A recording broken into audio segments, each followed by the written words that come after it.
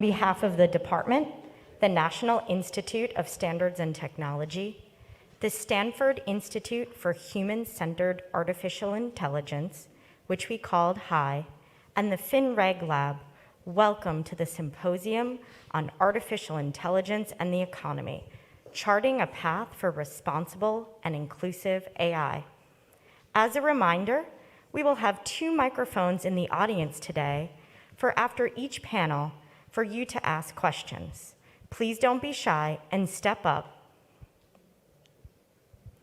Now, I ask you to please welcome to the stage CEO and Director of the FinRegLab, Melissa Koide.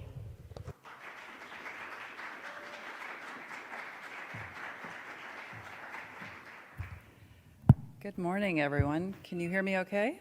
I hear somebody's phone going off.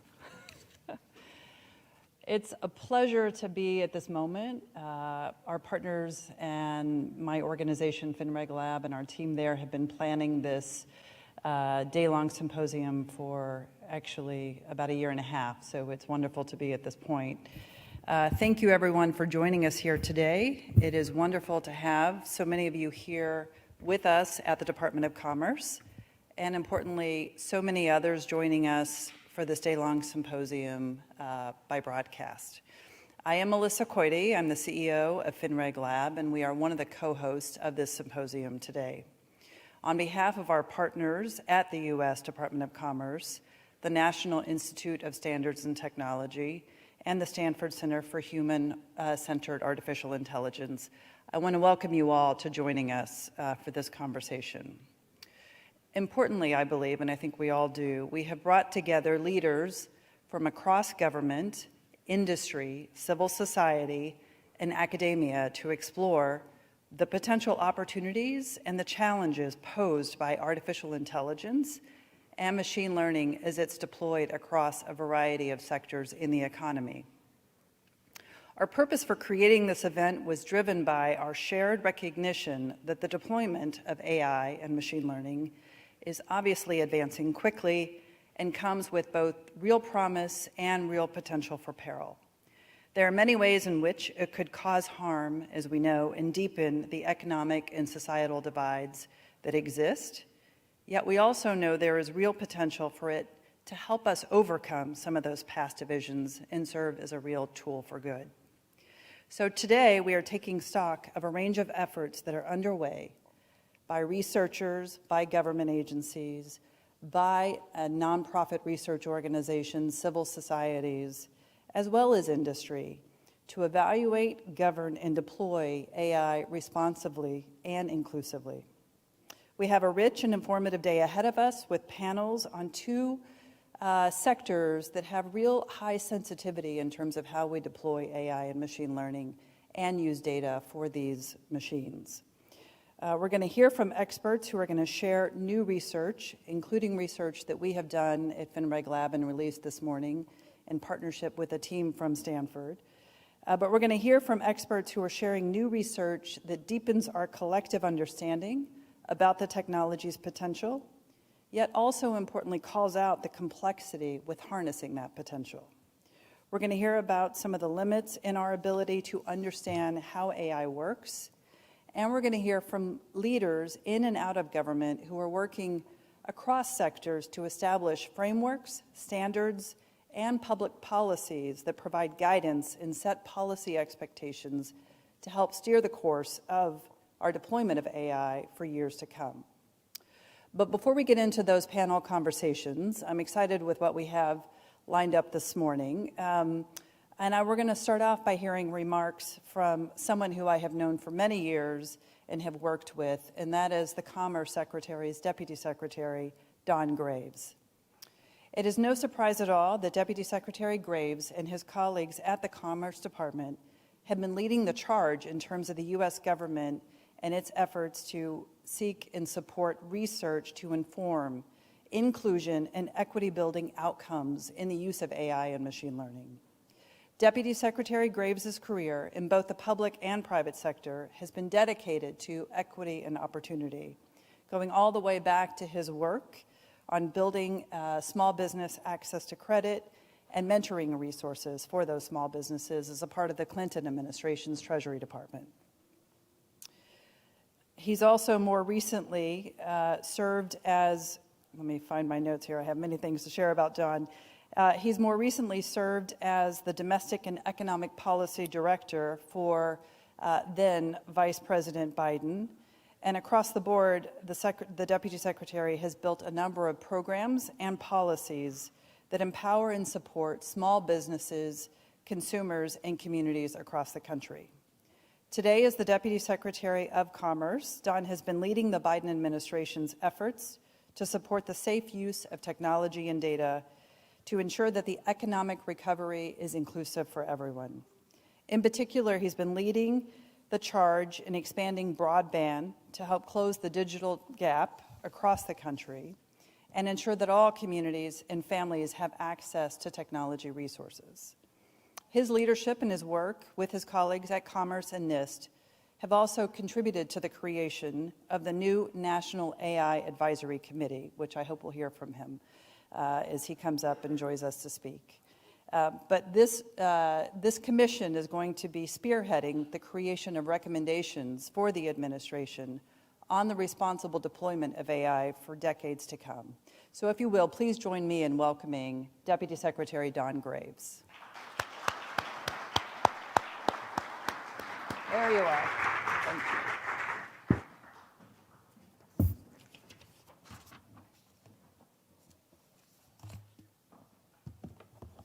Well, thank you so much, Melissa, and good morning, everyone.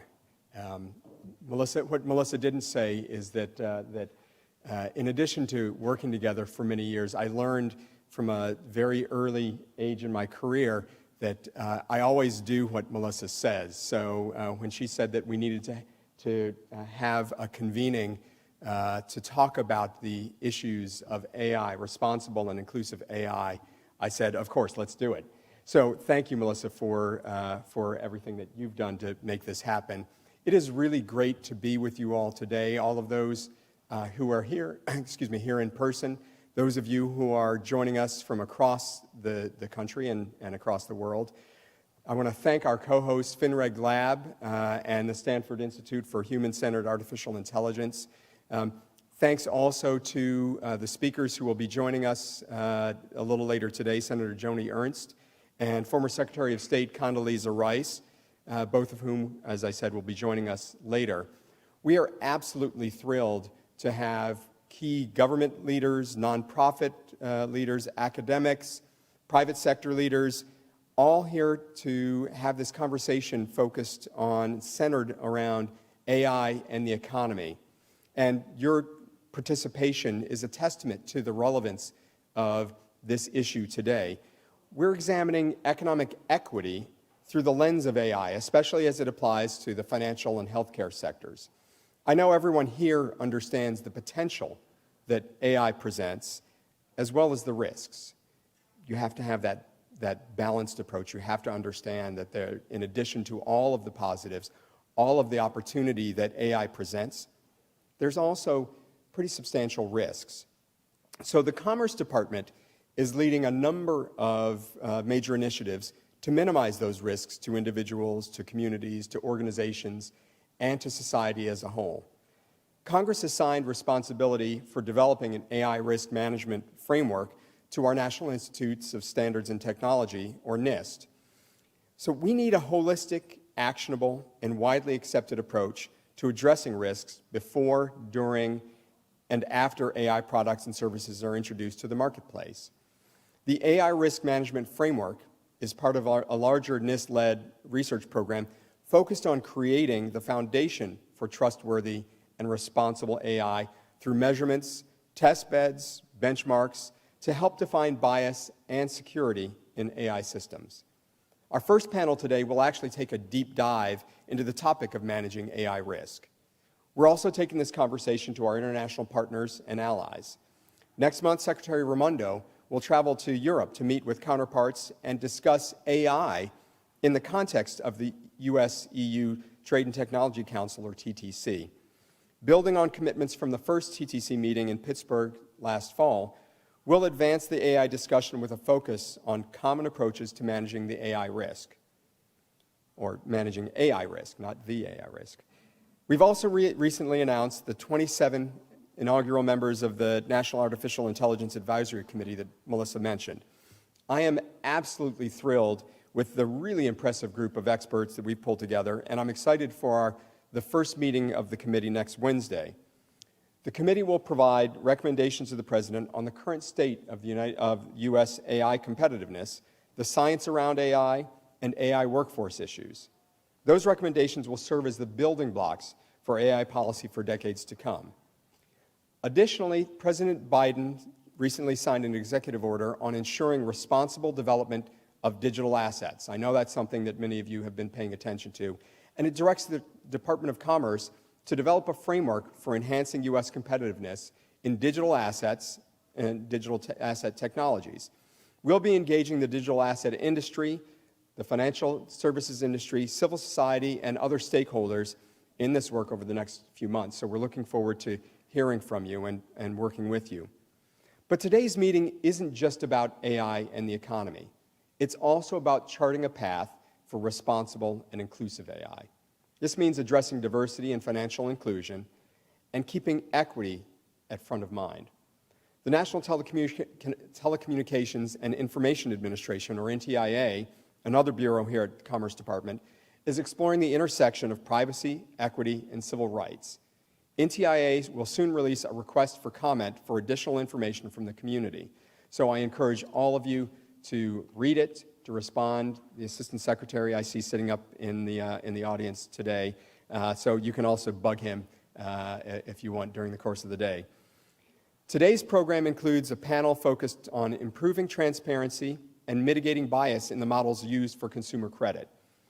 We'll also dig into AI in healthcare, looking at how to manage AI use in medical imaging that could adversely impact people of color. It's these kinds of disparities that I believe are holding our country back. The Kellogg Foundation study showed that the U.S. economy could be $8 trillion, with a T, $8 trillion larger by 2050 if our country was able to eliminate racial disparities in health, education, incarceration, and employment. That is a huge opportunity for us if we can figure out how to get that done. Other studies show that racial and gender diversity improves a company's bottom line. So it's not just good for the country, it's good for our companies, it's good for our employees, it's good for our society. America's diversity is a competitive advantage, but only if we give everyone the opportunity to participate and fulfill their potential. At the Commerce Department, we're working to position America's workers and businesses for success in the 21st century. And all Americans, especially those that have been historically excluded, should share in our prosperity. So let me express my appreciation, my gratitude for all of you being here, being a part of this, joining us in this conversation today, bringing the diversity of viewpoint, of life experience to the conversation. It's that diversity of views, of approaches, of ways of thought that's going to be absolutely essential to tackling the issues of AI and the economy. As you all know, diversity challenges people to think differently and to perform better. And so I'm looking forward to the discussion on this and a number of other issues during today's session. Thank you again so much for being here, and let's get going.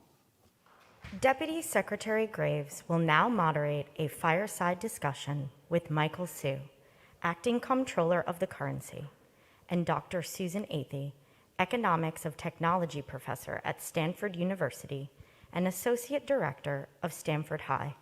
Please help us welcome them to the stage.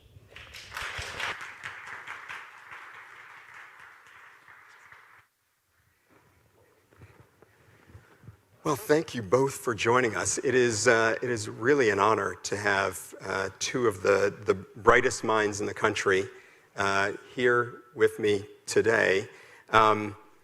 Let's just jump right into it. Mike, you and I have had a number of discussions. I know you've been thinking a lot about the opportunity that AI presents, as well as the responsibility. It's part of everything that the President and the administration have begun putting into place around policies for AI and emerging technologies to ensure competitiveness.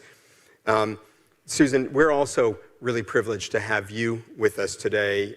You are an economist who has been deeply thoughtful, given your background as not just an economist, but a technologist, someone who understands the intersection thereof, who understands the issues around ethics and the potential and also the potential problems that could result from AI. So let me kick this off with a question for Mike. This is something that we've, as I said, we've been talking about for a while. What do you see as the opportunities for leveraging emerging technologies and AI to advance financial well-being for underserved communities? I know that it's something that you spend time thinking about. Thanks, Don, for that question. And first of all, it's a real honor to be here at this event. So I'm going to answer this question from the perspective of a lot of technologists and entrepreneurs who like to start with the question, what's the problem that needs to be solved? And so in the instances in terms of with the well-being of underserved communities, there's lots of problems. I'm just going to rattle off a few where I think emerging technologies have real potential. First, credit invisibles. So there's about 40 million people in the US who don't have a credit score. If you don't have a credit score, you can't borrow, you can't buy a house, you can't start a business, you can't go to college. It's really, really hard to participate in the mainstream financial system. And many of them, they pay their bills, they pay their rent, they pay their utilities, they're credit worthy. So there needs to be some way to make them visible to the credit system. And there are a number of pilots out there. I think that use of data, it's called alternative data, which is a little bit of a misnomer because it's the actual data that reflects their full financial life. So I think that's a very exciting area to focus on.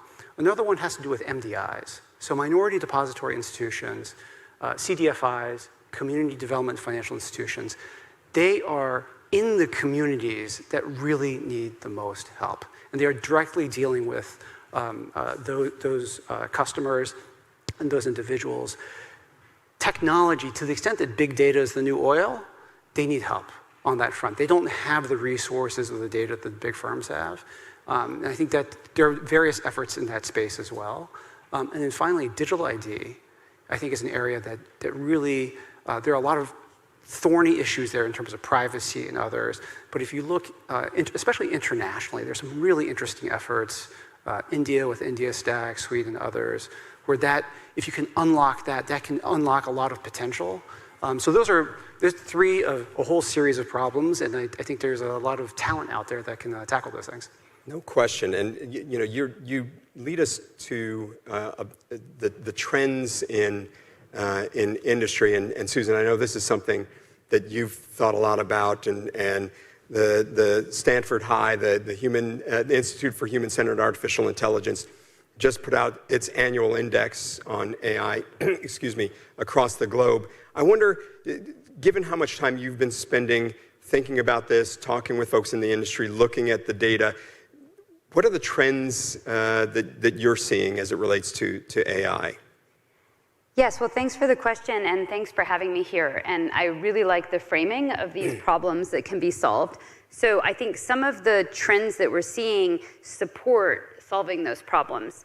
So one of the places I got started in AI was I went in as an economist to be chief economist at Microsoft in 2007, and I worked on the search engine.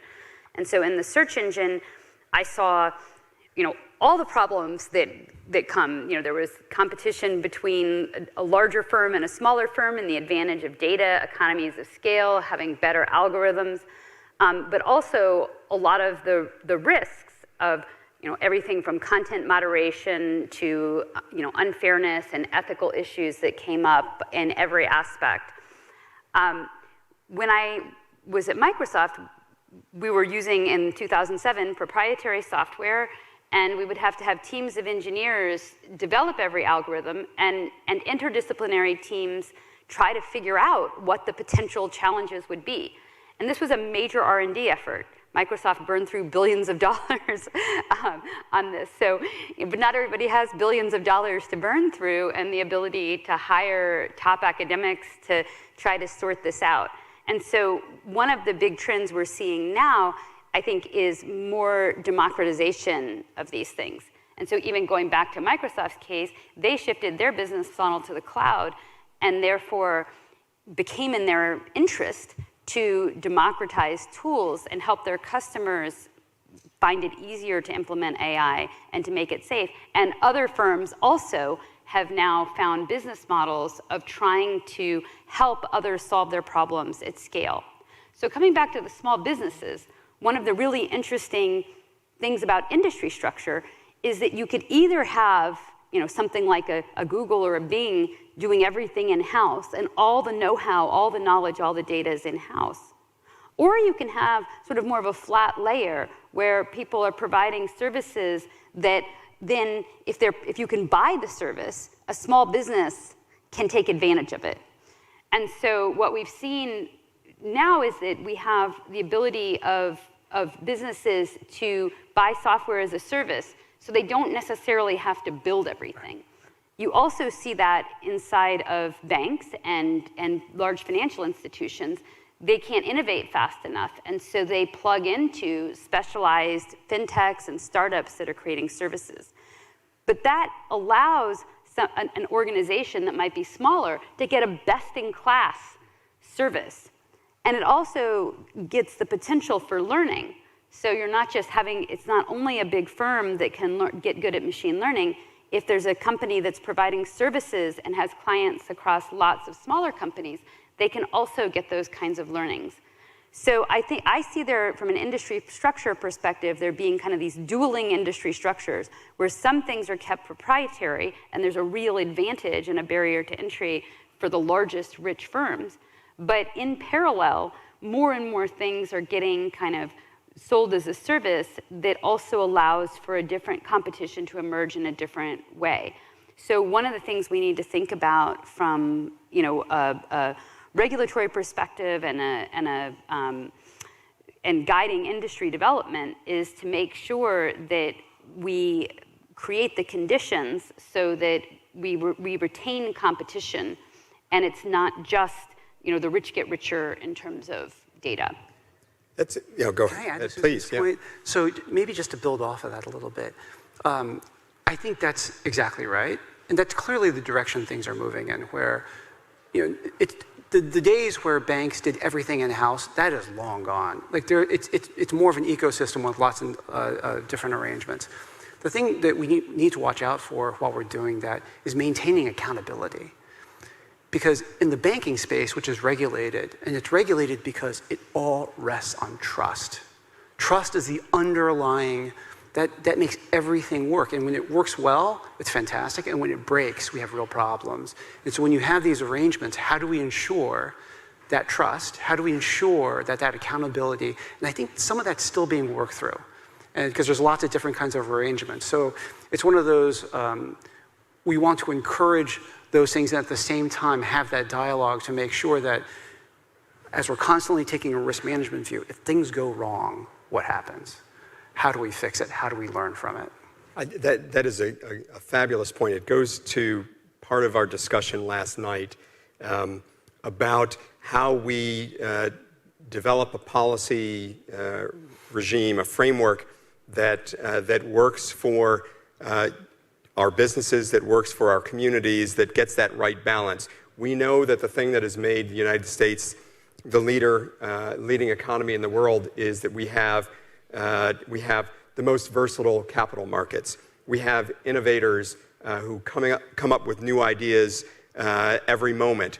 We have we also have adherence to the rule of law, and we have protection of intellectual property, and we have that security of a regulatory framework in a range of different industries that ensures that consumers can use products without fear, that innovators and companies have a roadmap for moving forward. Now, Mike, you delivered a speech earlier this month that was really focused on the vision that you have for why emerging technologies like stablecoins matter. And you and I have had many conversations about developing this type of framework that makes sense, that doesn't unduly squash innovation, doesn't get us to a place where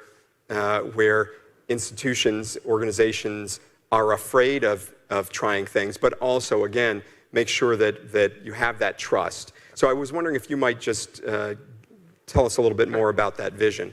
Sure. So here we're talking about the blockchain space, which in my mind, AI, ML, blockchain, I think these are kind of the key technologies that we have to keep an eye on and kind of work with as we move forward.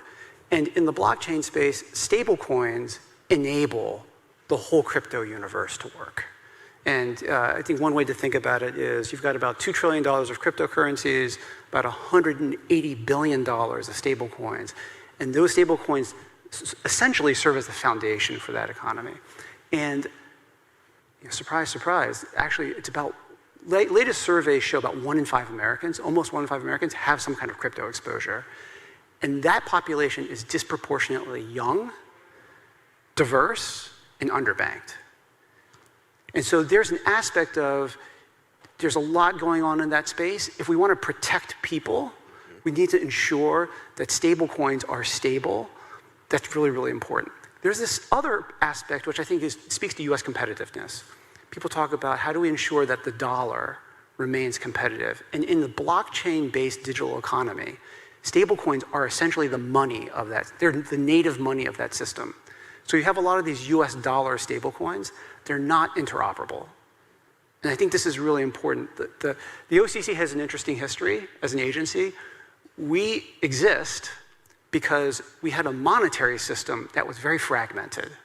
The free banking era, pre-Civil War, it was very fragmented. And through some legislative actions, they created the greenback, the dollar that's in your wallet, that we can use anywhere in the country, that's fully fungible. May not actually be in people's wallets anymore. Well, this is a really important point. The dollar that's in your wallet is the liability of the Federal Reserve. The dollar that's in your bank account is not. It's a liability of a bank, and yet we treat it all as fully fungible. And that enables an enormous amount of economic activity, which is fantastic. That is not the case in the stablecoin space. And so we want to be mindful of how can we architect that system so that we protect people, we protect the dollar, and we provide that base upon which innovation can then build without having to look behind their back and worry about the stability of the money underneath them. So I think that's kind of the approach, and I think it's early days, which is good, because we have time to kind of have that conversation and speak to, like, how do we set those rails so that we've got that interoperability between US dollar stablecoins and eventually a CBDC. I mean, I think that's the vision, is to make all of those things sync up. Well, Susan, I know you've spent a lot of time thinking about risks associated not just with blockchain as one particular subsegment, if you will, but more broadly, AI, how we mitigate risks for government overreach or corporate actors that are not as ethical maybe as we would like.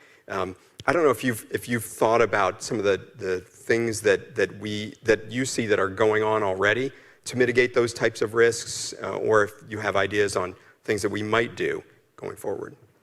I think there's really two sets of issues. One is sort of incentives and whether there's sufficient incentives for organizations to try to mitigate the risks. And the second is capability.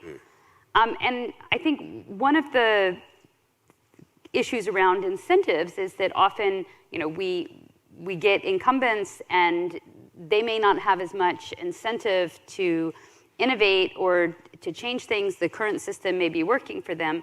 And so we have to make sure that we create a path for competition to reinvigorate this and to, and one thing that, if you're a new company, you've got to make customers happy, and often you want to be more efficient.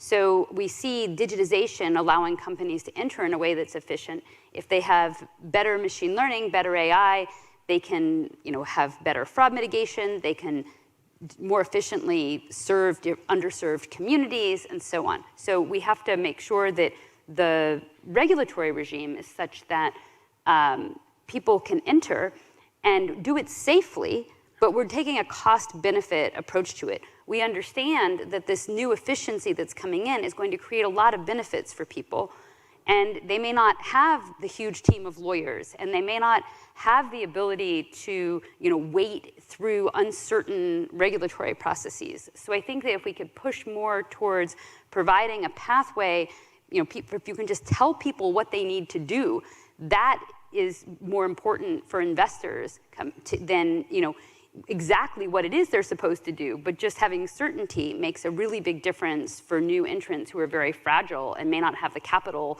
to wait to figure it out. So that's one piece, that allowing entry can create benefits, and then we have to figure out how to mitigate harms in a way that's actually cost effective and that doesn't rely on you being a big established company with a whole team of overhead. But then shifting gears to the second piece, which is capability.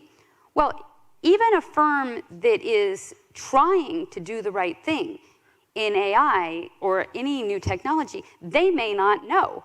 And when I worked on the search engine, they were, I was in some sense helping try to govern the search engine. You want to incentivize people to make good decisions. But the fact is, when you're doing this for the first time, you may not anticipate all the unintended consequences. That's part of why they recruited me as an economist, to think about unintended consequences, feedback effects, equilibrium effects, things that aren't obvious from a short-run, randomized controlled trial, A/B test. You don't see the long-term problems when you test something for a day or a week. And so you need economists, but also ethicists, philosophers, and people who are in touch with the different constituencies that are impacted by your behavior to just even understand what the problems are you're trying to solve. And then once you've brought the committees together, gone to the whiteboard, thought through all of the different problems that might arise, you have to operationalize them. You have to translate, in the search engine, you had, teams of 10, and you had, hundreds of teams building stuff. And then you're hiring people fresh out of PhD who have probably never done this before. And if you're a bank, you're hiring new master's students, and they're going to come in and build the credit scoring algorithm.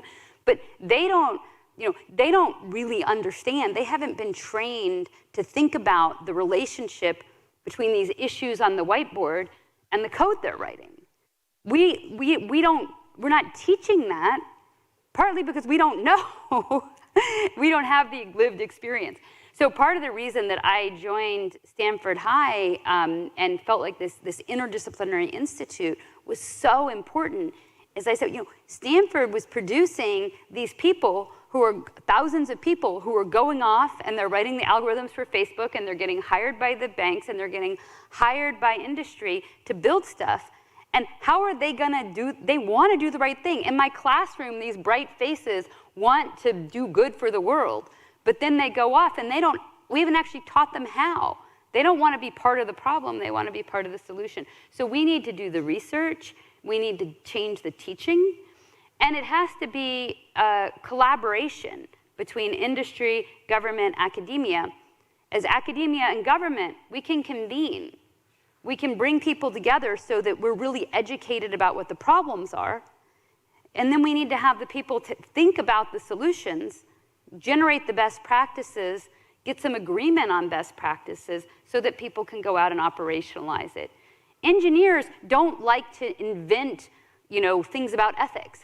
They want someone to tell them what the best practice is. And the regulators also, you need to say, hey, if I have followed these best practices, you're going to understand that that these are best practices, and we need to have some agreement. So this is an ongoing joint research project experiment that we're running in real time with real consequences that requires a lot of intellectual leadership and investment. Can I maybe build off of Susan? I love these points that Susan's making. I think if we think about inclusion, financial inclusion, I think there's a particular challenge. And I think that is, Susan, you talked about incentives. I think that's absolutely right. There's a lot of incentives at play that we need to be very mindful of. Inclusion in the long term does not make money. And I think this is a nut we need to crack in terms of as these things develop, because there's a lot of good intentions. look, in the crypto space, I hear inclusion as like number 1 or number 2 as some of the promise of that. Actualizing it and sustaining it, I have yet to see a plan. I have yet to see something that would credibly say, here's how we're going to actualize it and sustain it. That's not based on a market cap that's going to yield a unicorn for a VC. How do you do that? And I think now is the time to have that discussion. And part of it is going to be embedding in the principles and the ethics into the people who are developing it. Part of it is just creating norms, and part of it is regulation. I think we have to do this on multiple fronts. But I think this is a really good time to have that conversation and to challenge each other about how are these incentives and accountabilities going to work to ensure inclusion. Those are fantastic points. And I want to pick up on, Susan, what you said earlier, the lived experience. And what we heard from your colleague, Professor Reish, was that the same thing that you had said, that these young people who are coming to Stanford and who are going out into the world, a lot of them ending up in Silicon Valley, trying startups and don't have the lived experience, don't understand the reality that their products, their services are going to face with consumers, with the communities that they're actually being used in. And I think, Mike, back to what you were saying at the beginning about stablecoin. The reality is that many of the folks who are using stablecoins, they didn't know what they were getting. They didn't know what they were buying, essentially, and they don't know what it is, but they wanted to get in because that, for whatever reason, that seemed like the right thing to do, and they didn't want to get left behind. So for those of us who are policymakers, I think trying to figure out how we bridge that, the innovators, the gap between the innovators, the folks who are, the companies who are developing new products and approaches, and that the experience of what's actually happening on the ground in communities, particularly because of the equity gap. So, Susan, I don't know. I know you spend a lot of time thinking about social impact and that sort of thing. I don't know if you have a solution for Mike and for me here. I do have some, actually. Within Stanford High, I run a social impact lab, the Golub Capital Social Impact Lab, and we partner with social impact organizations and NGOs and governments to try to bring all of these learnings and cool, shiny objects into the social impact space. And so one of the theories of change there is basically basic economics, that if you develop something that has a high fixed cost, but a low marginal cost of delivery, then in fact, it can be profitable to do inclusion and to serve the poor.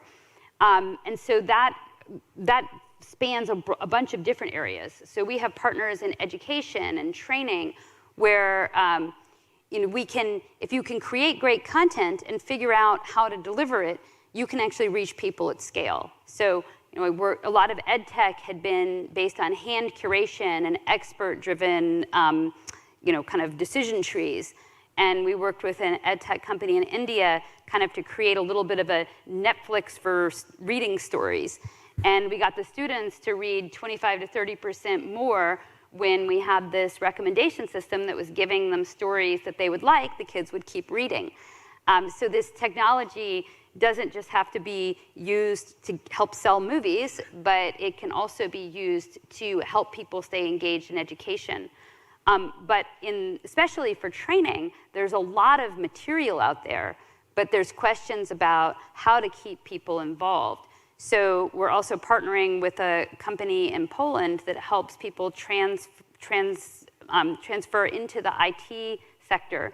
They had a very human-to-human system, and we helped them stand up a peer-to-peer system where we created educational materials, but the students were working in groups on projects to create a portfolio.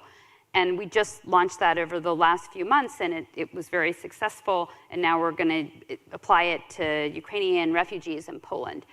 And it was taking something that wasn't scalable and was way oversubscribed, and then trying to use those learnings and scale them to a much larger group of people. Delivering the services to people at the time that's convenient to them and in a way that's convenient for them to consume. So, delivering things digitally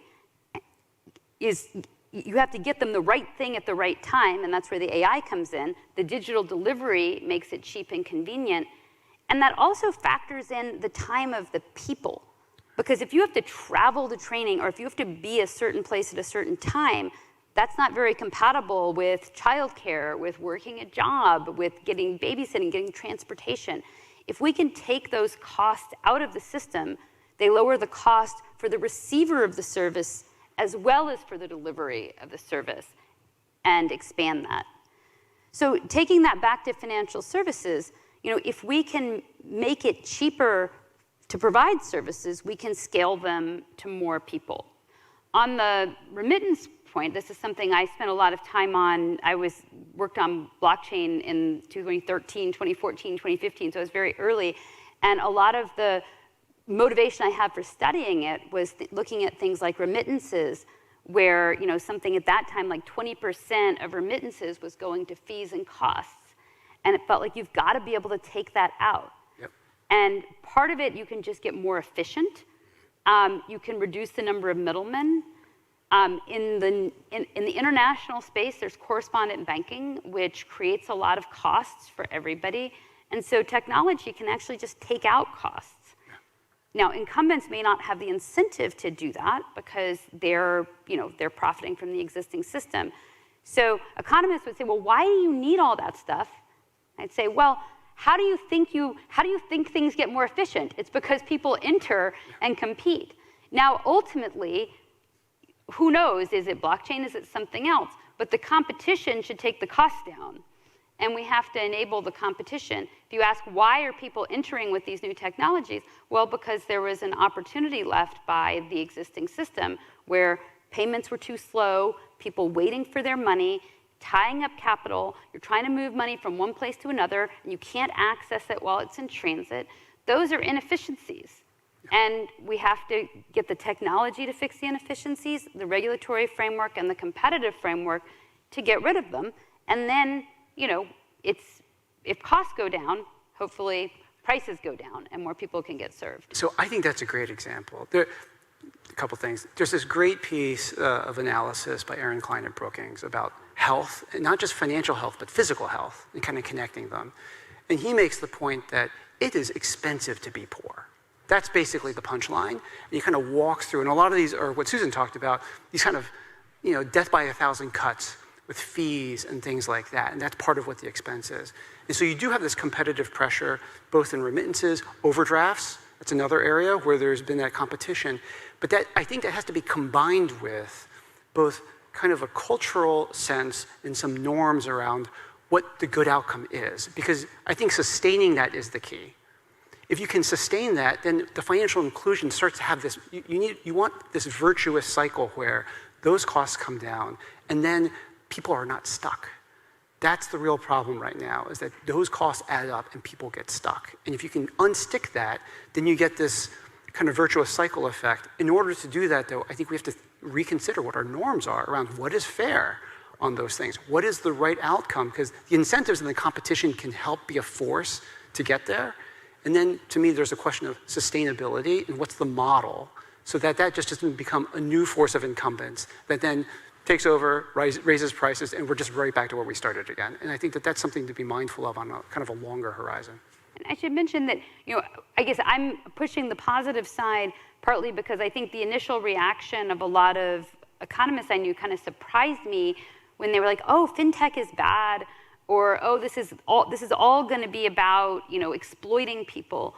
And that didn't really align with what I was seeing. Of course, maybe the ones exploiting people weren't coming to talk to me, but I was seeing entrepreneurs trying to solve people's problems. Mm-hmm.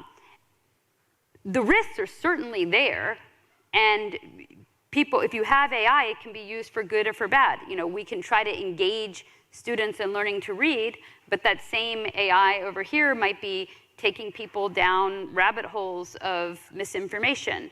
So, and there's no guarantee that it's going to be used for good. And so then there's a matter of shaping those incentives and trying to put the thumb on the scale in terms of the beneficial uses and making sure that the competitive conditions and the regulation together are pushing that innovation in a positive direction rather than a negative one.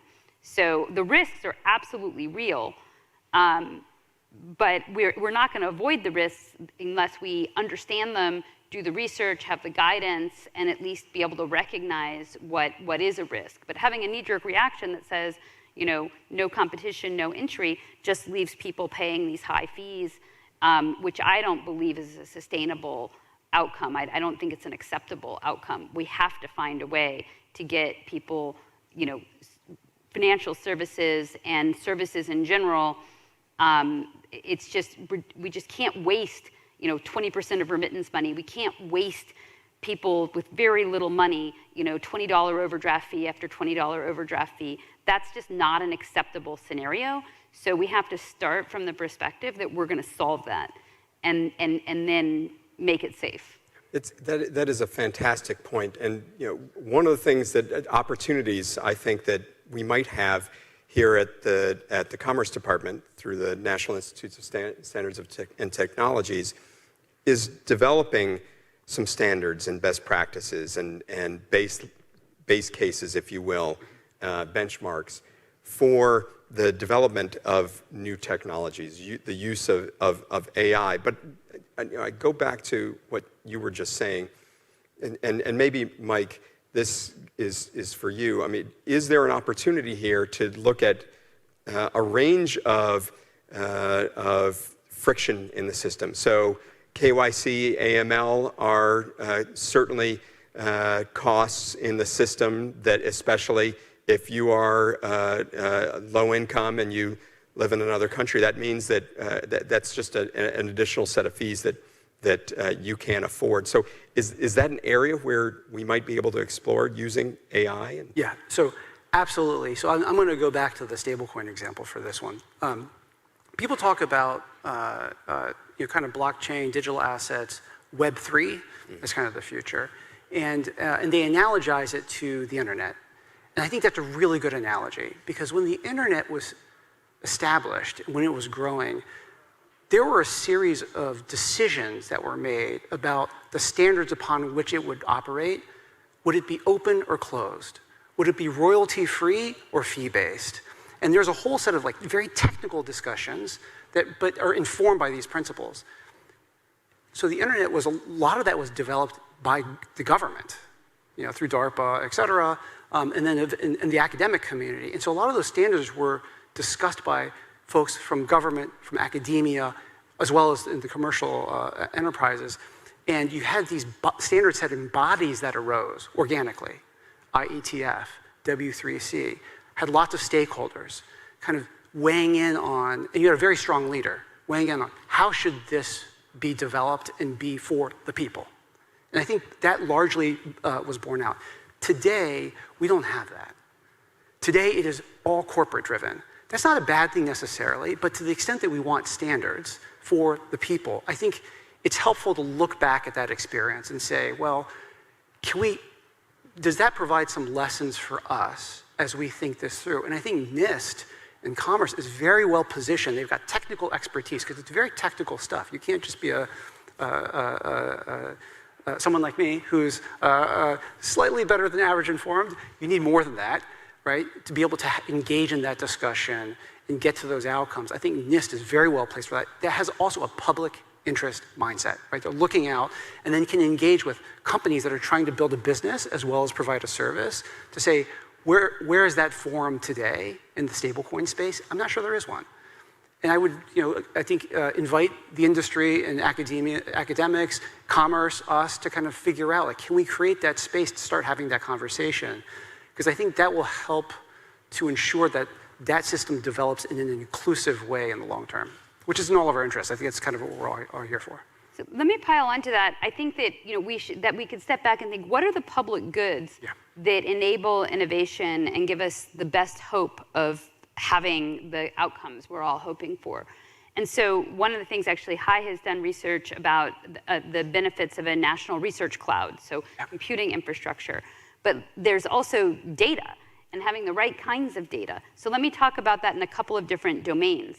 In financial services, one of the big costs, fraud and cybersecurity. Okay, but what are the economics behind that? Well, if stealing my social security number wasn't useful, you wouldn't go try to steal it. And why is it useful? Because we don't have a good identity system, and because we don't have underlying infrastructure that helps prevent fraud. Still today, we bear all these costs around AML, KYC, but yet fraudsters still can open up a bank account and then try to go get a loan and transfer money into that bank account. And there's not actually a way to immediately look up universally, is this a brand new bank account? Now, companies and industry have been trying to put together those databases, but at some level, we have all this national regulation and investment, we have this national security issues, but yet, we don't actually know the age of all the bank accounts, So it's like, if it's not, and of course you might say, well, we're hands off, but we're not hands off. We're spending massive resources on gathering and sharing and monitoring this information, but yet we haven't organized it in a way that it's useful and accessible, which then makes it difficult for new entrants to come in. And so we need to think about some core infrastructure public good around identity, data, machine learning. We could also think about, cybersecurity, having best practices and certification among service providers so that every company isn't reinventing the wheel, but we still have competition and innovation. How do we make sure that we have scale economies and best practices in cybersecurity and the AI of cybersecurity and data sharing without, of course, the government can't do it themselves. And often a customer of that doesn't really know the quality. And so the business customer doesn't know the quality of the cybersecurity services, and the end customer sure as heck doesn't know. So there's a market failure because people are choosing, say, a bank without really understanding and having any way to know the quality of these services. And then there's huge externalities because if one person in the system screws up, that affects everybody else. So, it's just crazy to me that we haven't made more of these public good investments. I also looked at this in health. I work on, after my time in the search engine, I started working on machine learning methods that incorporated and addressed some of the problems that I saw. So I've worked on machine learning methods for causal inference and decision-making, models that are more stable, interpretable. They also are more fair. And that was bringing together things from machine learning and traditional econometrics and causal inference. So in the pandemic, I brought some of those methods to help out with looking at the impact of potential treatments for COVID. And we saw the exact same inefficiencies. All the data is siloed. The real-time data is in all these different hospital systems. It would be months before anybody would be able to piece together enough data to know what was really going on. And the thing that was stopping us from combining data sets were contracts that had to be written, data sharing agreements, privacy frameworks that weren't worked out.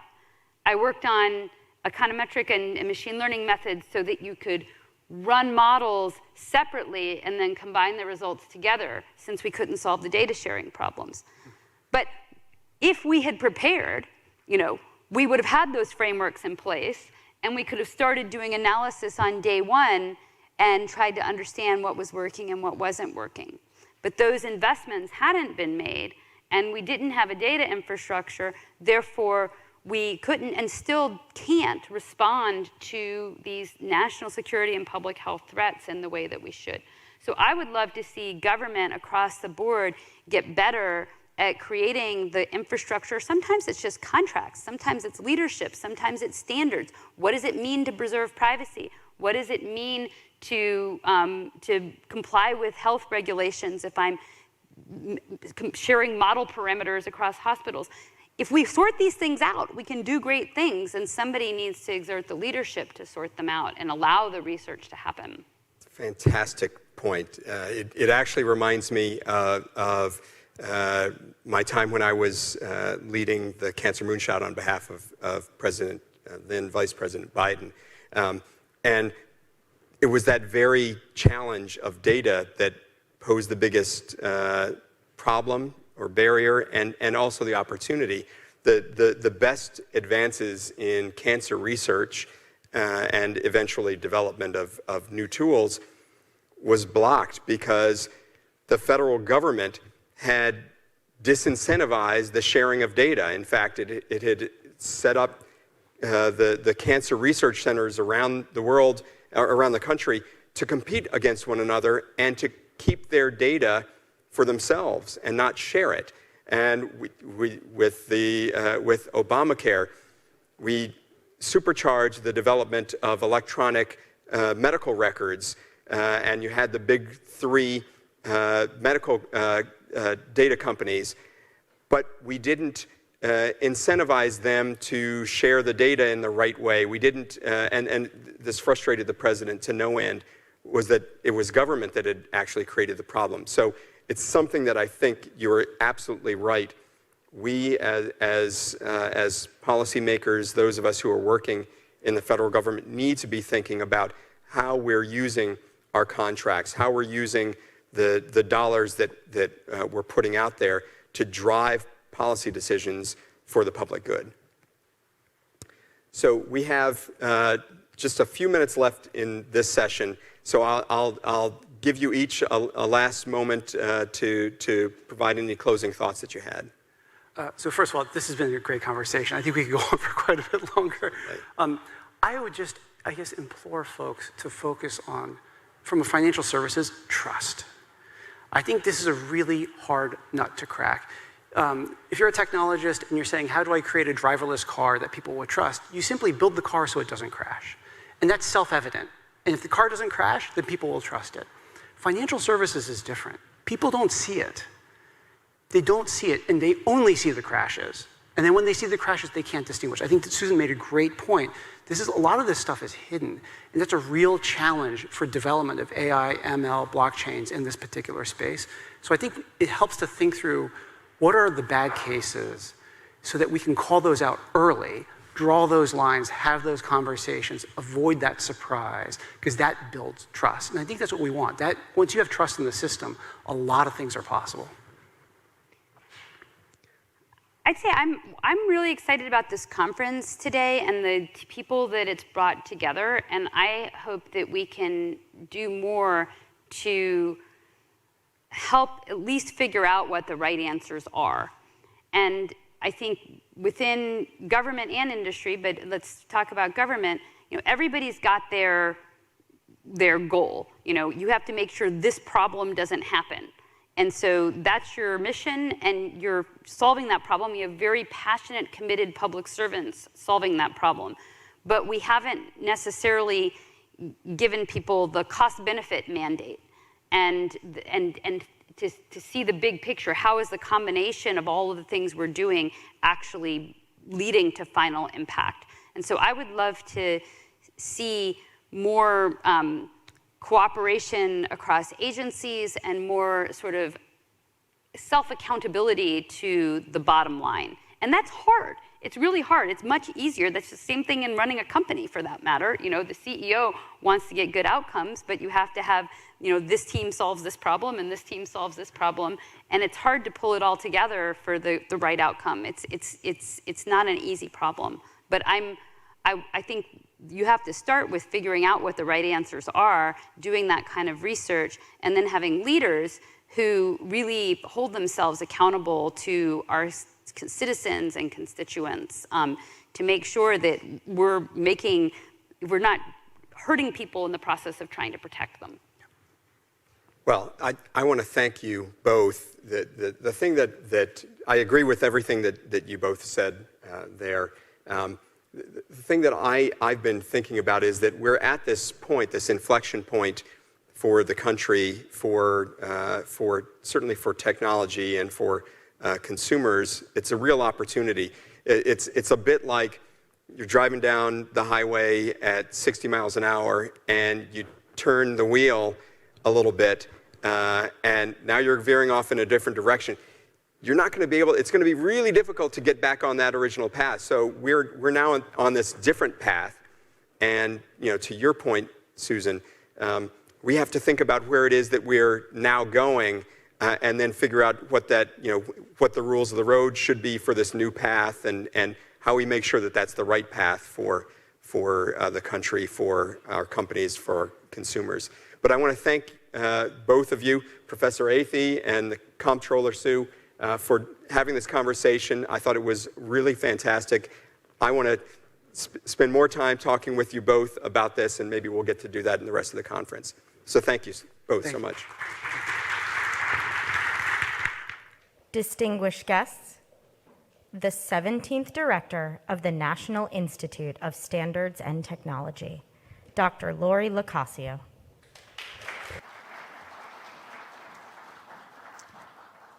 Thank you so much for the introduction. I'm truly delighted to be here and appreciate the invitation to attend today. This is my very first public engagement as Undersecretary of Commerce for Standards and Technology and Director of NIST, the National Institute of Standards and Technology. It's an agency that I love and a place that I am so honored to have the privilege to lead. And how fitting that my first public engagement is focused on artificial intelligence, one of the most critical technology issues really shaping our society today. As the federal laboratory with a mission entirely focused on driving US innovation and supporting economic security, NIST plays a central role in advancing critical and emerging technologies, whether it's AI or quantum computing or advanced communications. Scientific and technological advances have expanded opportunities, but also have expanded challenges for standards and measurements that cultivate trust in technology. NIST experts in these technologies are answering the call by conducting research and collaborating with you, with experts across industry, across government, and academia in the US and across the globe to deliver solutions to these challenges. Recognizing this important role, the President's FY23 budget request calls for an additional $80 million to expand and strengthen NIST capabilities for targeting critical and emerging technologies. Cross-cutting technologies like AI that increasingly affect so many dimensions of our lives raise a number of new and unique challenges. With the advent of AI and machine learning, today's machines are engineered for complex decision-making that historically only people could handle. And these decisions can determine access to benefits in our society or, if not developed or used responsibly, result in the denial of rights. We no longer demand equity just from each other, but we also demand it from our machines. We no longer only focus on whether technology works, but how it works, where, how, and by whom is the technology used, who is left out, and why, and who is adversely impacted, and why does that impact happen? We believe that innovations in emerging technology areas, such as AI, have the potential to uplift and empower all people. Yet the use of AI technologies can pose risks to individuals and organizations and societies. Globally, researchers, developers, and consumers have expressed the need to understand both the technical and societal risks related to AI technologies. And despite an evolving policy landscape across borders, our scientists are working to provide scalable, research-based methods to assess risks and advance trustworthy approaches to AI that serve all people in a responsible, equitable, and beneficial way.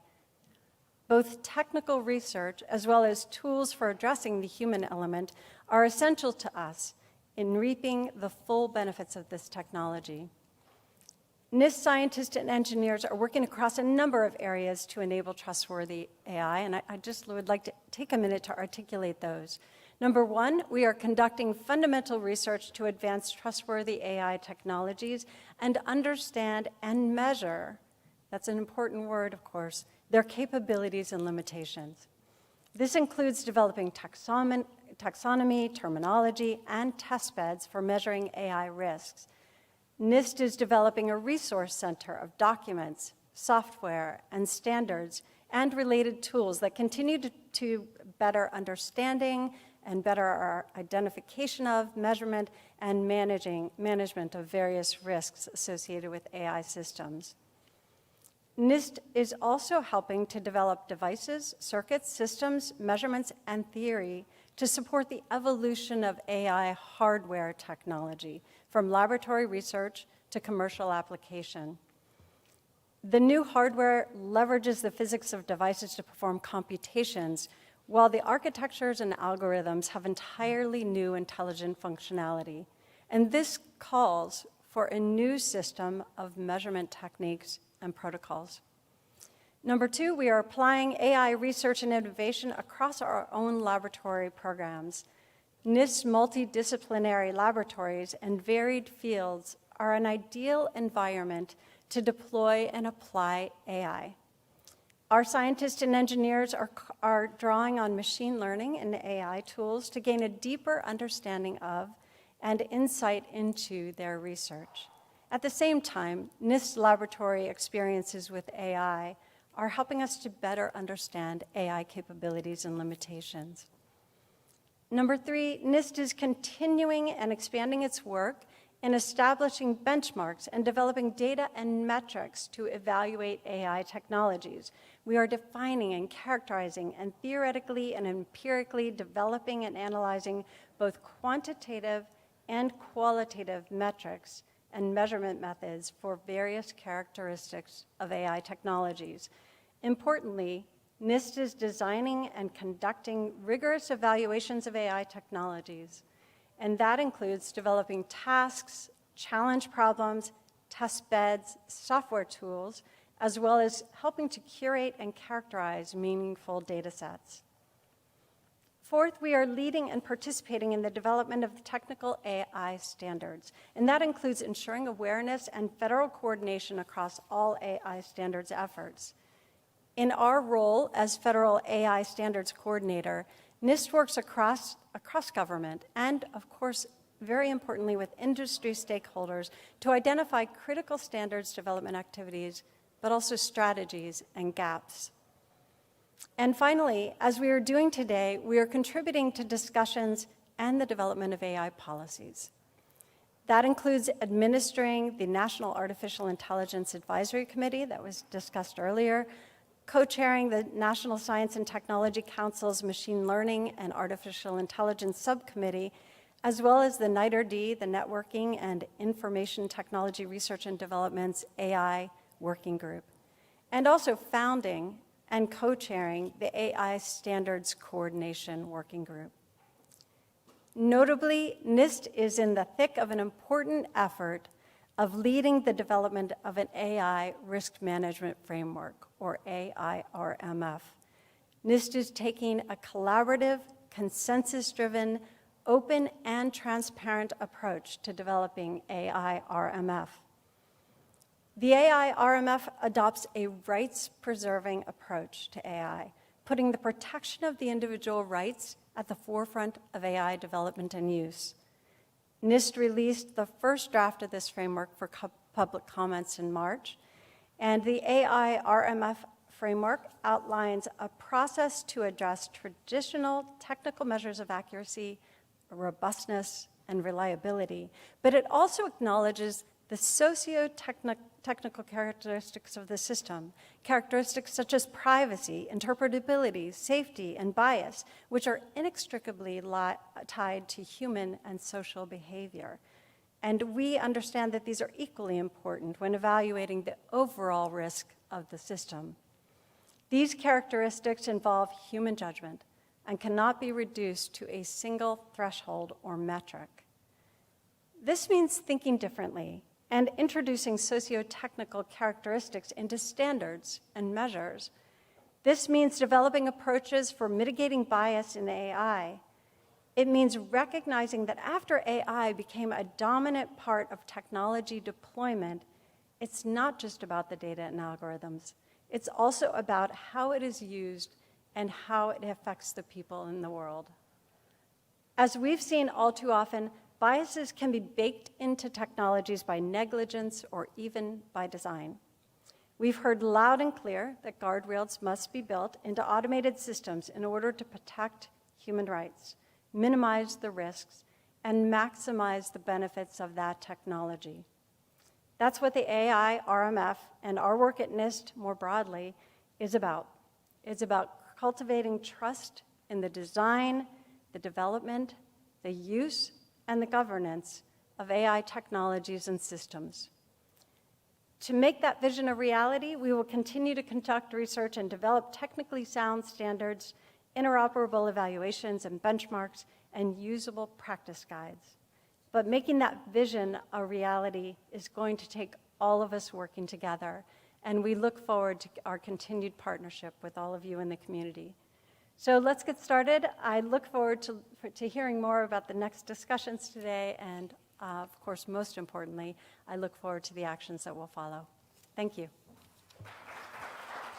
Please welcome to the stage Elham Tabasi, Chief of Staff of the Information Technology Laboratory at the National Institute of Standards and Technology, as she moderates our first panel of the day on an AI risk management framework. Hello, good morning, everyone. It's my pleasure and honor to be here and moderate the first session, discussions on AI risk management framework. And grateful for the remarks by Dr. Lacasio. She couldn't give us a better segue to start these discussions.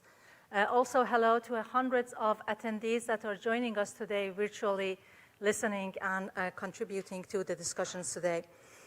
Let's welcome our distinguished guest panelists today. We have Michael Akumi, Chief Tech Equity Officer from National Fair Housing Alliance. Also, Hima Lakaraju, Assistant Professor, Harvard Business School and Department of Computer Science at Harvard University. And Augusto Giunto, Executive Vice President and Head of Model Risk at Wells Fargo.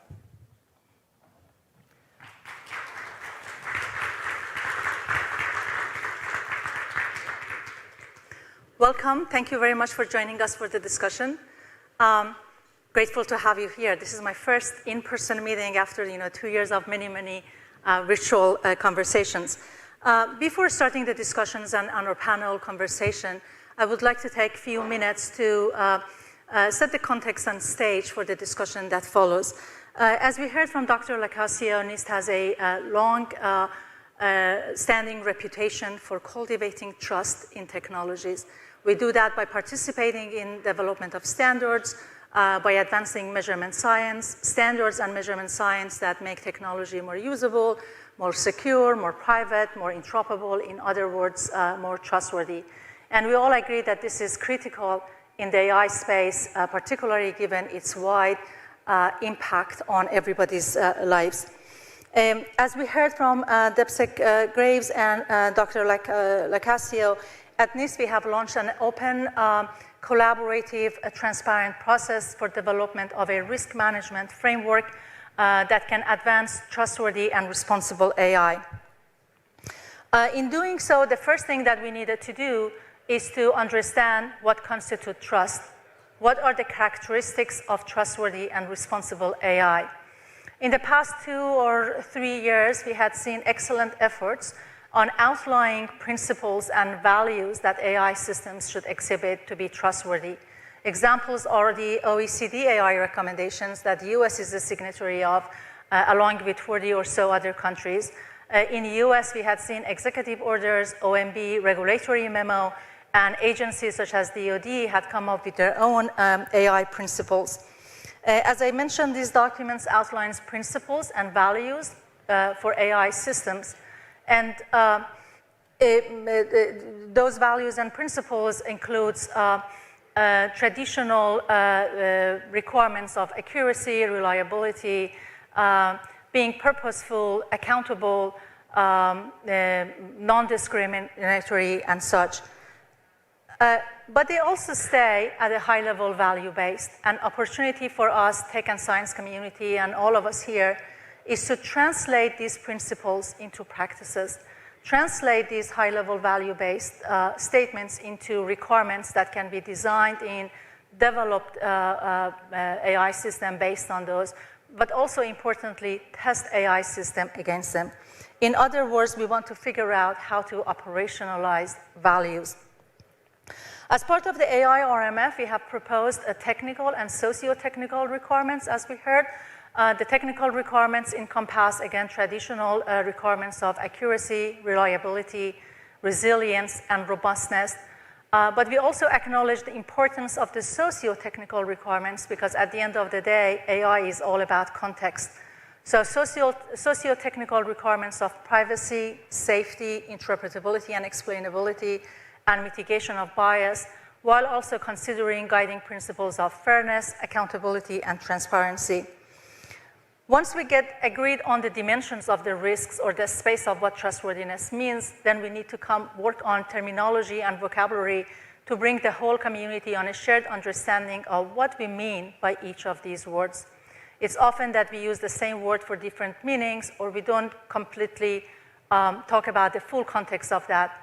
Examples are, for example, interpretability, what they mean for AI systems, interpretability by whom, to who, and even for terms such as bias, a lot of community, a good portion of the community use bias as bias in data and algorithm. And the document that we put out about a month ago expand that definitions to include other aspects such as systemic bias. What we're trying to do by that effort is to provide a shared vocabulary lexicon to communicate about AI risks and AI trustworthy so we can all be on the same page. Beyond knowing the characteristic of the AI systems, it's really important to know how to measure them. You cannot improve it if you cannot measure it. That's a quote from Lord Kelvin that's very dear and near to many of us working at NIST.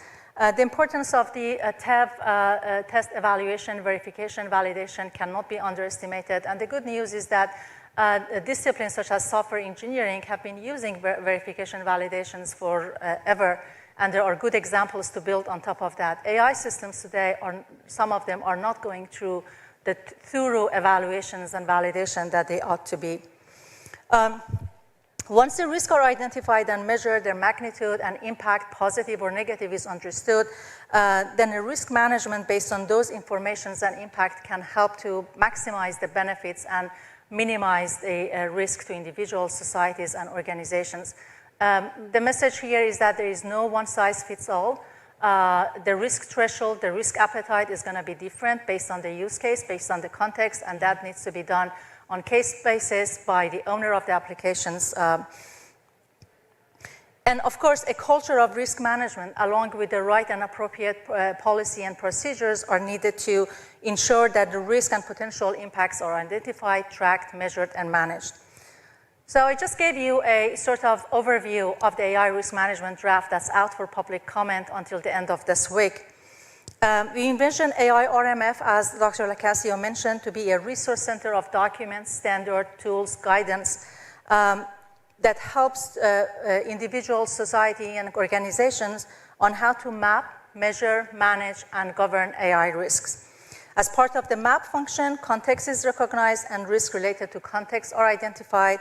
Measure provides guidance on how to assess, analyze, track identified risks.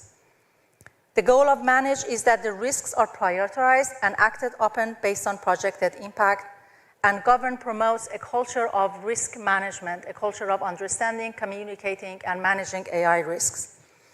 So with that context, let me turn to our distinguished guests and panelists, and let's start the panel by, maybe we can go around and do a very short introduction. So how about we start with you, Michael? Yeah, thank you, Elmo, for walking us through what NIST is doing with the risk management framework. So I'm Michael Akinwumi from the National Fair Housing Alliance, the nation's only civil rights organization that is dedicated to eliminating any forms of discrimination or segregation in housing systems, including the use of algorithms to find evidence of discrimination in housing systems. So I lead the tech equity team at the organization, and the team is dedicated to doing just 3 things. The very first one is education. So we not only educate policymakers, advocates, different advocacy groups about the benefits of AI and why they should be part of conversations around promoting the benefits, but we also educate model developers, the data scientists, about the histories, the legacies behind the data, so that they could look beyond the data and focus on how to invent or innovate different techniques to mitigate the risks that are baked into the data. And the second thing we do is research. So we research into different techniques for promoting algorithmic fairness and also mitigating risks that may be associated with machine learning systems or algorithmic systems. And another thing we do is enforcement. So we work with different enforcement groups in the event that we find evidence that algorithms or algorithmic systems in general are actually discriminatory. So we work with them to go through the process of identifying these bias or discrimination that are baked into the algorithms, and then they could use that evidence to eventually seek for relief and justice for any members of the communities that are discriminated against by use of algorithms in housing systems. And thanks a lot for inviting me, for having energetic and rich conversations about how we can actually mitigate risks that come with machine learning systems, while also improving or providing access to members of our nation that may be left behind if thoughtful processes are not in place to make sure that we mitigate this risk. Excellent. Educate, research, enforce for more inclusive economic growth. That's right. Perfect. Hima, can you please go ahead and introduce yourself? Thanks so much again for having me here. I'm excited to be here with all of you. I'm Hima Lakkaraju. I'm an assistant professor at Harvard University with appointments in the Business School and Department of Computer Science. I primarily work on this broad area of trustworthy machine learning. So more specifically, I do research in this area and also think quite a bit about the practical and ethical implications of AI tools as we produce them at large scale these days, right? More specifically, my work focuses on developing new methods and theory to better understand machine learning models or explain them or interpret them, and also to make these models more fair and also robust. So the sort of the keywords that I work on are interpretability, explainability, fairness, and robustness. And more recently, I've also started thinking a lot more about privacy and more specifically differential privacy as another focus area of research. Excited to be here again, and thanks so much for having me. Thank you, Hima. Everything we need to build a foundation for developing rights-preserving technologies. So a lot to discuss there. Agus, please go ahead. Thank you for the opportunity, Alam. My name is Agus Sugianto. I'm the head of model risk for Wells Fargo. My responsibility is overseeing models and model development before they put in production, as well as they are in production. When they are in production, as financial institutions like banks run by models.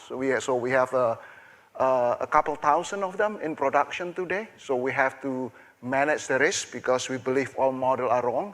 And when they're wrong, they create harm and damage to the user, to the institution, and to the society. We have very mature and disciplined practice, as well as my peer banks, the large banks in particular, have since the 2008 crisis have very well established nowadays the practice of managing model risk, which come very, very handy with the explosion of AI and machine learning, because we have practicing this as day-to-day discipline how to manage model risk. Extremely important activities, and I'm really excited to the discussion. So let's dig in. I'm gonna point my questions, call on you, but please feel free to react to each other's remarks. Michael, let's start with you and ask you to please expand on what you said in your introductory remark about how you're using AI. We're interested to hear how it has, its positive impacts. You alluded to the issue of the bias and non-discriminatory, extremely important when we want to hear examples or what you're doing, but also has it helped and how you do or if you're doing cost-benefit analysis every time that you want to use an AI system to figure out the positive or negative consequences and it should be used or not. All right, thanks for that question, Ella. So I'm going to start first with the benefits in terms of what we do at the National Fair Housing Alliance. So one thing that we've extensively written about, talked about, is the dual credit system that we have in America, right? So, and what that means, especially for people of color, is when you look at the credit scoring systems, which is also one of the systems that power our housing system, is that the data could actually exclude, especially members of people of color communities. And from my own previous experience and what we also do currently at the National Fair Housing Alliance is we see that AI or machine learning systems actually hold a lot of promises, especially when we leverage alternative data to make sure that we have inclusive credit scoring system. And that's one of the many benefits when it comes to using AI or machine learning system to improve access to credit and also housing. Now, when it comes to our works or focus on risks that may be associated with AI or machine learning systems, earlier on I talked about the history behind the policies that generate some of the data that drive our housing systems, right? And having worked, and I still work as a data scientist, usually the focus is on the data. We're not really thoughtful or careful about really understanding the processes that generate or generated the data. So what we do is that we look into frameworks that could really guide our model developers into understanding the processes that generate the data, right? Because usually when you want to develop a models, an algorithmic system, what you do is you start with the data. But we are actually starting way before that, because if you think of the process of becoming a homeowner, so one of the very first starting stages is the pre-qualification stage, right? And then you go into underwriting and lending and all that, right? So we focus on understanding the actual policies and the history behind the data, and then also paying attention to understanding how whatever business problems that are being used to drive the housing systems, how they are actually contextualized or represented in the data, and also looking into different ways where algorithms are being used to actually implement these problems that are represented in the data. For example, there is a lot of works that we have done in terms of the discriminatory impact of the pricing systems that we have when it comes to home ownership. So we're looking into algorithms that are being used to decide what the terms and conditions of mortgage loans should be.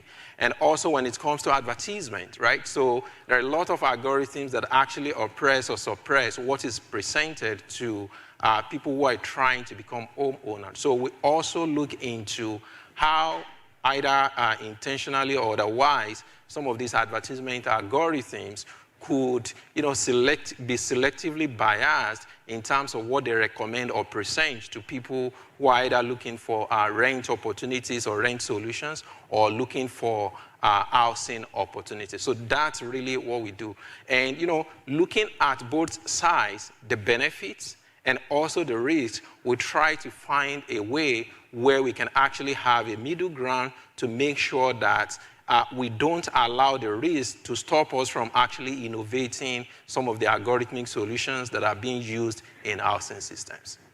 So continuous monitoring of positives and negatives across the life cycle to maximize benefits and minimize risks. That's perfect. Right. Yeah, a lot to unpack there, but go ahead, Rima. Yeah, I just wanted to underscore one of the points that Michael just mentioned, which is, I think, and also which is one of the key characteristics of the risk management framework put out by NIST. I think it's very important to think about this as a risk and benefit analysis as opposed to sort of finding a risk and then thinking of it as, oh, this tool has some risk, so maybe we shouldn't even innovate here, right? Or do anything about it. So I think Michael nicely articulated that point, that we consider both sides of the picture and then look at AI systems more holistically. So I think it's great that we are kind of highlighting that point of thinking about this as a risk-benefit analysis problem here. Excellent. Now that you're on, can I also ask you to say how the research you do on advancing the interpretability help with some of the bias issues that Michael talked about? Does it help, and we all often heard that there is a trade-off between all of these technical and socio-technical that we put out. Tell us about interpretability, its relationship to bias, and what it means really, and how we're going to assess that. Yeah. No, that's a very deep and broad question, so I'll try my best to shed some light on it here. So I work, as Elham mentioned, on this area of interpretability/explainability. So essentially, the idea here is to give some reliable information about models to different kinds of stakeholders, right? So whether it is people within the company, data scientists themselves who are building the models, or managerial folks in the managerial positions who are trying to make decisions about whether these models should be deployed or not, or the end users that these models are impacting, how can we think about providing reliable understanding of what the model is doing that can be helpful to different stakeholders, right? So ultimately, that's what is, I think, the core underlying principle. And I think this notion of interpretability is, I think it's so complex because it is often sort of determined by who is at the receiving end of it, right? Is it a developer, engineer, researcher who can understand machine learning well? If so, the kind of interpretability we would provide would be much more different for them, right? Compared to somebody who is like a doctor or a loan officer who is at the receiving end of trying to understand the model, in which case how you would explain these things to them would be different. So given the complexity in the number and also the diversity of the stakeholders, the notion of interpretability can mean very different things depending on who you're thinking about, right? And I'll just give some quick examples about like how interpretability can be thought of in each of these contexts. So for example, if we are thinking about a developer and linking this to the question of bias that Elham is also interested in talking about a bit more. So let's say there is a developer and the person has built a model, and now of course they've done their usual metric measurement of measuring accuracy and so on, but essentially if they can, let's say, get an insight into what are the important or key features that the model is focusing on when making predictions, right? So either for individual predictions or for smaller groups of predictions, that can help them realize if the model is using some spurious features or irrelevant features when making predictions, right? So there's a classic example of people sort of making predictions about what sort of animals are in pictures, and this is often given as like a poster example for explaining why interpretability could be important. Either you look at the different features in the face or the eyes of the animal and then determine, oh, this animal is a cat versus it's a Siberian husky. Or you could look at the background of the image. For example, maybe look at snow and determine if the animal is Siberian husky or not, right? So are we building a snow detector or not? Or are we building a detector that focuses on the facial characteristics of the animal when doing so, or when determining what animal is in the picture? So that understanding can be provided if we tell the developer or show them or highlight them areas within this image that the model might be focusing on, right? So that is a kind of, one way of thinking about helping developers, engineers, the builders of these tools to diagnose undesirable biases in these systems, right?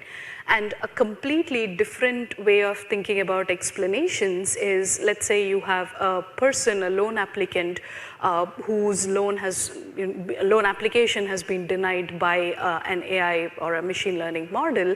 Instead of just telling them, oh, sorry, the model thinks your application should not be approved at this point, if we can give more inputs into what are the features that this person should actually go on and change in their profile before they reapply for a loan so that they can successfully obtain a loan, that's a different kind of understanding which is helping a different stakeholder, right?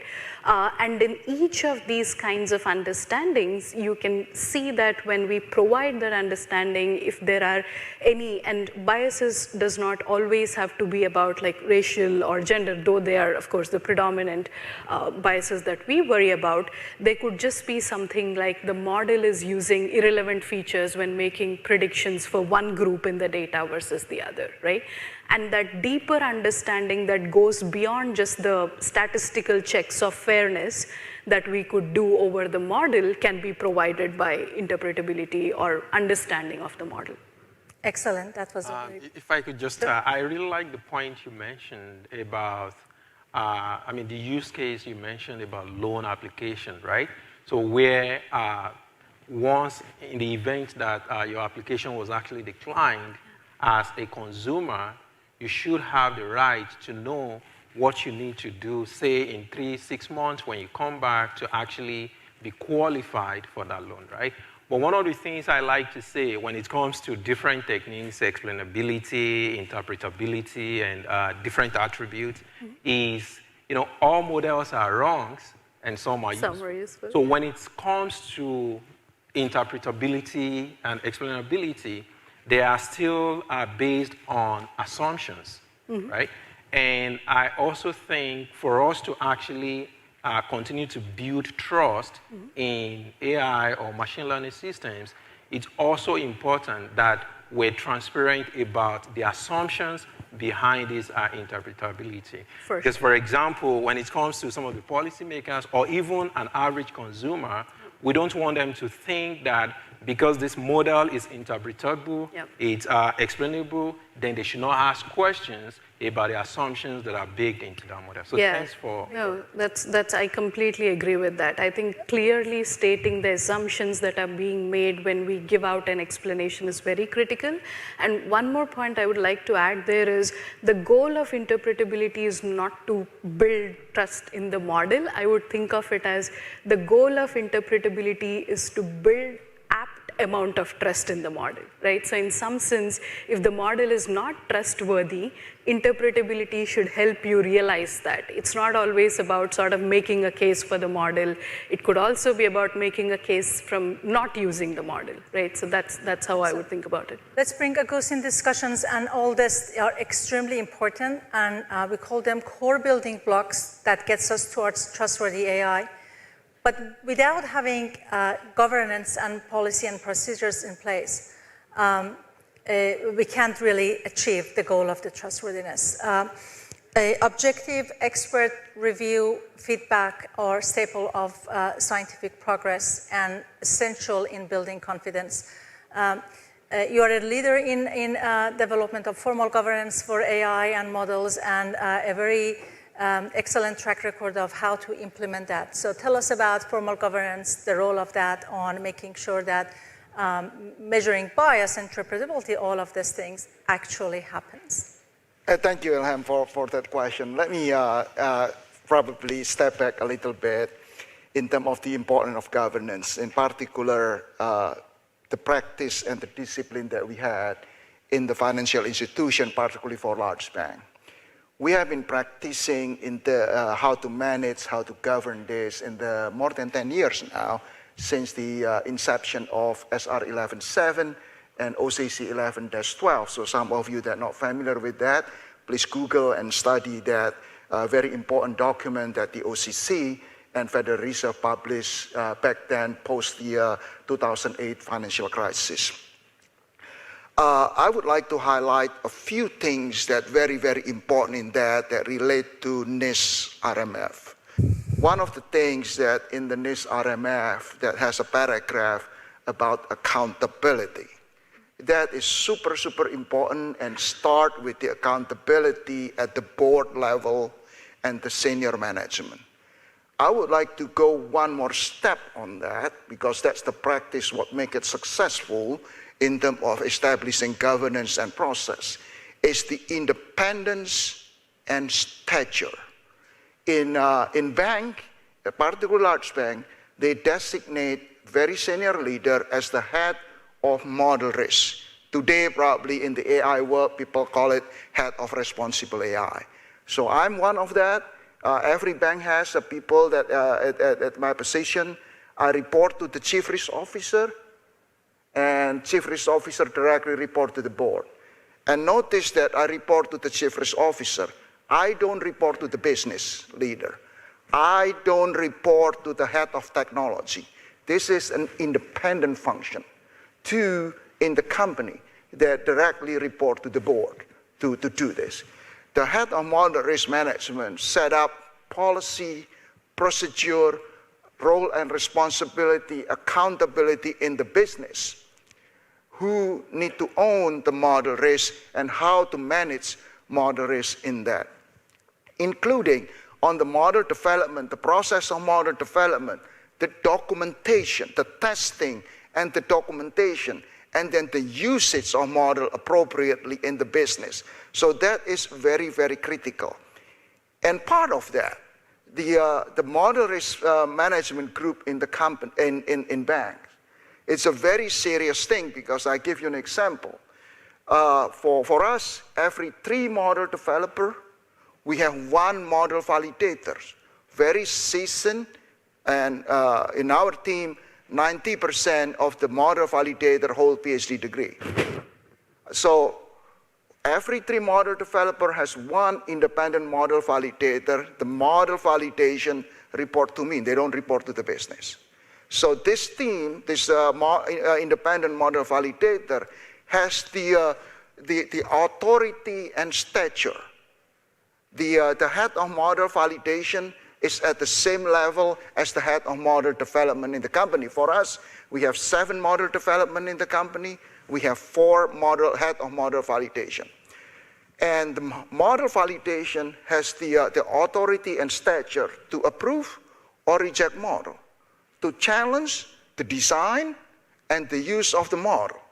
And for large bank like Wells Fargo or JP Morgan or Bank of America, that's people with the size of more than 300 people in the model risk management. So this is a very, very serious thing. I would challenge, if we want to make this one work, the other industry, particularly critical industry like healthcare and all of life science and healthcare, they need to commit in terms of the right use, the right governance, and have real teeth.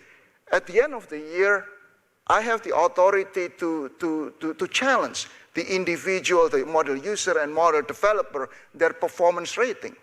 And we have influence to alter and to challenge, to override how their rating based on how they manage model risk that impact their compensation. And I would like to bring a little bit as well when we talk about model validation to challenge in terms of model design. And I want to relate a little bit to what's in the RMF in this, particularly the socio-technical aspect. Right now, the socio-technical aspect, which include interpretability and explainability, include the privacy, include the safety, and also fairness. Yes, it is perception of the people that subject it, but these 4 components need to be designed in, cannot be done after the fact. And we have problem today by treating that after the fact. We build a model, and then we assess the socio-technical aspect. That will be too late. I give an example, a few things that may resonate to you. Recommender system today. The damage that recommender system done to the society divide in the society, and the misinformation, and the implosion of misinformation, because recommender system on the socio-technical aspect is look at after the fact instead of designing recommender system that will avoid that. Large language model today. People build large language model with data, large data, whatever, and throw it into a black box model. The damage of large language model on the discrimination, the model that's very discriminatory, racist, is in there because people don't look at it, design in all the socio-technical aspect. And I'll bring it something that very close and near and dear my heart, credit underwriting. The design in interpretability in the credit underwriting, and I'm going to say it out loud here. The use of post hoc explainability on credit underwriting is a treatment of after the fact. After you build the model, I am trying to explain the model. I think it's something wrong that we need to question there. We need to design in the interpretability in the model itself. And we have tools that, for that. A lot of my peers working on this. Scott Soldi from FICO doing the latent representation in the neural network to design in interpretability, inherent interpretability in the model. Rich Caruana from Microsoft has EVM, explainable boosting machine, to design interpretability from in the model. Cynthia Rudin from Duke building a rule-based system to design in interpretability in the model.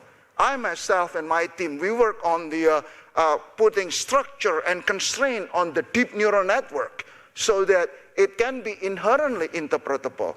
So this is something that I want to make a plea, particularly to the field of what we call XAI today, that 95% talk about post-hoc explainability, treating explainability and interpretability after the fact. We need to shift the focus for the academia and the practitioner to really on the critical aspect like this. Please design in socio-technical aspect of this. Don't treat it after the fact.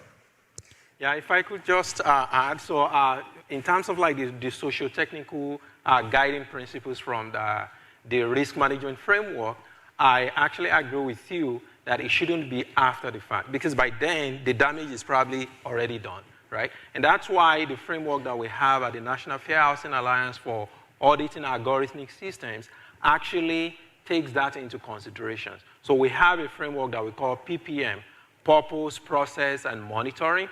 So the purpose section actually takes all these socio-technical guiding principles into consideration. Now, I'd like to add to your excellent, great comment about model validation.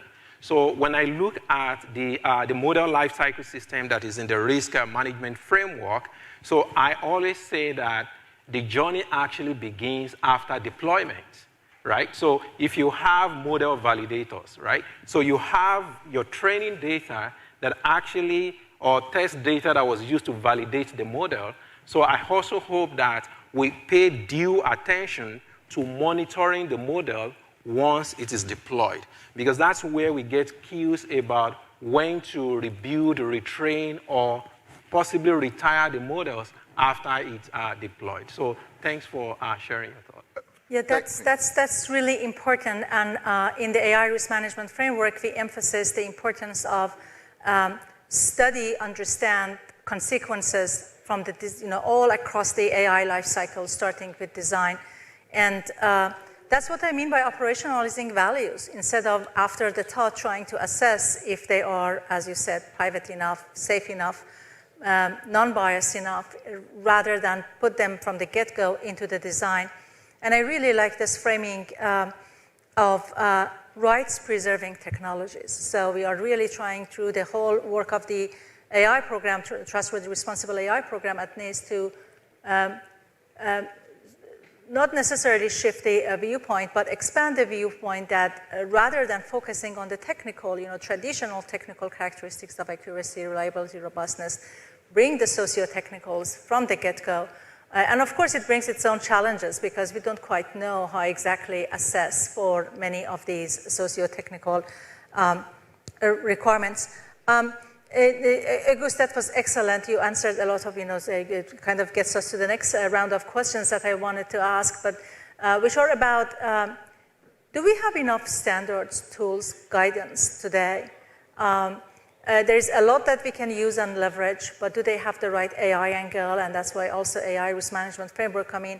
But Hima, let me bring you back into the discussions, and I think before start thinking about building these tools and standards and frameworks, we want them all to be technically sound, scientifically valid. So from the research side, do you think we are ready, or what type of research or gaps exist to do exactly what Agus said, to operationalize these values and get these discussions from at the design stage, rather than worry later on to assess for existence of those trustworthiness? Right. Yeah, I mean, in all these fields, whether we talk about, the field of fairness or robustness or interpretability or, post hoc explainability or, just kind of any of these aspects or privacy, right?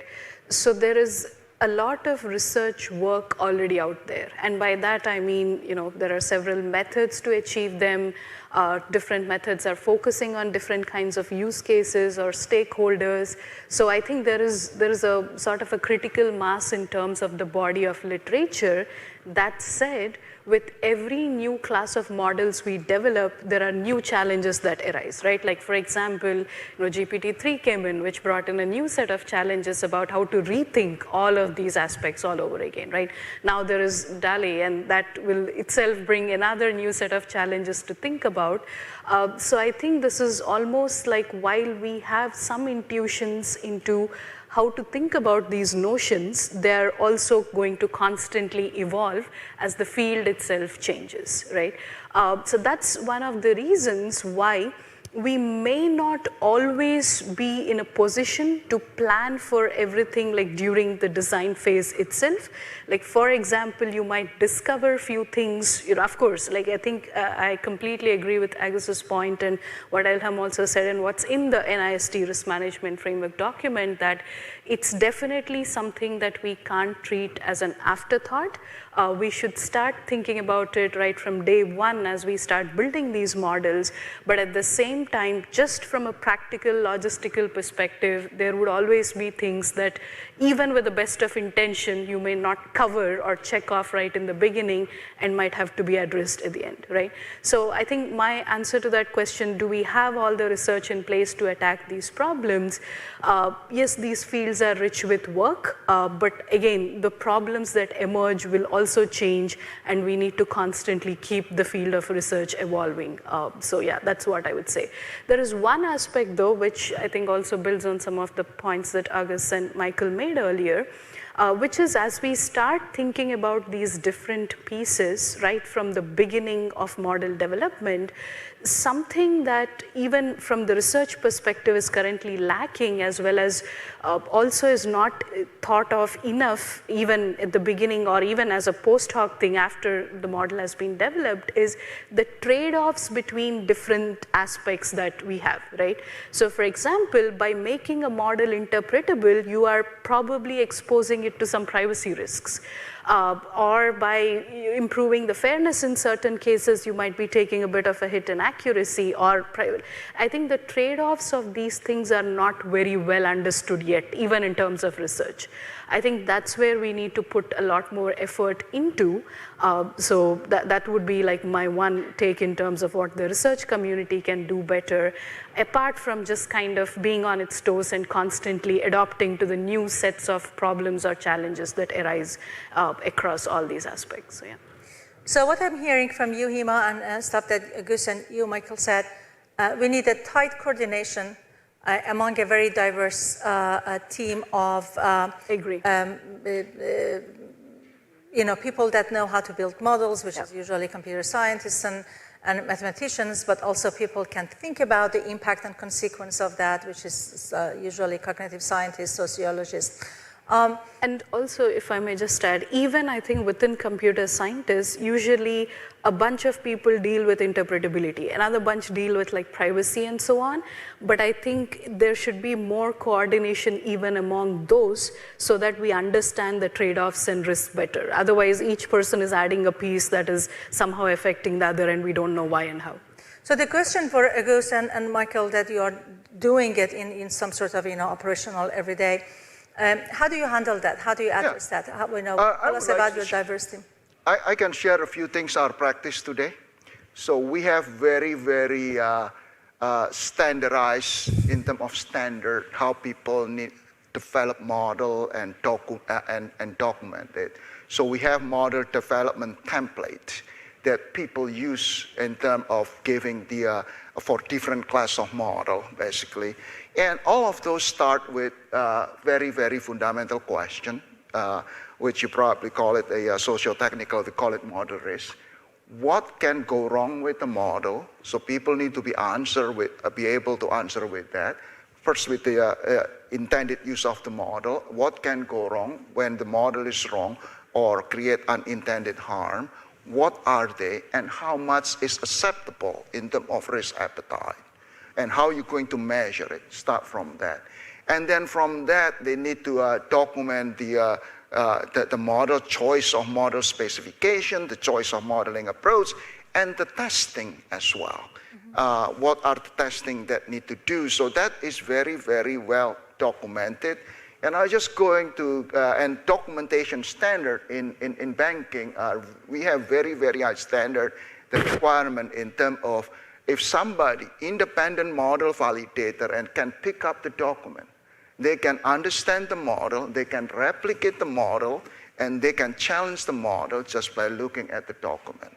So that model documentation, it really put the expectation standard, how people develop model.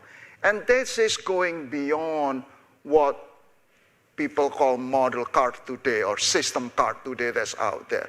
It's really detailed document. Some of my peers here from financial institution can testify this. I give an example in terms of the rigor of that.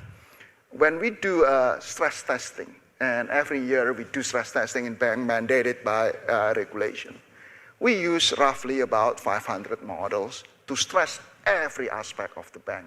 So 500 models, and we submit the documentation to Federal Reserve and OCC.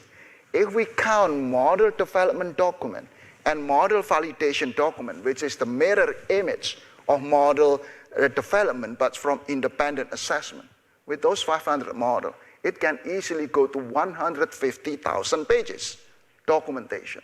So I challenge you in practice out there. If you want to be serious in terms of standard, this is the level of documentation and approach that we need to do.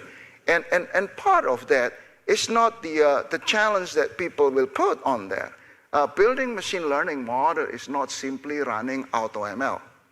AutoML, and particularly with machine learning, because it's very, very notorious with machine learning. So many parameters and so many hyperparameters.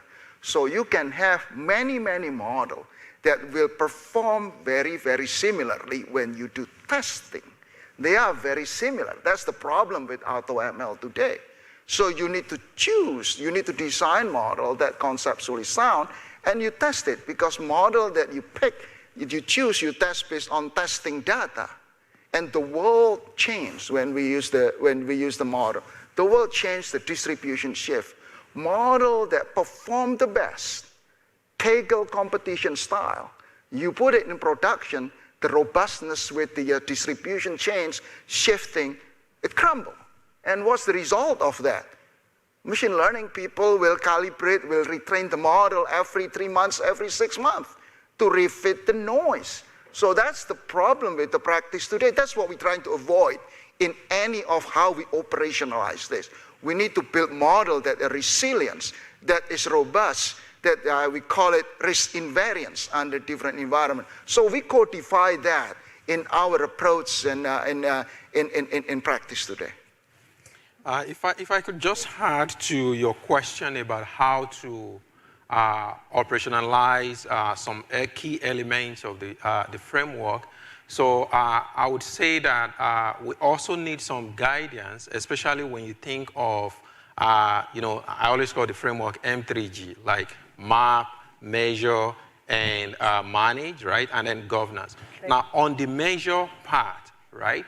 So like, you know, my co-panelists actually mentioned, if you probably have 10 computer scientists to measure fairness or accuracy, they're probably going to come up with different metrics, right?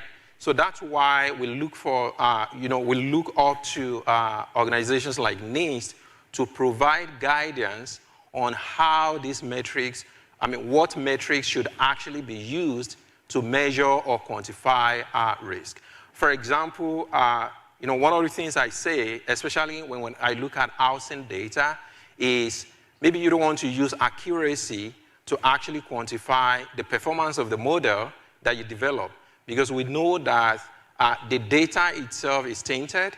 It does not represent, you know, all the profiles that should be represented. For example, looking at credit data, we have a whole large population that are either not visible in the credit data or probably unscorable in the data. So without guidance on what metrics should be used, for example, to measure fairness or even to quantify privacy standards that we have, then leaving it up to data scientists or computer scientists to decide what they use will probably still amplify the risk that we're trying to mitigate.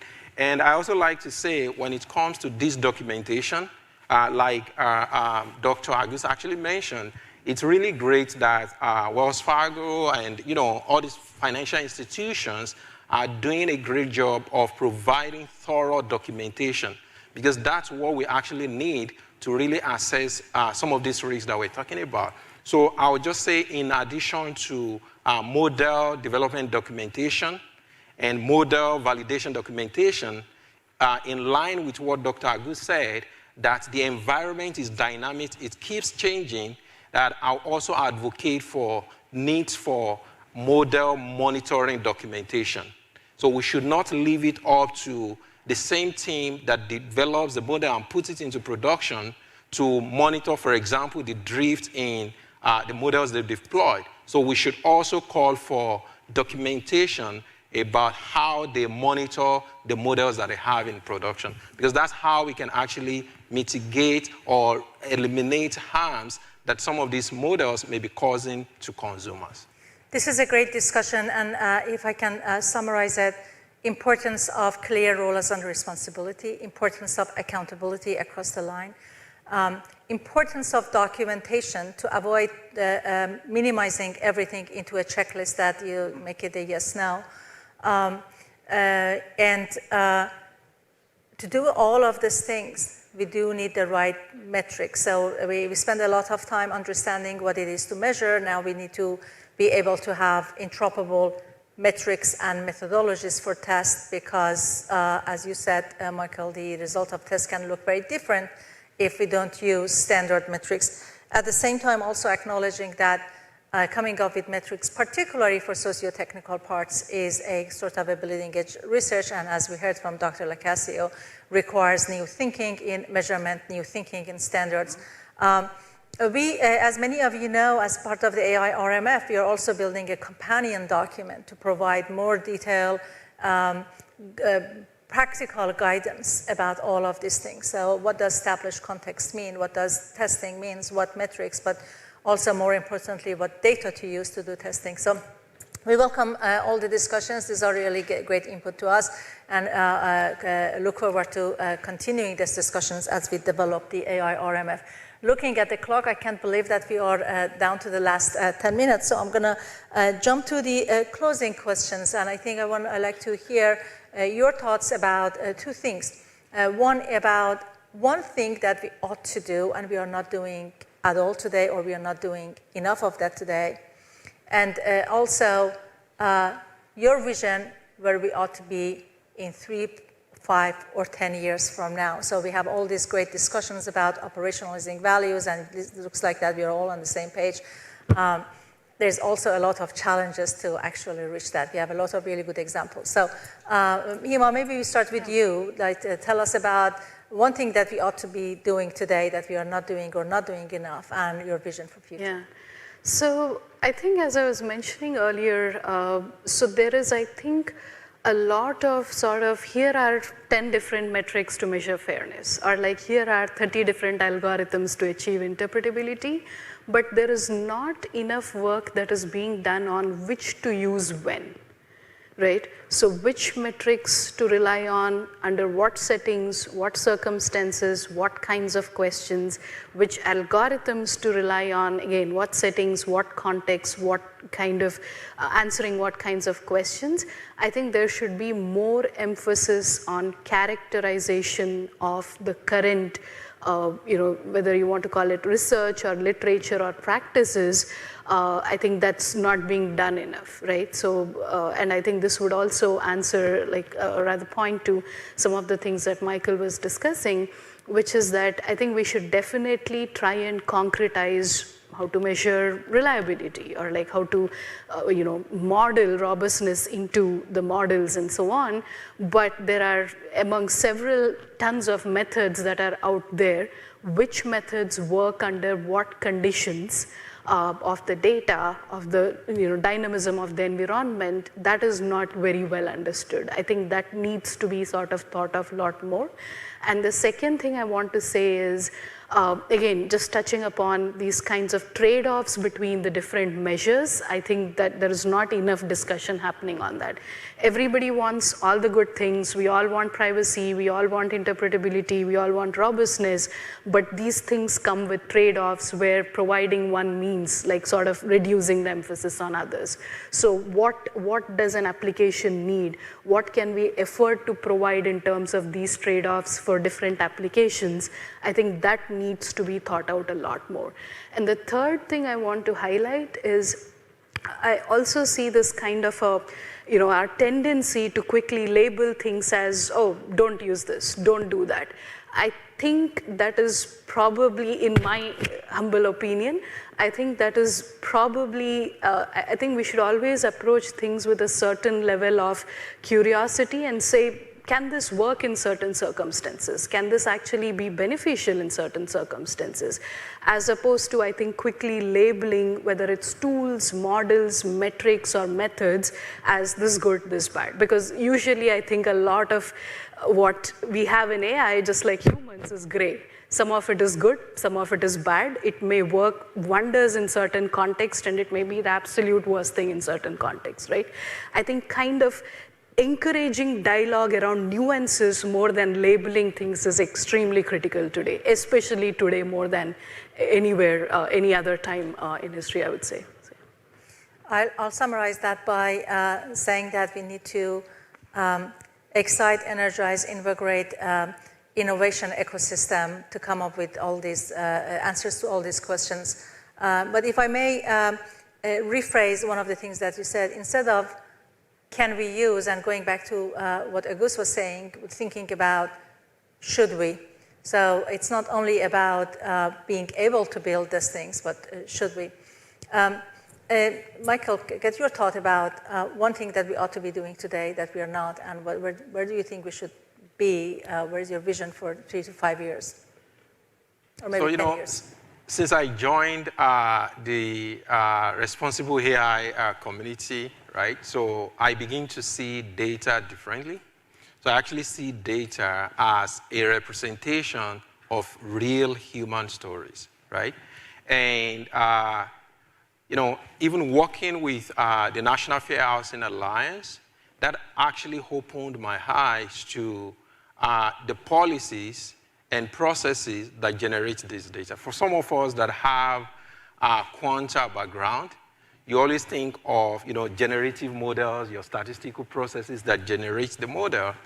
And I keep thinking that one thing that we need to be doing to really see the human stories behind this data is to facilitate dialogue, conversations, between or among different stakeholders that are trying to put these algorithmic systems into use. For example, we've seen instances where arguments around the risk and benefit of AI or machine learning are often framed as a struggle or a contest between technologies who are trying to maximize profits and consumer advocates who are trying to make sure that risks are minimized, right?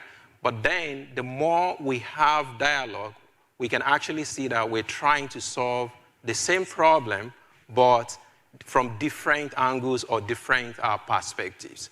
So one thing that I think we should start doing is what is already demonstrated by the National Fair Housing Alliance, which is a traditional advocacy group giving somebody like me an opportunity, coming from a pure data science or math background, to join that struggle.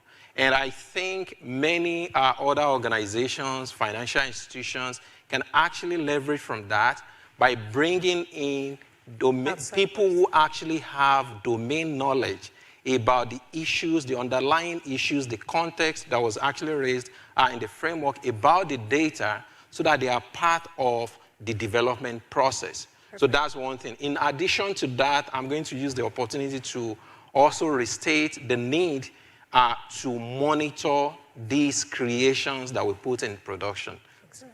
I want to also make sure that Auguste gets some time to final thoughts and as looking at the clock, close the discussion for us. Well, I think NIST can do a big service that I mentioned before, putting the socio-technical aspect into design to be explicitly say that, because today in the document it's very silent and seems to sound after the fact. So I think it will be huge contribution of NIST if can put the socio-technical aspect as a design requirement. Secondly, is something that I'm very happy to hear from NIST in the framework that we don't practice today and many don't practice today, that we need to do more. We talk about robustness, we talk about reliability, we talk about resiliency. The practice today in machine learning, a lot of data science, pick model that perform the best based on testing data. That is very misleading, and that causing all the myth and the thinking about trade-off that we have to have between accuracy and robustness and so on and so forth. But if you're thinking about the use of model in the context, we cannot just simply based on the metrics model that perform the best based on testing data like in Kaggle.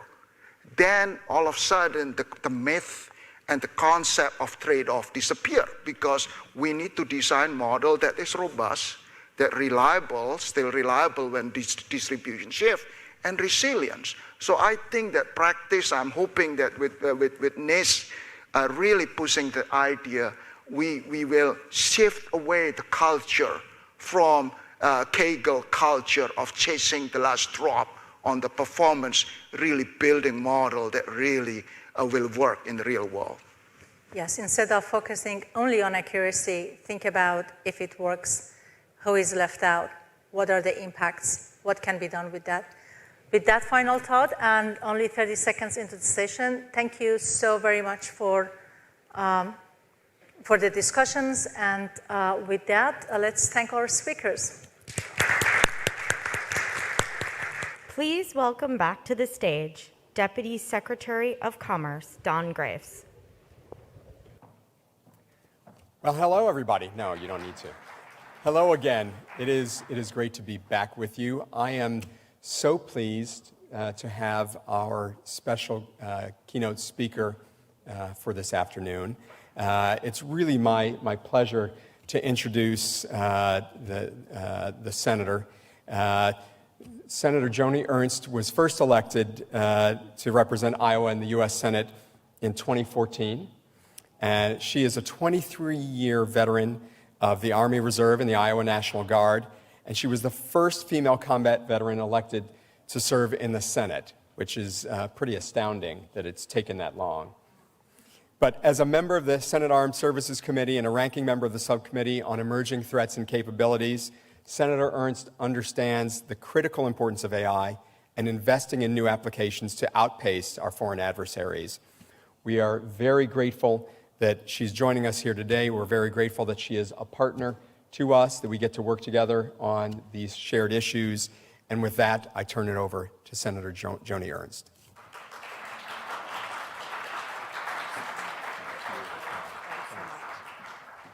Thank you, everyone, and thank you, Deputy Secretary. It is great to be here today with all of you. And thanks, of course, to the Stanford University's Institute for Human-Centered Artificial Intelligence. I'm glad to be here to speak on a topic that is just of critical importance today. And as we all know, artificial intelligence is boundless in its possibilities. It's also terrifying in its implications, and it can no longer be dismissed as a prospect of the future. It's in the here and now. So AI is actively employed today by corporations and government agencies, both our adversaries and our friends alike. Artificial intelligence didn't begin in a lab, a classroom, or a government building. Instead, AI, like the idea of machine-powered flight, actually started as a myth, a storytelling device to demonstrate the art of the possible. Today, aptitude demonstrated by machines is already changing how we are socializing, how we're shopping, and how we are entertaining. In the not too distant future, AI will be fully integrated in how we treat disease, how we educate our children, and an area that I am focused on, how we defend our homeland. I'm not an academic, folks. I'm not a tech entrepreneur. I'm not a scientist, and I am not a lawyer, but I am a legislator.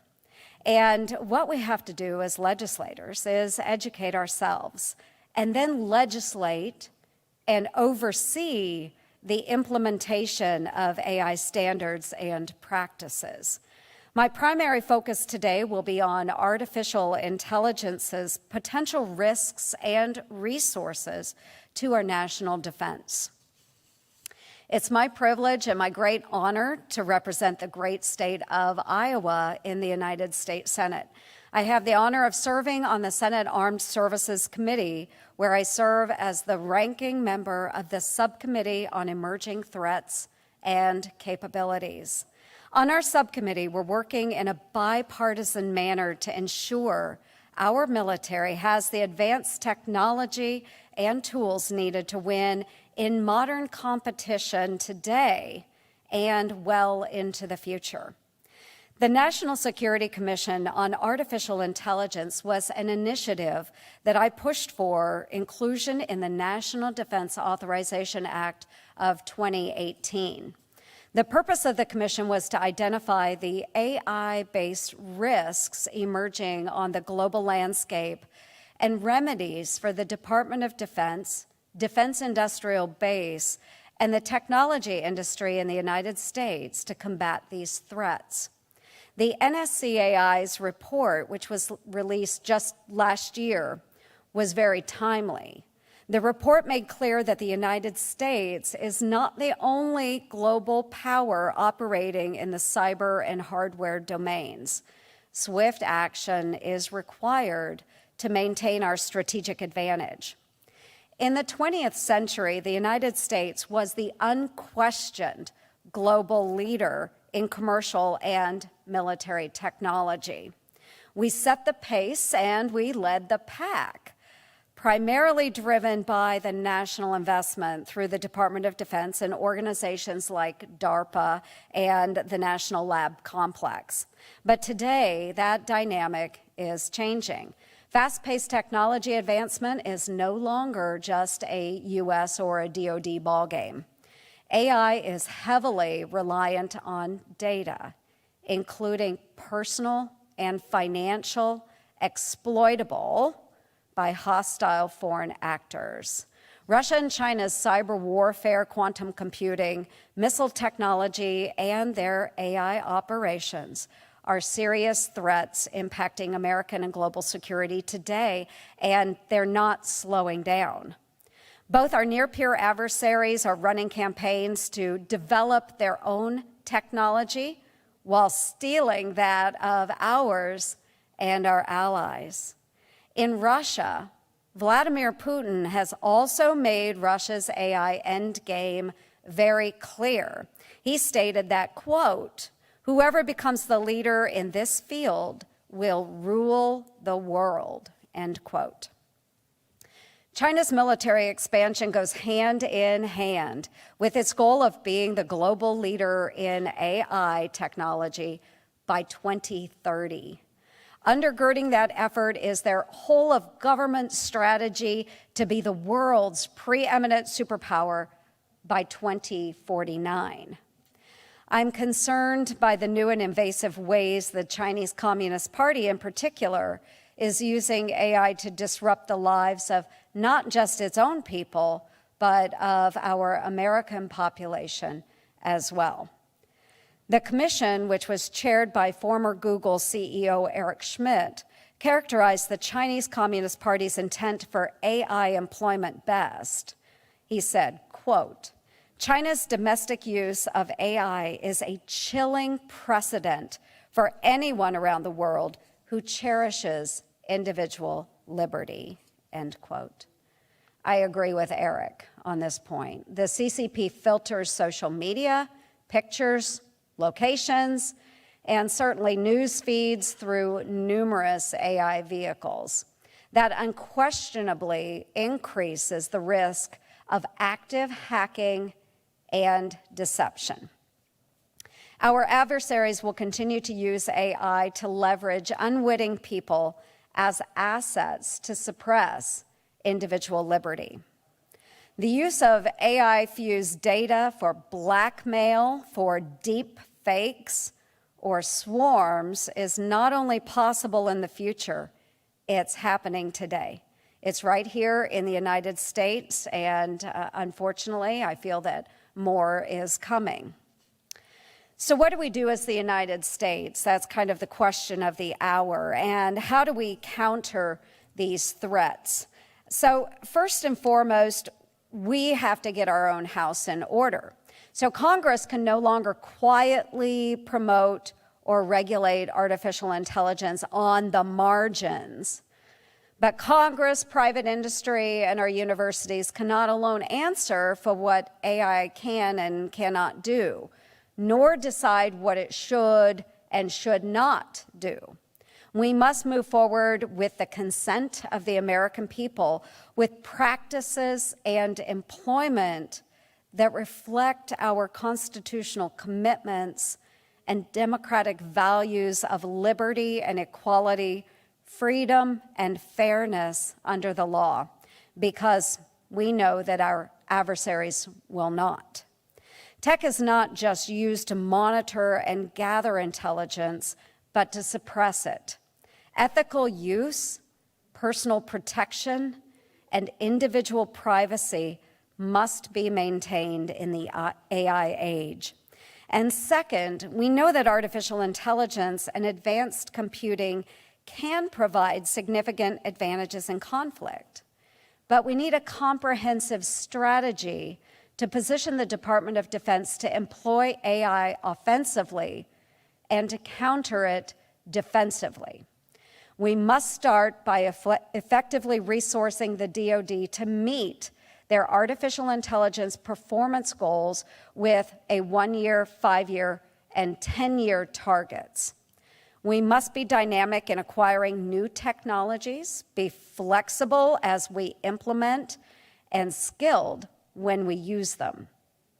Clear, measurable, and achievable goals are absolutely necessary to guide our preparation and our expenditures. We need concerted efforts in key technology development and built-in flexibility in acquisition and decision-making systems to change and adapt when we need to. With these specific and tangible targets, the DoD then must develop our military personnel. We know that present and future U.S. military operations will be heavily influenced and affected by AI. That's why we must be properly organized, trained, and equipped for this new reality.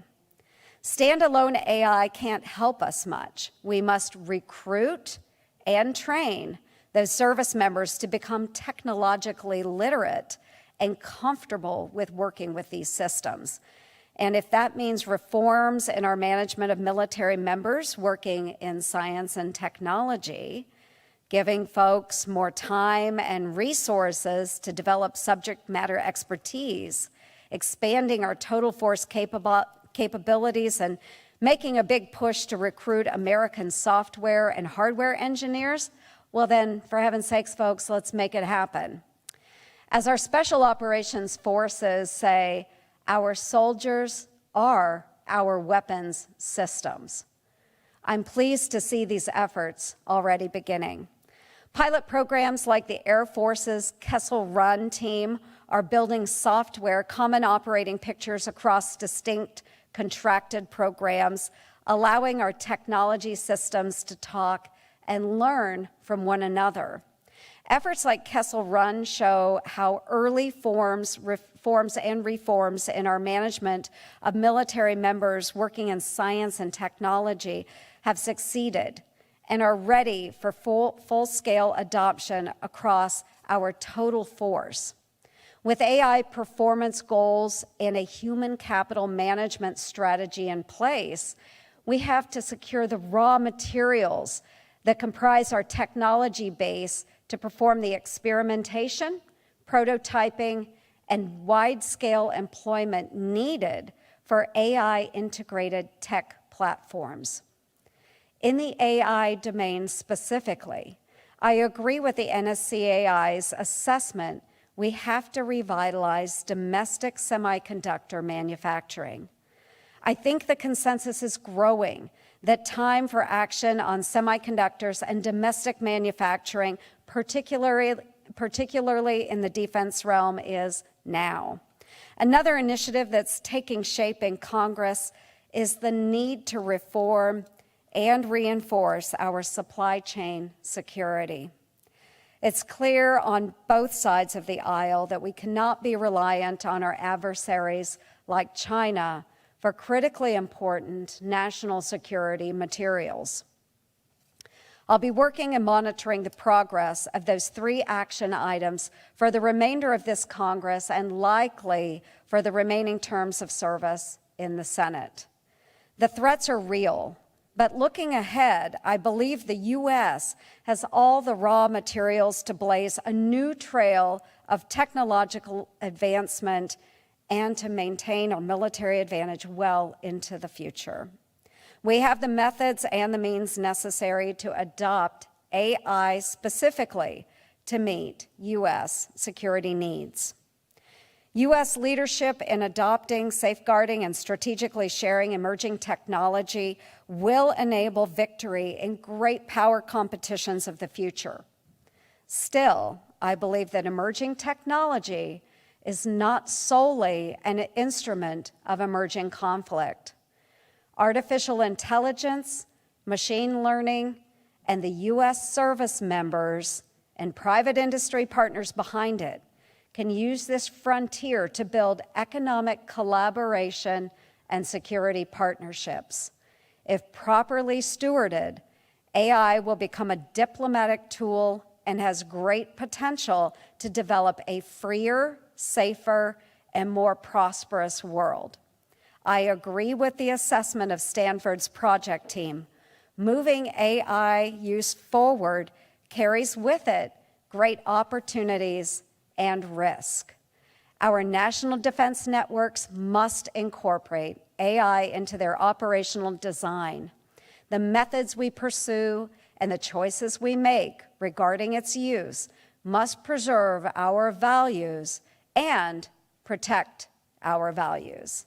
And I look forward to working with all of you to strike that balance, and am committed to going ahead together in this work. And again, I thank you so much for the opportunity to share a few thoughts with you today. Thank you all so much. God bless. Thank you. Please join me and welcoming Stanford professor and associate director of Stanford High, as well as a newly appointed member of the National Artificial Intelligence Advisory Committee, Dr. Daniel Ho. Dr. Ho will make remarks on public sector artificial intelligence.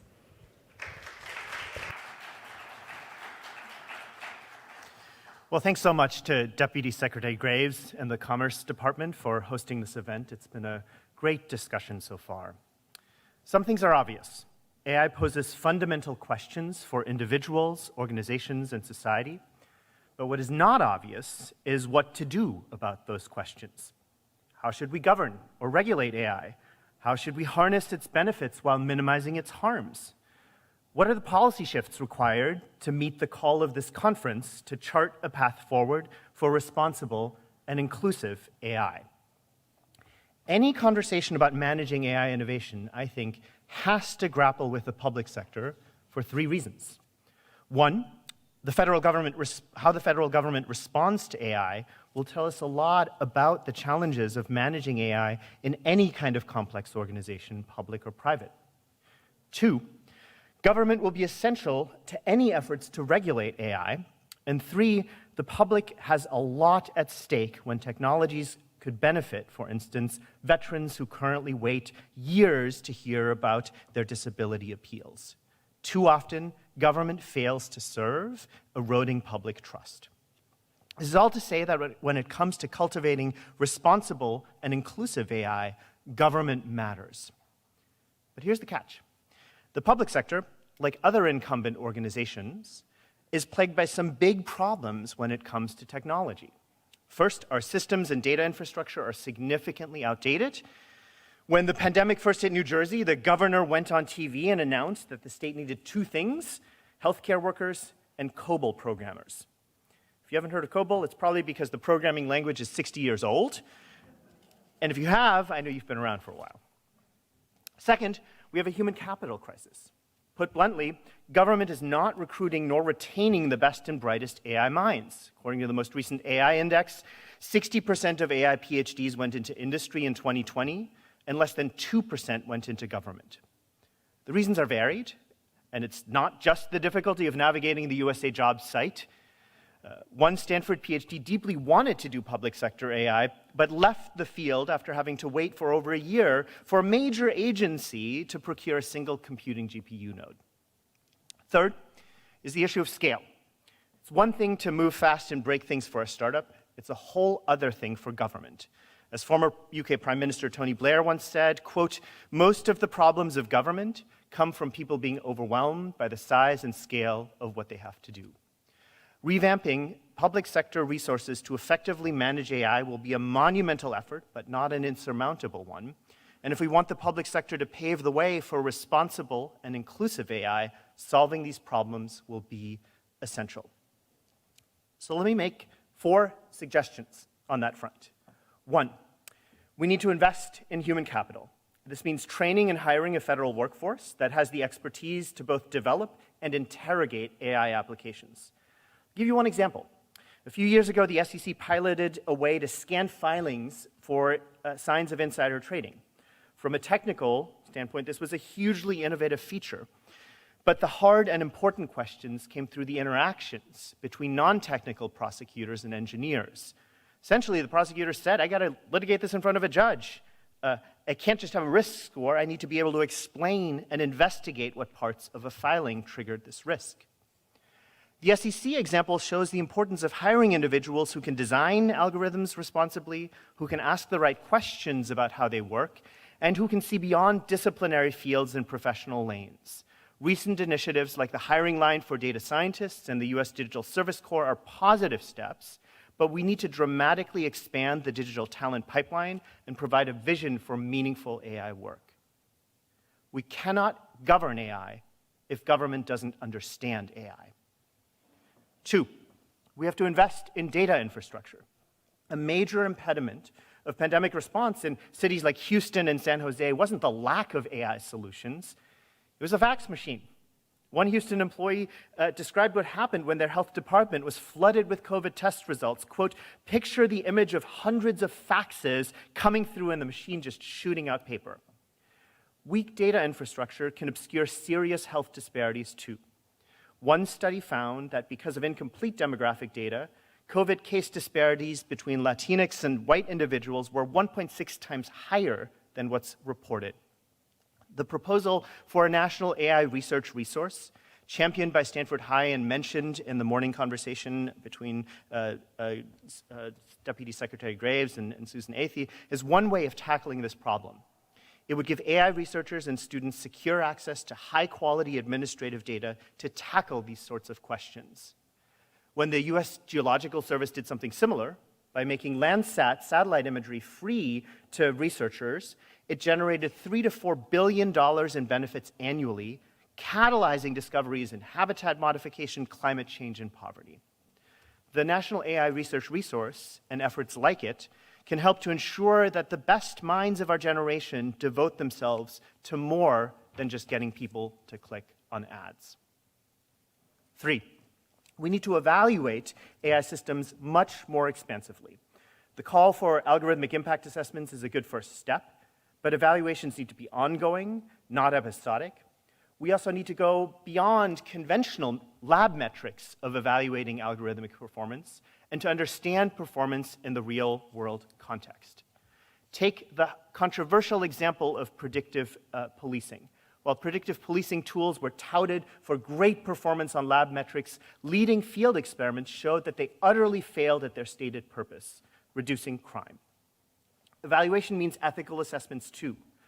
There are deep concerns with the idea of deploying AI in high-risk settings like policing, and it's crucial that we have serious conversations about the ethics of such deployments. Without the kinds of frameworks that NIST is developing, effective ways of evaluating, assessing, and auditing AI as deployed, we have no way of knowing whether these tools even work or if they're simply inflicting more harm. 4, and last, we have to build new kinds of partnerships. The uptake of new AI tools is happening fast and at an unprecedented scale, requiring new, agile forms of governance and research. And let me point you to another historical juncture when government was faced with a problem of scale and had to move quickly. After World War II, about 10 million veterans, it's about the size of the whole population of Portugal, was poised to come home after fighting overseas. There were serious questions about how the VA system could handle this, and in a monumental but underappreciated decision, the VA issued a brief policy memo in 1946 that outlined a new legal framework for academic collaborations with the VA hospital systems. As a result, 84% of medical schools have partnered with VA hospitals, 70% of VA physicians hold academic appointments, and these partnerships opened a pipeline for future doctors into the VA, broke ground with innovations like pacemakers and CAT scans, and improved veterans' care. So my question for you is this: why not do the same for public sector AI and governance? In a field where research from 2019 can be considered old, can academic agency partnerships help revitalize the public sector? At Stanford High, we're working to shape that kind of collaborative future. We've built teams of interdisciplinary researchers to solve real-world problems, moving outside of the lab. One team at Stanford's Regulation, Evaluation, and Governance Lab, for instance, is tackling the annual tax gap, the $500 billion difference between taxes owed and taxes paid, from an efficiency and equity perspective in collaboration with IRS and Treasury. We've convened teams of engineers, philosophers, social scientists, physicians, and lawyers to interrogate foundation models. We've prototyped an ethics review board so researchers can contemplate the societal and ethical implications of their research before being awarded a grant. And I myself am looking forward to continuing this kind of work as a member of the National AI Advisory Committee. We all have a role to play in cultivating this kind of collaborative future. The challenges of the next generation of work are too complex and too cross-cutting for us to stay put in our professional or disciplinary lanes. Industry will get this wrong if government cannot get this right. Now, in 2022, we have the chance to do what the VA did almost 80 years ago, to craft an environment for agile, responsible and inclusive innovation and governance, and to harness that innovation for the benefits of all. Thank you.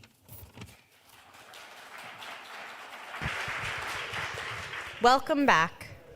Once again, please welcome to the stage FinRegLab CEO and Director, Melissa Koide. Thank you. Thanks, everybody. I hope you enjoyed lunch and you got enough time to actually socialize. It is really, again, nice to be back in person together. I'm going to make this relatively brief. You heard a panel this morning, and you obviously also heard the Fireside Chat, I hope, where we talked in broader terms and broader considerations around the goals that we have in mind, or the goals that we need to articulate for ourselves when we're using more complex math and data and uses around artificial intelligence and machine learning. We designed the day so that we were starting broad, and I think even as we've seen with some of the research, we're beginning to really isolate down and look at things like sector-specific use cases of artificial intelligence and machine learning, and even particular applications. You've heard that we at FinRegLab with our partners at Stanford have done work really looking at a particular use case. You're going to hear about that coming up shortly. And so now we're turning to panel discussions, which we're really going to hone in on what are some of the major considerations around using artificial intelligence and machine learning in more highly sensitive applications like financial services and like credit underwriting, and also in the context of health and health data. And I think we've all come to realize that there is enormous value in the frameworks and the principles that NIST and other organizations and government agencies have been developing to inform how we define, how we govern, how we evaluate and deploy more complex technology and analytics.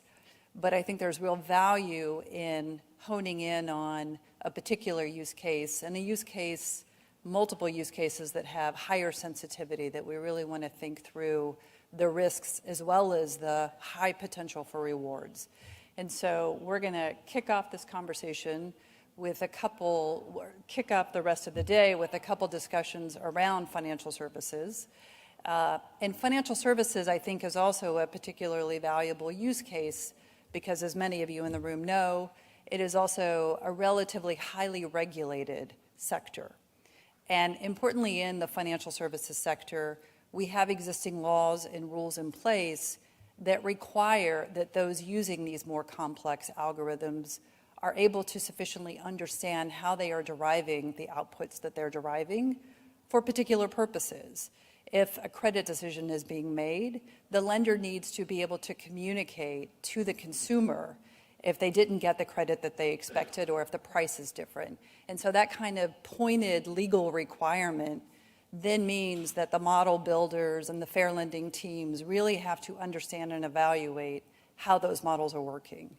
And so it's also, I think, useful to be looking at the application of machine learning and AI in this sector, because I think it offers potentially a template for how we then contemplate whether it's industry governance or at some point regulation and law in other areas of other sectors whereby we're using machine learning and AI, that we've got some ways to understand how did it work in financial services as one example. So I'm really happy that we've got a couple of panels. We're going to start by talking broadly about AI in the financial services system. We're then going to move into the particular credit underwriting use case. You're going to hear some from our partner on the research that we've done there. And then we're going to turn and talk about the use of AI and machine learning in health and health data. And we'll look at some of the comparisons across these sectors. So great to see you all back. Really looking forward to the discussions myself. And thank you again for being with us. Our next session is titled The Future of AI in Financial Services and is moderated by Grovetta Gardenier, Senior Deputy Comptroller for Bank Supervision Policy, Office of the Comptroller of the Currency. Please welcome Grovetta Gardenier and the panel.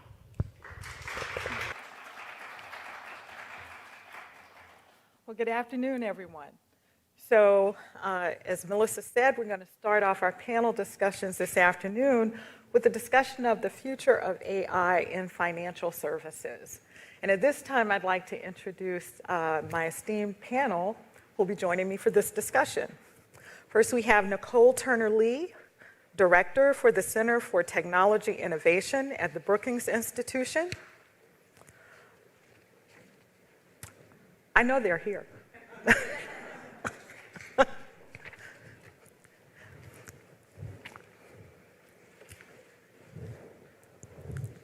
And I'll keep going. Manish Raghavan, postdoctoral fellow at the Harvard Center for Research on Computation and Society. Oveta Sampson is the Vice President for Machine Learning Experience Design at Capital One. And Joanne Stonier, Executive Vice President and Chief Data Officer for MasterCard. Please join me in welcoming the panelists to the stage.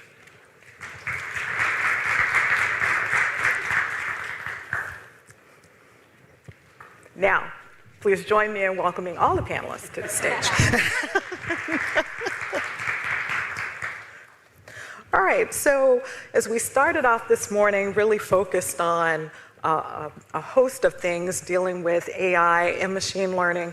But at this point in time, what I would say that's really important, at least from a financial regulatory standpoint, is looking at from a financial services offering standpoint, making sure that these products are offered in a safe and sound manner, but also that the institutions treat those customers in a fair manner and provide fair access to those financial services.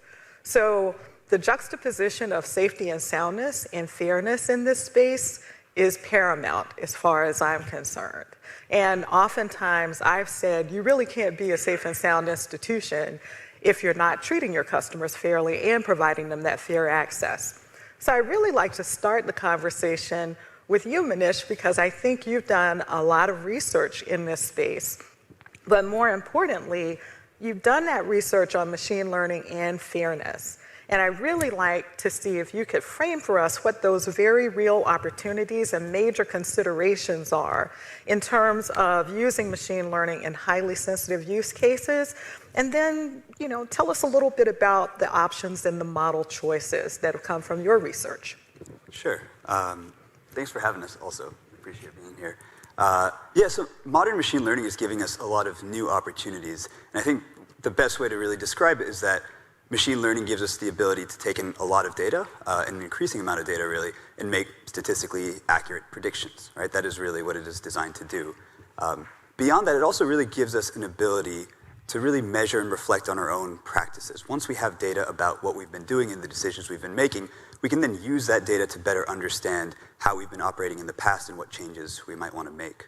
But one of the major considerations that comes with that is that we shouldn't view machine learning and AI and all of these related tools as things that somehow give us more objectivity, right? At the end of the day, we should think of them as mirrors that really reflect what we have been doing in the past. And so to the extent that we don't agree with past practices, to the extent that we think those are discriminatory, machine learning isn't necessarily the thing that's going to change the way that we behave.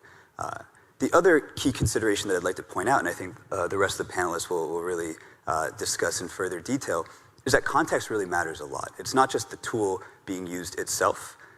If you limit your scope of intervention to the particular model that you're using or the particular tool that you're using, you're ignoring all of these important considerations around how is this tool being used, what data is it being used on, what are you going to do with those predictions, and what recourse does someone have if they get some sort of adverse decision out of it. So it's important to keep in mind all these other considerations in the context around the deployment of machine learning. Now, you asked specifically about model choices and how the actual technical details of the model that we choose actually affects the systems that we have.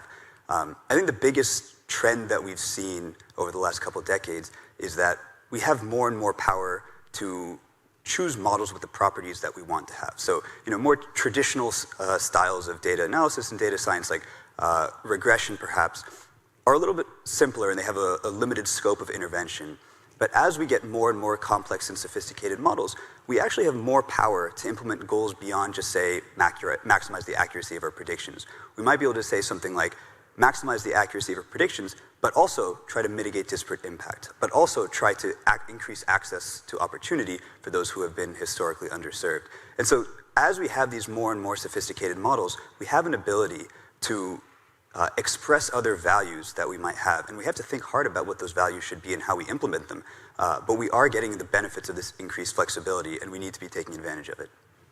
So Manesh, when you talk about that complexity, what do you think are those impacts for fairness and inclusion? I think the opportunities that it gives us really comes with the flip side of a responsibility to duly consider the values that we have. So we can't just plead ignorance and say, this is what the data told me to do, and so I'm going to do it. We have to really think hard about, beyond just what the data says about what we've done in the past, how do I affirmatively shape the future to look like what I want it to look like, and to reflect what we think is of fair in our society today. And so this, I think, increased flexibility comes with a responsibility that I think this panel is designed to really help us think about how we take advantage of it. So Joanne, with that increased responsibility that Manesh is talking about, can you tell us about some real-life applications for how MasterCard deploys AI, ML, and what strategies you recommend for leveraging what AI offers while managing the risk and those new complexities that come up? Yeah, sure. So I agree with a lot of what Manesh is saying, and I think first, we have a framework that we deploy when we think through our use cases. And you know, the most obvious one for us is fraud prevention, but also there are less obvious ones that I'll talk about when you think about what we've done to provide what we call our set of COVID insights, right? So when COVID happened, there were so many of our customers that needed to understand what was happening and what was going to happen to their businesses. And so from an economic perspective, as the virus swept the globe, we were trying to help our customers understand what was going to happen in one jurisdiction, in one global location. How is that going to possibly impact them in the same sector as the virus began to spread? What was it going to do to their supply chain? So our data was very powerful, and AI was really helping us in that manner. And now even in the war in the Ukraine, as we're using AI to be able to help displaced individuals, right, get back on their feet, but not have our fraud screens actually pop up because these cardholders now are transacting in jurisdictions and locations where they've never transacted before. But when I think about what Manesh is saying around fairness and safety and soundness, right, it really does go to, do you understand the purpose to which you're putting AI to? Because really, AI is a really unique tool in the analytic toolkit in that it's able to process vast amounts of data, which is great. But what it can't tell you is if you don't look at the data sets that you're feeding it, and we talk about data in my organization as the food for AI, you really need to understand the characteristics of those data sets, and not just the accuracy, the consistency, and the qualities of the data set, but really what are those other characteristics that you're not looking at? And I always use as my go-to example, the 1910 voter rolls in the United States may be perfectly accurate if you're doing a historical study, but if you aren't, they absolutely are not the characteristics of today's society. And so you shouldn't be using that to predict for today's society, right? It's going to have inordinate flat sides. And many data sets have not been created for the purposes you're putting it to use. So that's the first thing. So what are you doing? Is the data right for the purpose?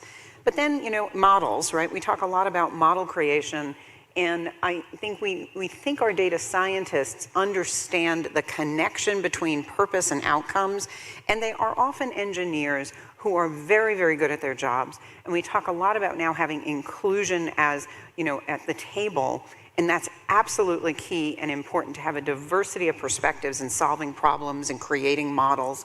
But you also have to connect for engineers, not just their data science to the outcome. So I was talking to Nicole when we were backstage about how we had a very diverse group of modelers who were actually hell-bent on solving the problem of actually getting around our bias screens. And so they were working together, as data scientists do, to solve the data problem. But they didn't understand we actually wanted them to actually solve the bias in the data, not actually solve the problem of the equation, right? And we wanted to actually look at the outcomes. And they were a bunch of very young people, right? And we figured it out through peer review and other techniques.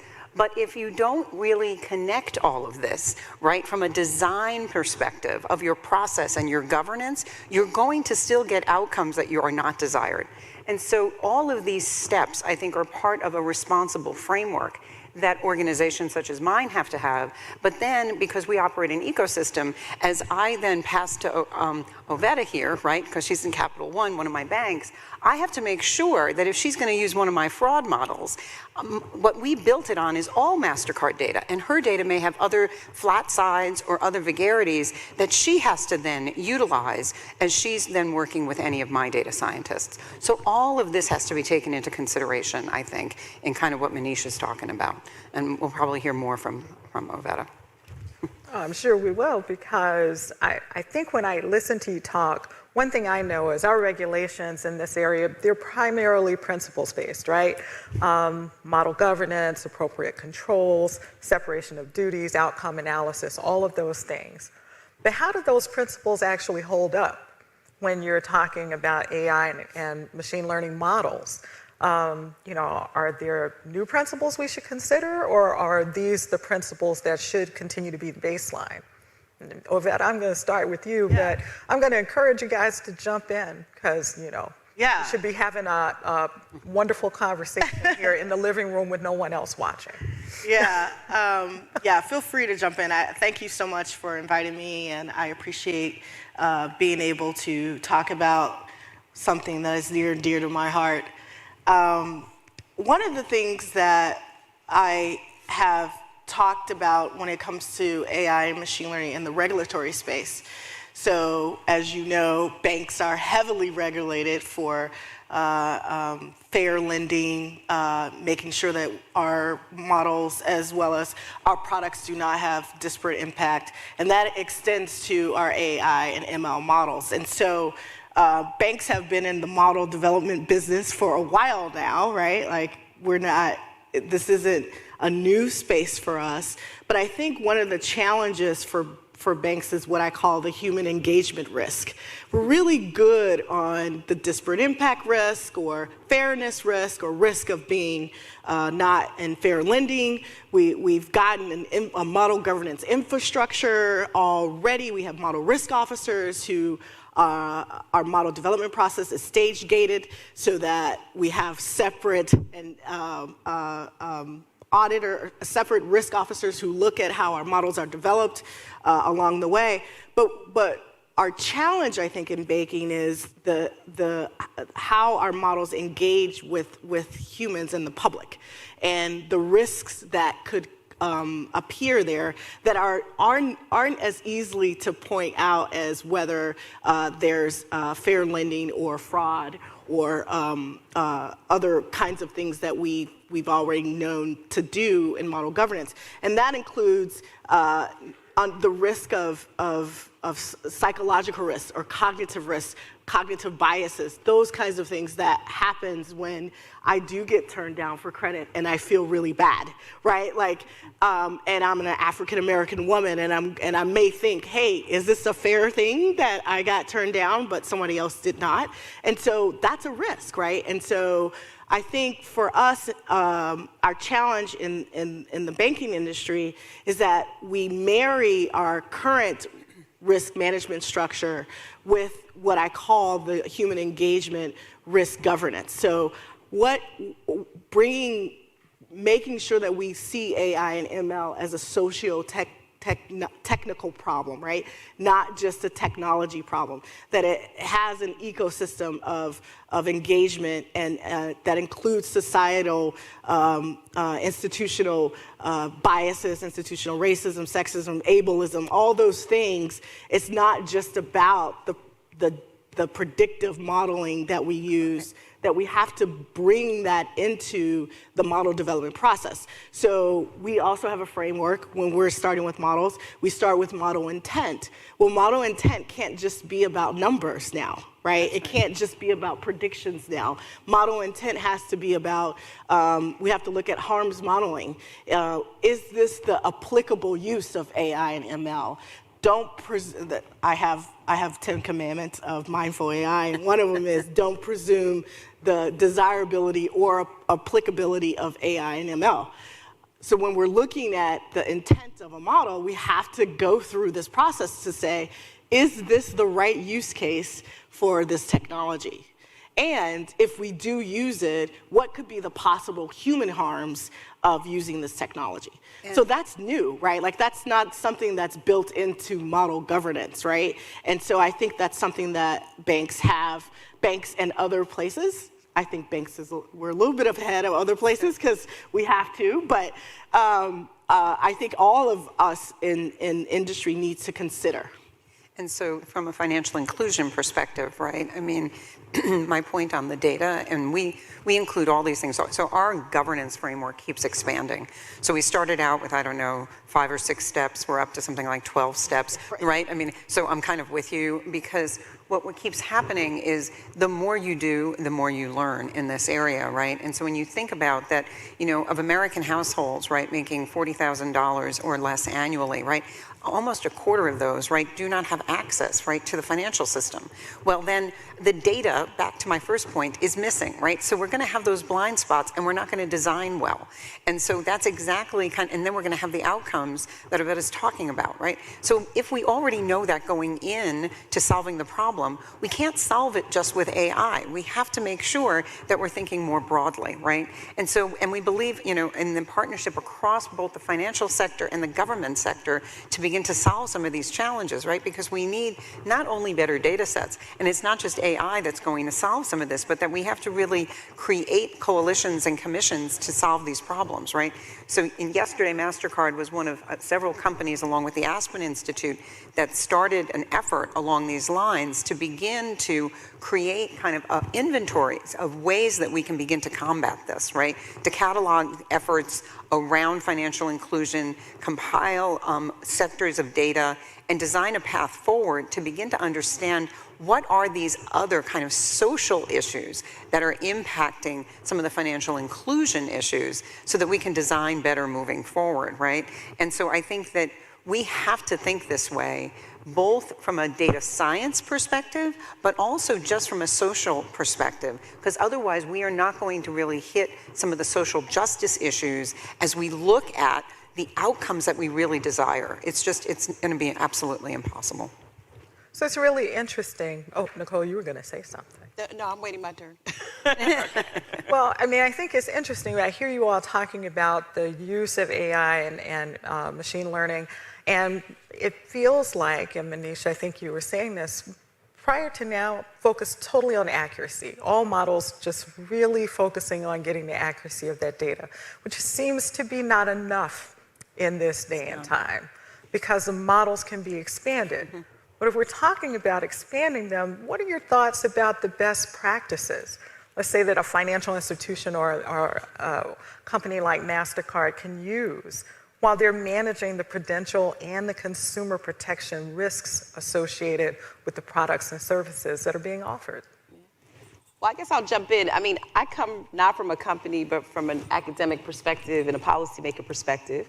And I think part of the conversation that we're having when we talk about AI and where we sort of see these challenges where there's a disconnect between the technical cadence and the sociological realities of what people experience on a day-to-day basis, a lot of that starts with who's at the table when you're actually creating the AI. So you have to start there. If you have people who do not understand the lived experiences of the subjects in which they're applying the technology, the context suffers. And what you have is a high reputational risk for the companies that are here, because what you've done is basically systemically discriminated or created predatory outcomes. And at the end of the day, AI is only successful and trustworthy when people believe it is. Not necessarily when companies do, but what the people who actually use it do. I think the other thing that I've heard when we talk about data, which I think is really important to point out, is that when we look at the financial services area, it's not a clean area. We have a historical legacy where people have not been given the same type of attribution when it comes to the wealth gap. You know, African Americans in particular have less than a quarter of the wealth of whites. We also come from a system where some of that was intentionally designed to sort of redline people out of those marketplaces. So I like what Manisha's saying is we can't assume that the technology is going to get rid of the explicit and implicit biases that we've created ourselves. So how I like to think about it, and Dr. Renee Cummings at UVA sort of put me onto this, is that we're actually dealing with traumatized data sets.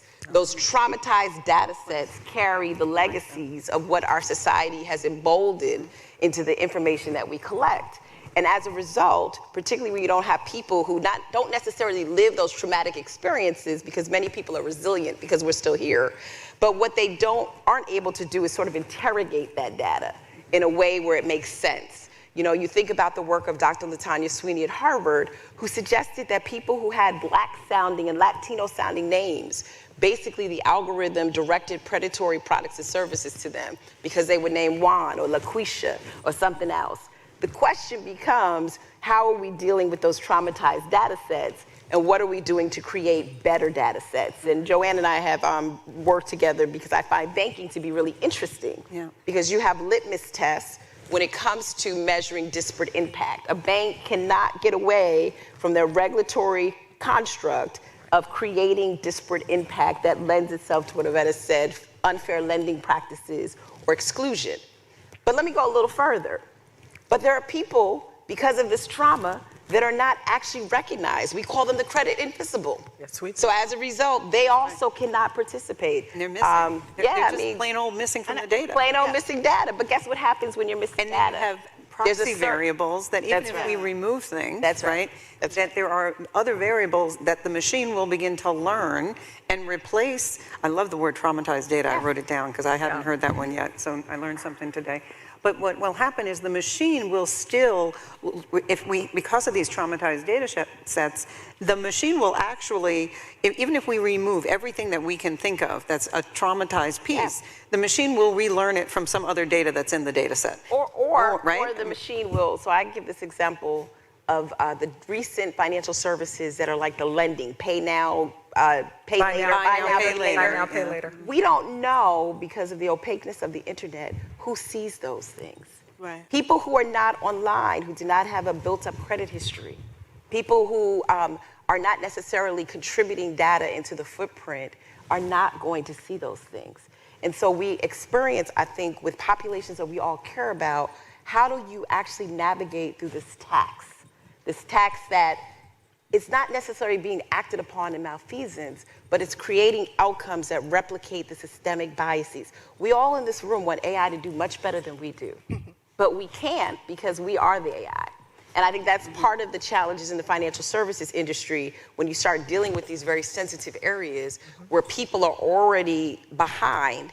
How do you create technologies where people can actually partake in it in a productive way? And thank you so much for that, because I think this is why I'm on this side of the aisle, because I have radical thoughts about being more mindful about our AI. And one of the things, my 10 commandments is beware of the sin of omission, right? Right. We cannot sit back and say, that model isn't overfitted, so it's fine, right? And I think one of the ways that we're trying to address the fact that everything we do as humans ends up in code is for us to, be aware that and acknowledge that, and not fool ourselves into thinking that we're going to mitigate bias. That's one of the first things that we have to get out of our lexicon, because we are the bias, right? And I think one of the things when we're approaching model intent, there's 9 steps to creating a model in our framework.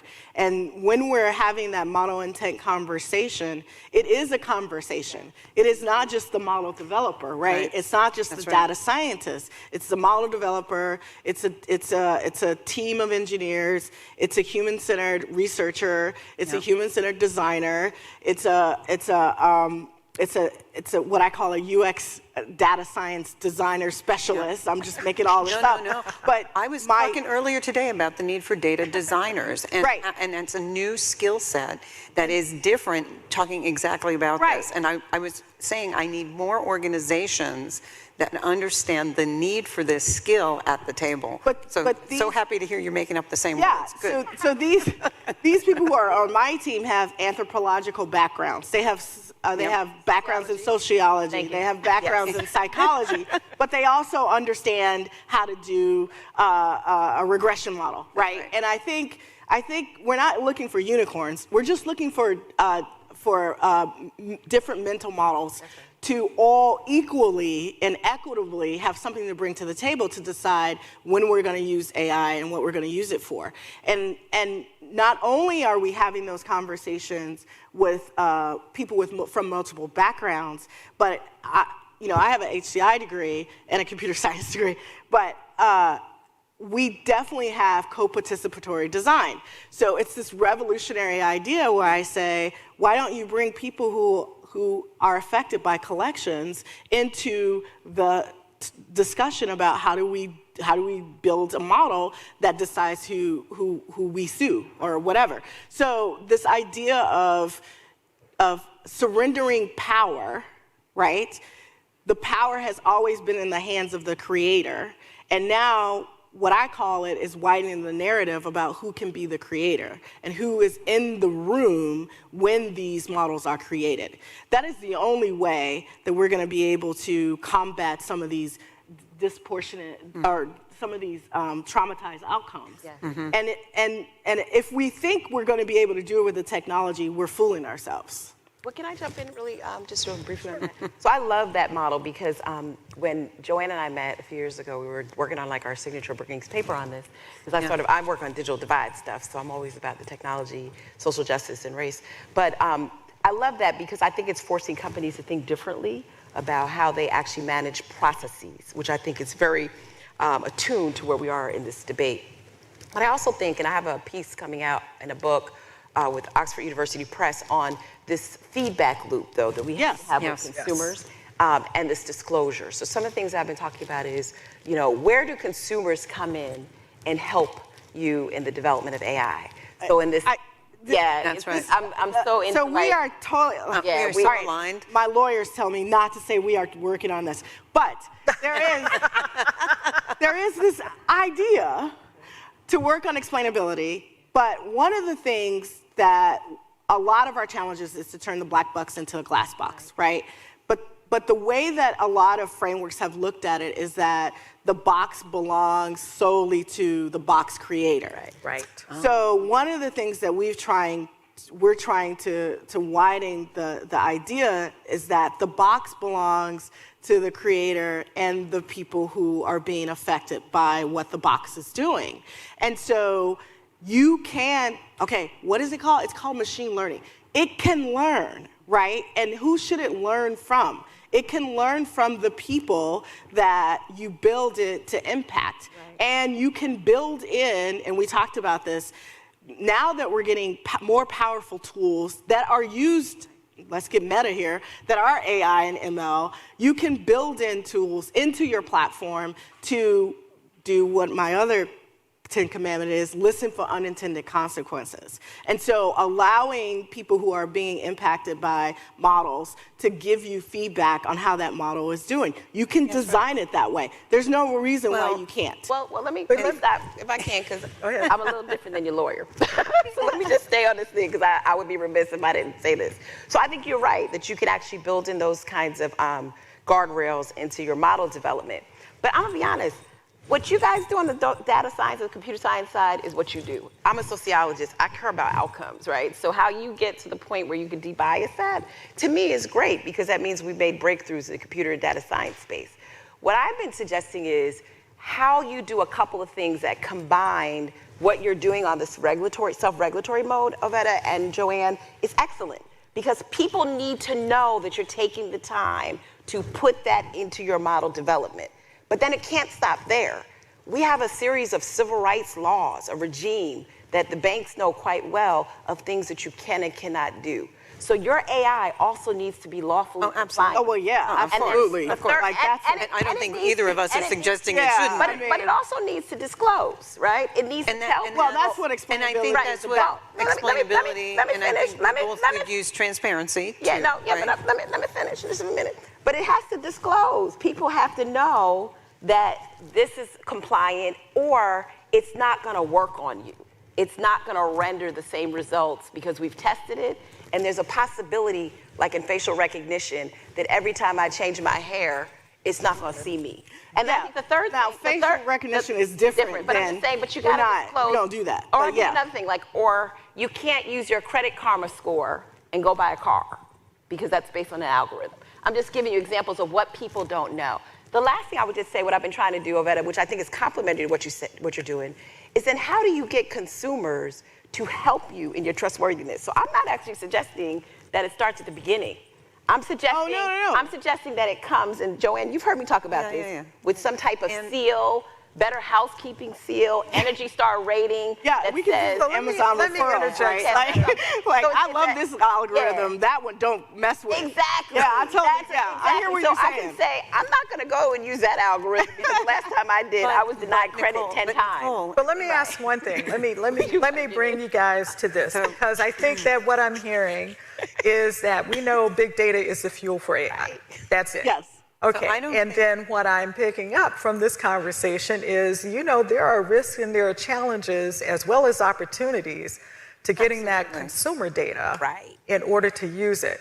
But how do you deal with those risks, especially when you're talking from the perspective of bringing the consumer into the room?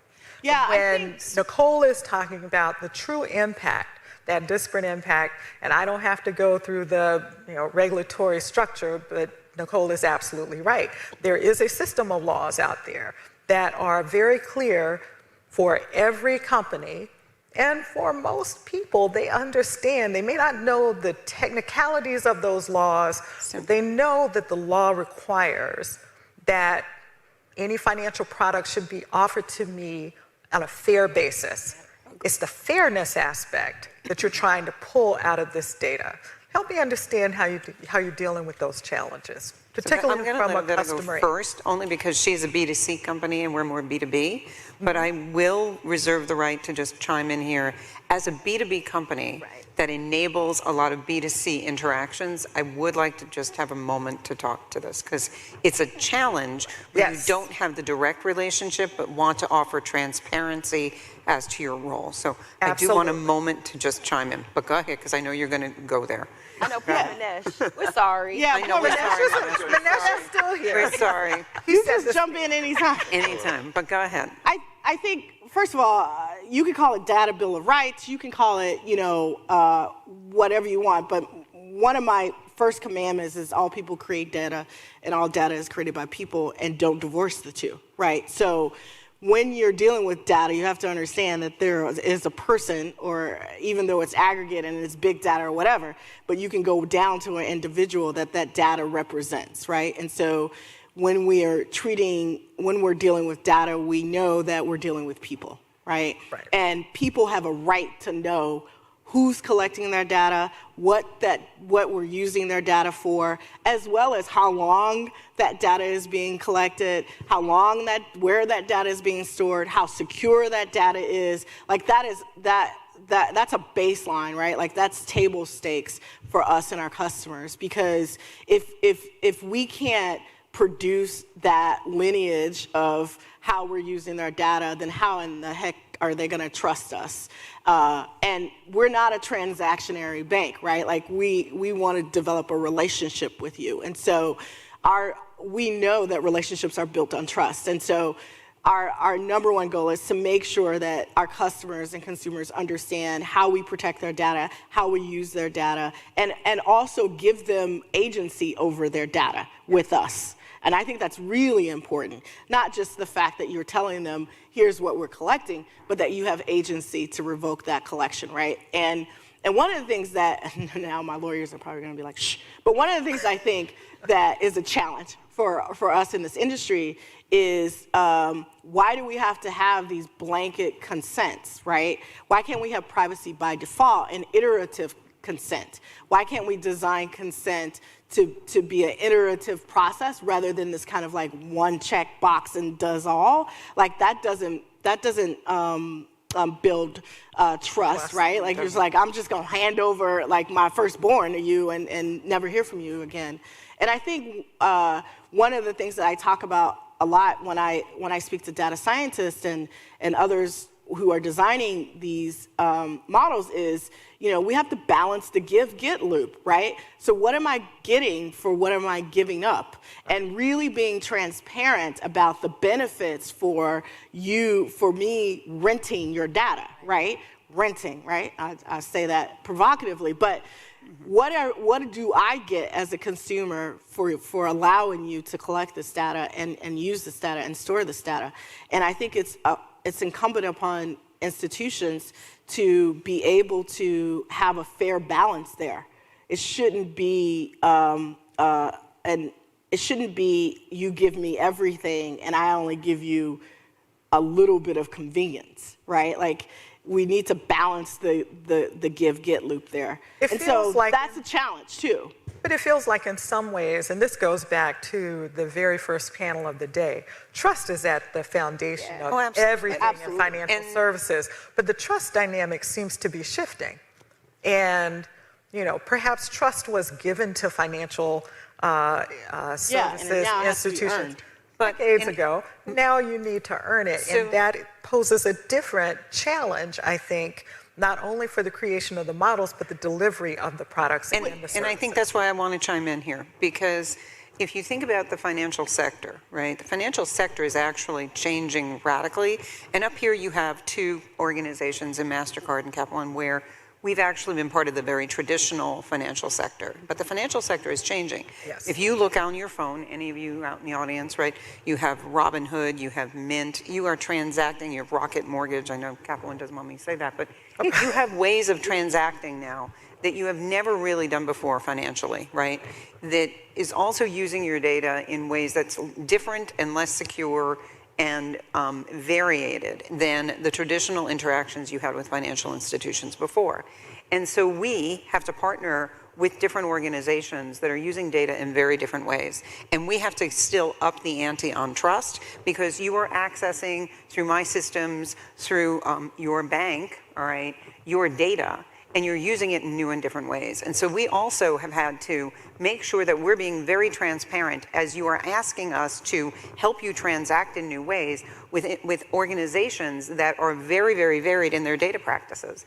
And so individuals also need to be aware, right? So we have the same, you know, you own your own data, you should control your own data, you have an absolute right to privacy and security, right? And you should also understand the benefits of what you are getting from that interaction, right? Yes. Those are our 4 principles all the time. And we also believe that all organizations are only stewards of your data. You have the best right to your data, no matter how many organizations you are giving your data to or sharing your data with. But in return, we better be accountable, we better be transparent, we better have integrity in our practices with you, but we're also going to innovate, right? We're going to obviously do privacy and security, but when we do innovation, and that integrity moment means we better have the ability to be transparent and interact with you.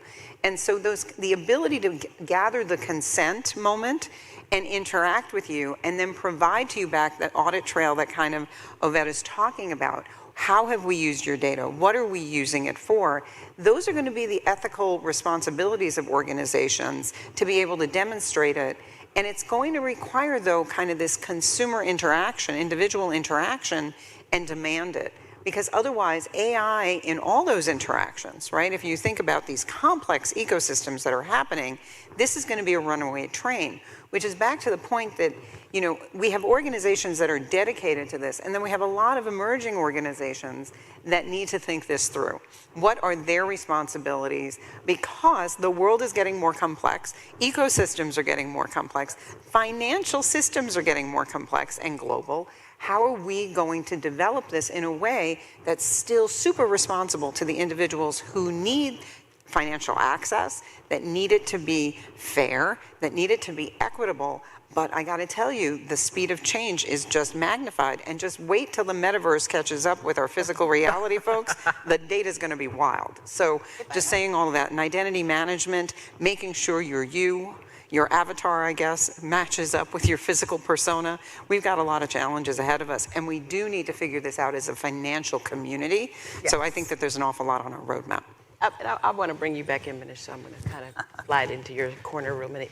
You know, I think what we're talking about from a policymaker perspective goes back to the fact that in the U.S. we don't have privacy policy that's federally based, that's uniform and sets out standards. I think most of us would agree that the consent-based framework is just archaic and we need to move away from that.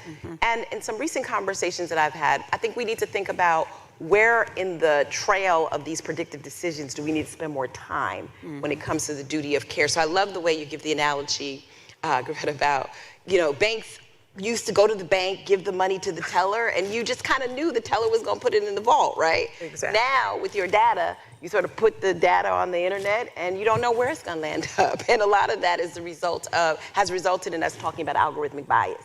I'm a huge a fan of the fact of this argument that we probably wouldn't have such untethered and out of control algorithmic bias if we had better privacy legislation. Yeah. Because we'd have a clear sense out of the 100 million variables that are out there in a person's digital footprint that there's only a few that we can actually touch. Yeah. With that being the case, I do think this is worth a conversation. That's why I'm bringing you in. So just get ready. You better take this mic while you have it. Is this idea of third-party audits, right? Independent third-party audits, as technical assessments, litmus tests. When I was doing my research on the Energy Star rating, I went to banks. And there was a litmus test with quantitative modelers to suggest if a proxy was going to mirror a disparate impact. So having those built in, better training, so what you all are talking about, but also getting folks to understand, and I'll put it out here, something we're working on at Brookings, this anti-racist framework to AI.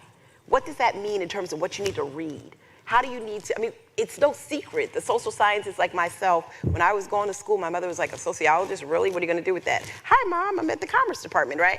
Part of it is social scientists and data scientists do not have those conversations in productive ways. So when they come to your companies, they understand it, So you're sort of getting people along, much like we've done with other corporate initiatives, but how do we start from the pipeline? Yeah. So, yeah. Go ahead, man. So I think that's where we actually need a lot of innovation now, because one thing that we really don't know how to do well is how to audit AI. Like, we talk about impact assessments, we talk about third-party audits, but those are incredibly hard to standardize. Right? It's very hard to go to company A and company B and say, I've audited both of those. How do I compare the results? How do I know who has better practices? Where is one person doing well and one is not? And so that, I think, is where we need to see experimentation and innovation today. Because going forward, we need to be able to have a third party come in and standardize and say, here's what we're going to do across the industry, or here's the best practices that we're going to set. And currently, we just don't really have that consensus. And I think that's what we're working towards now. And I just want to take a second. We are audited, but go ahead. I just want to take a second because we got about 7 minutes left. And I do want to make sure that if anyone in the audience has questions for this panel, and you see this panel is on fire, so there are a couple of mics right at the front here. So if you have questions, please come down. I will look for anyone who wants to pose a question. Ovetta, I'm turning it back over to you while we wait to see. Prior to coming to Capital One, I was a social scientist. that was my thing. So I totally get, I'm both sides of this. It's like half of Ovetta is over here and half is there.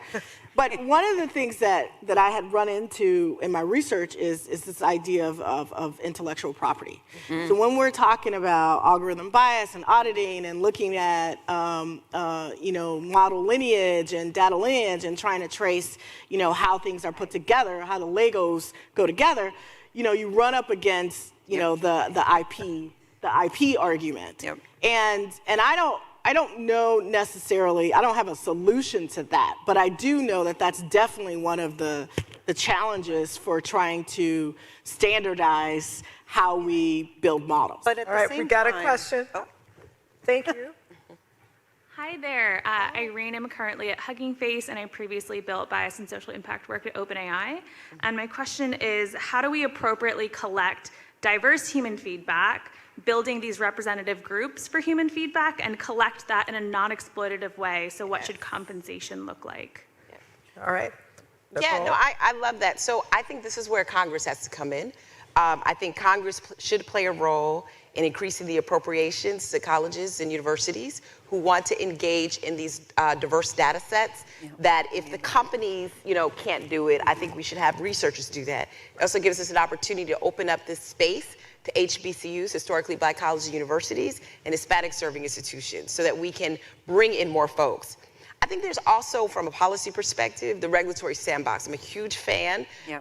If you want to know more about me as a Black woman, just ask me and ensure that there is the appropriate protections on both sides so that I don't land up, and I give this example often, and Provetta probably know about, Henrietta Lacks, where we took the data of a Black woman to solve cancer, and she left an impoverished person who died without being healed by the use of her own stem cells. What I'm suggesting is I think there's a praxis that we have to put together that allows us to sort of have this reciprocity under the guardrail of potentially a regulatory sandbox, in my opinion. And I think the other way that we also protect groups is that the challenge that we have in technology is that we operate from what Adam Thierer called permissionless innovation. Break it and apologize later. This permissionless forgiveness has become the reason why we're here today. I think it's really important for companies to really assess, much like I have to do as a social scientist, my human subject care. I don't mind, and some people disagree with me, some singular variables that are for market surveillance. I love patent leather shoes. Market as many as you want. I like some of these financial service markets. I've given consent every time I click, implicitly. But I don't like it when it's sort of correlated in ways that it doesn't make sense for me. Whereas, for example, my buying of patent leather shoes lends itself to be assumed that based on other things on the internet that I do, that I may, be broke, or I may need credit, or I may be, which leads to those denials. So I think we have to have a serious conversation in sensitive use cases like financial services, like employment, like healthcare. How do we deem the handling of human subjects for marketplace consumption? And that's where I think we have to have a duty of care that we've not spoken about. I think it's like a shifting of paradigm. From, I think this is not just the technology, right? It's a social, it's a social technical that has impact to society. And I think, one of the things that when I was at Microsoft, we did harms modeling, right? Like that's a sociology framework, but, we applied it to the technology, and it's really important that we think about that. But the thing about the data sets that I think, also when I was at Microsoft, one of the things that we tried to do is to, a lot of the data sets for Cortana and Alexa and Siri were based on, Enron trials, because it's free, right? Like that data is out there and free, but it's not fair and it's not equitable. And so how do we again beware the sin of omission? How do we bring in people who have been omitted historically in data collection into the fold willingly, compensated correctly, but also giving them a place of honor? Well, one thing, and I see you guys, I'm coming, but one thing I think that I noticed about this conversation that is a shift that I've seen through my career is, I think you called it renting the consumer's data.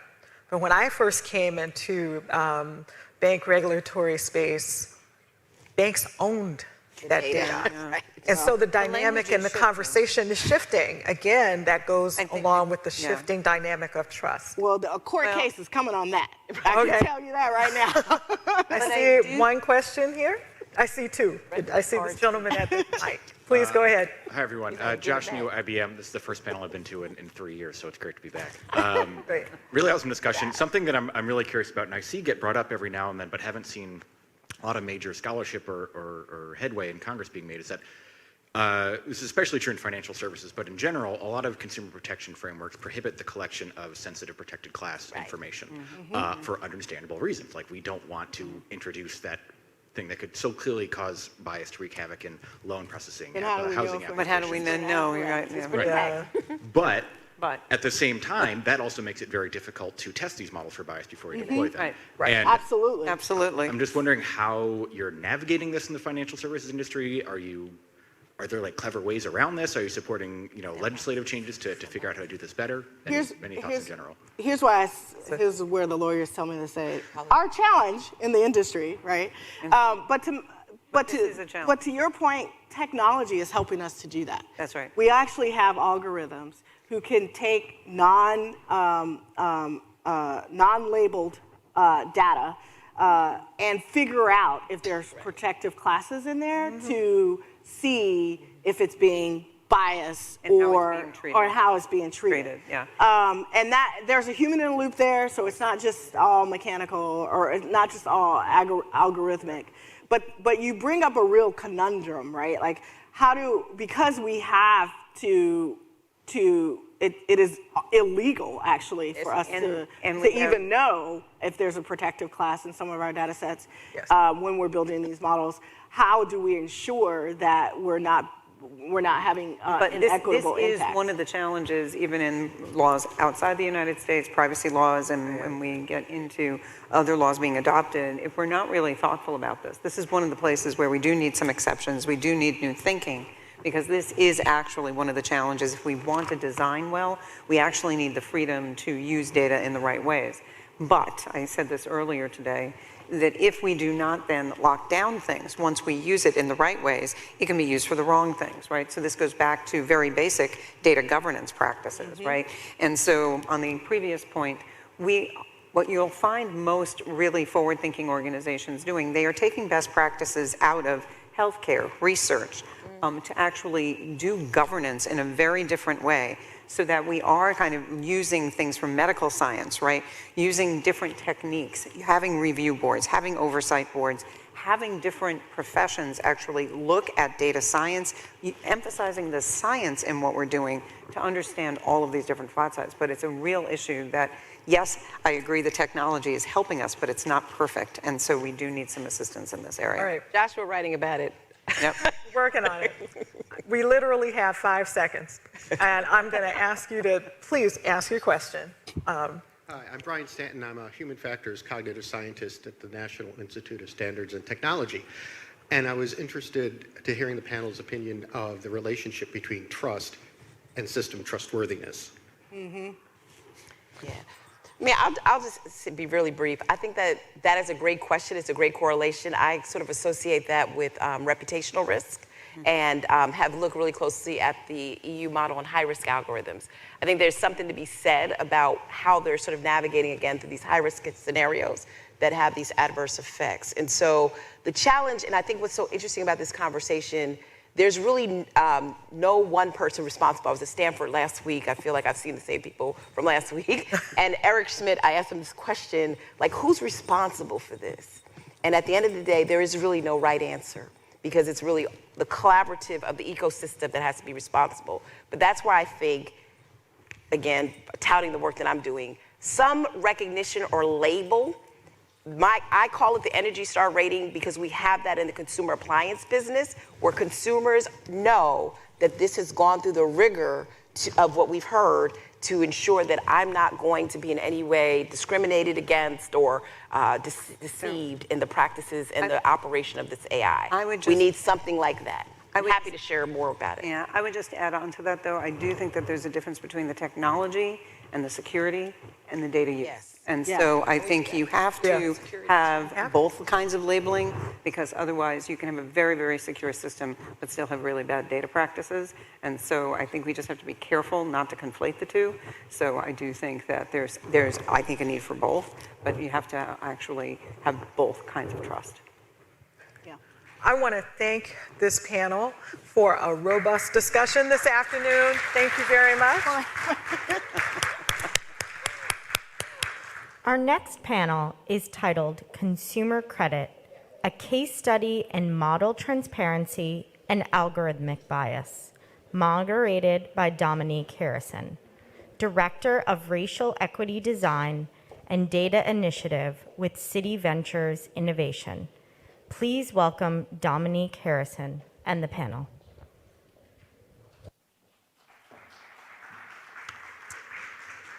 Good afternoon.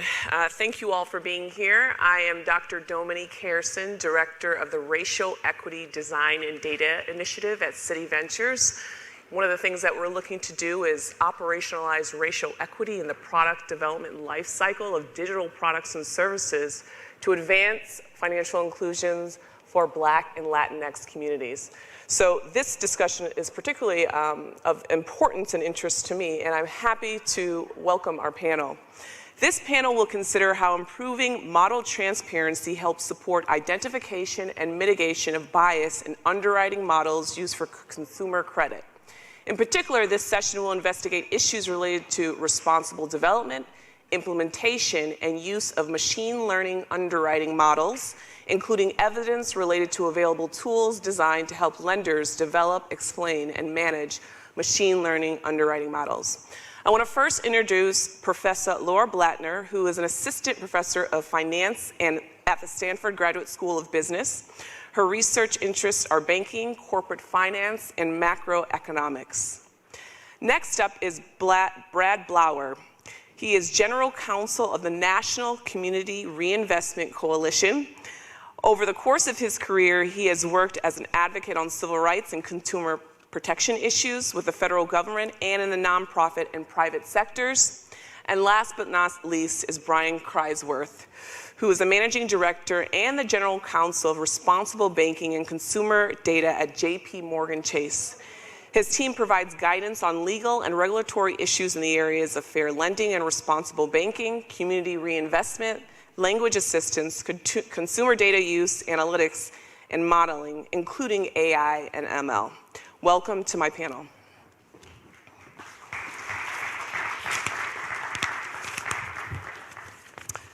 All right. So, advances in artificial intelligence and machine learning have revolutionized our approach in a number of industries, including financial services, as we've spoken about today. However, there are a number of concerns about the ways in which machine learning algorithms may perpetuate or exacerbate systemic discrimination, in lending for people of color.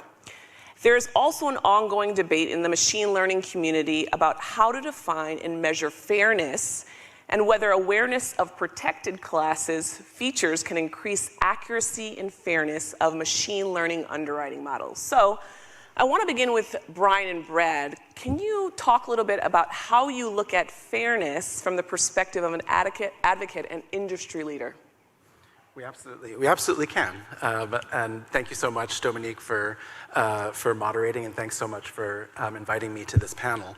So I think one of the most interesting things about financial services, and it's been mentioned before, is that as a very highly regulated industry, we actually already, for a long time, have been addressing existing legal and regulatory requirements on these very issues. And we'll start by talking about fairness, and then later we'll talk about explainability and adverse action reasons in particular. And so we start where the law and the regulations start, right, which is with thinking about both disparate treatment risk, about the direct consideration of prohibited bases, and also about, perhaps more importantly, disparate impact risk, which is focused on neutral policies and procedures, like, for example, models, that may result in disparate outcomes on a prohibited basis. That rule, and as well as the rule that we'll discuss about adverse action, applies to all credit decisions, right? Whether those decisions are model-driven or not, whether the model is AI ML or not. Having said that, compliance with this requirement has certainly become more complex. In an age when we are driving towards machine learning and potentially utilizing somewhat less transparent models. But when we think about fairness, and I think we'll certainly get to points about thinking through how we can evaluate models that have been built in order to mitigate risks of bias or disparate impact. But actually, I think it's very important, I'm sure Brad will agree, that from both an industry and an advocate perspective, that we start by thinking about the data that's actually going into those models in the first instance. I think prior panelists have pointed out that one of the advantages of machine learning techniques is that they enable the consideration of a far broader swath of data, which can be very helpful with respect to those who may lack information from traditional data sources. But from a fairness perspective, as we think about the data that goes into models, machine learning, or otherwise, we think about a number of things. We think about ensuring that the data are representative, right? We want to build a model that's going to be able to predict effectively for both across the population, but also for various subgroups within the population. We obviously want to avoid the direct inclusion of prohibited bases or close proxies for those prohibited bases, although maybe, Dominique, as your question implied, we should talk a little bit about whether being more aware of those factors, if done carefully, could actually improve outcomes. Yeah. We also tend to, and the OCC has very helpfully provided us guidance with respect to this point, think about putting data into models that has an understandable relationship to credit. And so while on the one hand we want to incorporate new pieces of information that may allow for a sort of broader view of folks, by the same token we want to make sure that we're not sucking into our models attributes whose relationship to credit is not self-evident or articulable. And finally, of course, we want to try to avoid encoding bias. We've talked about that. Certainly the prior panel was focused on traumatized data sets. Thank you, Dr. Turner-Lee, for that phrase. We're clearly thinking about that as well. Of course, part of the point there is to ensure that the data sets are representative, but also it's important to ensure that the data that we're pulling in isn't itself infected with bias. That may be a little bit more challenging in other contexts. For example, if you were building a hiring model, and that hiring model was utilizing data about who was hired in the past, it's entirely possible that those past hiring decisions were themselves discriminatory, and obviously using that information, as some have found, will actually drive discriminatory decisions in the present. Hopefully that's something that is less of an issue, although obviously not an issue at all, in the context that we're discussing here today, right? The use of machine learning in credit underwriting, in particular because a credit underwriting model is going to be built on very recent data, and it's going to be built on data about very recent default activity. And so we, rather than sort of relying on prior potentially biased employment decisions, we're actually looking in the very recent past at actual defaults. So that certainly helps. I feel like I should stop talking, Brad, and give you a chance to jump in. But there's certainly more to the fairness assessment, but that's the sort of beginning. Even before the modelers begin their model development process, there's a lot of discussion about what's even going to be incorporated into that process. And then, of course, during the course of that development process, there are robust activities that compliance professionals will engage in interaction with the modelers to ensure that we've evaluated those models and worked to identify potential alternatives that might mitigate bias risk. But let me leave it to my advocate colleague. Well, I would just add to what Brian said that, I've worked on the industry side and now I'm working for the National Community Reinvestment Coalition, and thank you for including me in today's panel. The NCRC is really focused on financial inclusion for low and moderate income communities and communities of color. And what I would add to Brian's definition, from an advocacy perspective, when you're thinking about fairness, we want to make sure that when you're applying for or even seeking out information about credit, that you have reasonable and equal access to what the information is, different product lines, that you're not being steered to just certain products and not the full array of products offered by the company, and that you're considered based upon your individualized credit characteristics, not based upon where you live, where you shop, the click-through rates of people in your neighborhood, the profitability of people in your neighborhood, because those things all skew heavily towards white people. And so we have to be really careful about that. And we were discussing before the panel, a classic story of a company that got it wrong. One of the big tech companies, I think you can figure out which one, was deciding who to give same-day delivery of services to. And they were looking at, let's go to communities that have good roads, that have a lot of computer systems and good Wi-Fi connections. Well, it was a PR disaster, because when they launched the program for same-day delivery, it was all white communities. And so they had to do a retread and add additional communities to the mix. The other thing I'd add is, it's very important that when you're thinking about fairness, you also look at the types of data that are proxy for race, gender, ethnicity.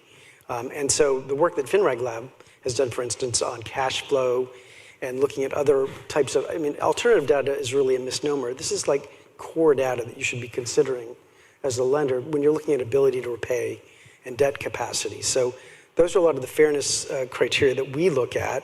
I would also add, one of the key things, and we can talk about this a little bit later with model development, is making sure that you have a diversity of perspectives when you're developing your models and thinking about your underwriting criteria and things like that.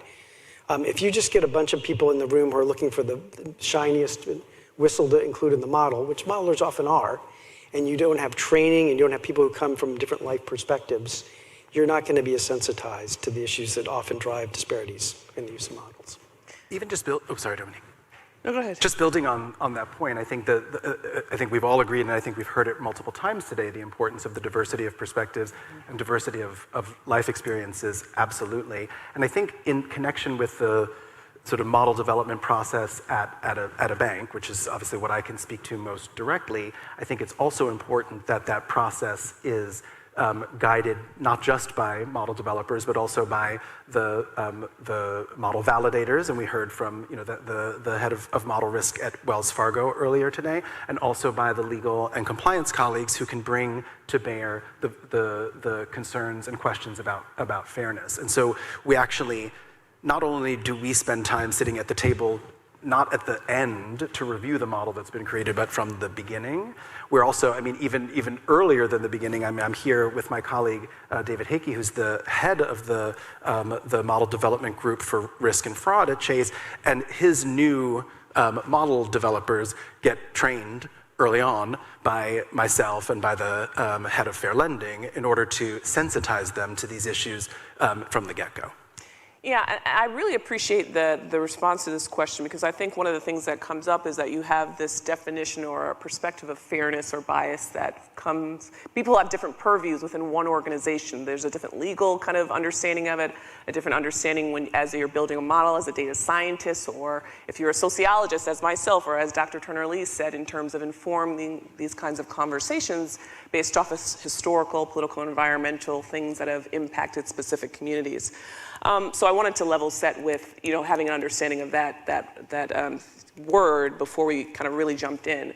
And so, one thing is that Congress has tasked specific federal agencies with ensuring that companies that develop consumer financial products and services operate transparently and efficiently to facilitate access, fairness, and innovation. And one important issue is how complex AI models address the requirement by creditors to provide consumers with the main reason for a denial of credit or other adverse actions, which was spoken about earlier. I wanted to hear from you, Brad and Brian. How are you all addressing this requirement in machine learning models? Do you want me to start? Well, I'll go first this time. So, I think one of the main things, and I had experience working at a bank as well, one of the beauties of having to give these model reasons codes for denial is if you have to sit down at a table with your peers at a company and decide, this is what we'd have to say to the applicant, and you're like, that sounds horrible. Like, I don't want to have to say that to someone, then that's probably a bit of data that you should not be including in your model. So that's one thing. And then one thing that we at NCRC have really been pushing is for companies to really think about only including data that people really have the agency to make a change to. You don't want to include immutable data that it's going to be very hard for someone to change their behavior in your models. You want to be able to give reason codes if people don't get the credit that they asked for or on the terms that they sought, that they can actually look at the reason codes and say, oh, this is something that I should consider changing in my behavior so I can qualify for better credit.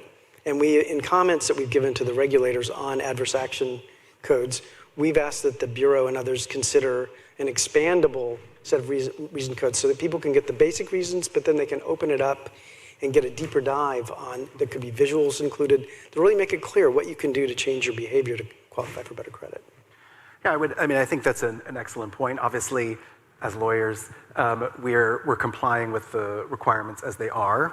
As policy participants, we may think about what the requirements could be. Yep. Although also I think it's very valuable, again, to hear from a financial services perspective about this issue, because I think the way that we experience this requirement or could iterate around this requirement may help, as I think Melissa may have suggested before, think about how similar requirements might migrate to other contexts and might provide similar values of transparency. But the current requirement, of course, says principal reasons, says usually no more than 4 principal reasons, and really requires more or less that those reasons be accurate, the ones that were actually used, and that they be sufficiently specific, right? So a lender can't simply say, you didn't meet my score threshold. They need to actually articulate why you didn't meet their score thresholds. Of course, this requirement definitely becomes more complex when you're utilizing more complex modeling techniques. I know we've had discussions today about sort of different approaches to explainability in this context. Obviously, one solution is to build models that are inherently interpretable, and that's certainly an approach. Other approaches, and I certainly understand that these approaches are sort of gaining adherence, are approaches that may employ more complex modeling techniques and then use sort of post hoc explainability methods, and I'm sure that Dr. Blattner will talk about how exactly those tools were performing in the research that she's going to describe. But interestingly, in the discussions that sort of we've had about complying with current adverse action requirements, setting actionability aside for just a sec, we actually are trying our best to take the same approach that we take in the logistic or simple model context and try to transplant it as best we can into the machine learning context by using techniques for evaluating the contributions that the perhaps greater number of variables in the model are making to the outcome. As far as actionability is concerned, I think there's a significant policy advantage in it, right? In telling folks what they can do to improve their chances of approval. It's one of the things, again, that we'll talk about in the research. It's not a current requirement, and there, to some extent, I think there are quite natural attributes that might go into a model that may not be directly actionable except by waiting. For example, you recently went bankrupt. Sadly, the only solution to that is to wait for that bankruptcy to sort of age. But certainly it's sort of worthy of policy discussion and also potentially worthy of meeting the current adverse action requirement and perhaps creating some flexibility for lenders to make suggestions as to things that could be changed to improve chances of approval. And just really quickly, I'd like to add, there's been a lot of discussion at today's conference and outside about the black box and skepticism about AI. And I think it's good to have a healthy skepticism, but also there's a lot of promise for AI to really expand access to credit and products. So we come into this as NCRC as wanting to work with industry to find common ground on ways to really use it. So it's not a black box. So if you're using a vendor, you really need to understand their model and explain it. We saw the whole Facebook issue a couple of years ago where Facebook was having some issues about explainability to its companies that it worked with on marketing. And so a lot of companies pulled back because they weren't comfortable because they couldn't explain what the vendor they were working with was doing. And I'll double down on that. I mean, I think the machine learning, by bringing in more data and by capturing more complex interactions, has the risks that we've discussed, but it has the benefits of improving the ability to predict what we're trying to predict, right? Which is in this context at least default. And when that ability is improved, it is often our experience that will enable expansion and access.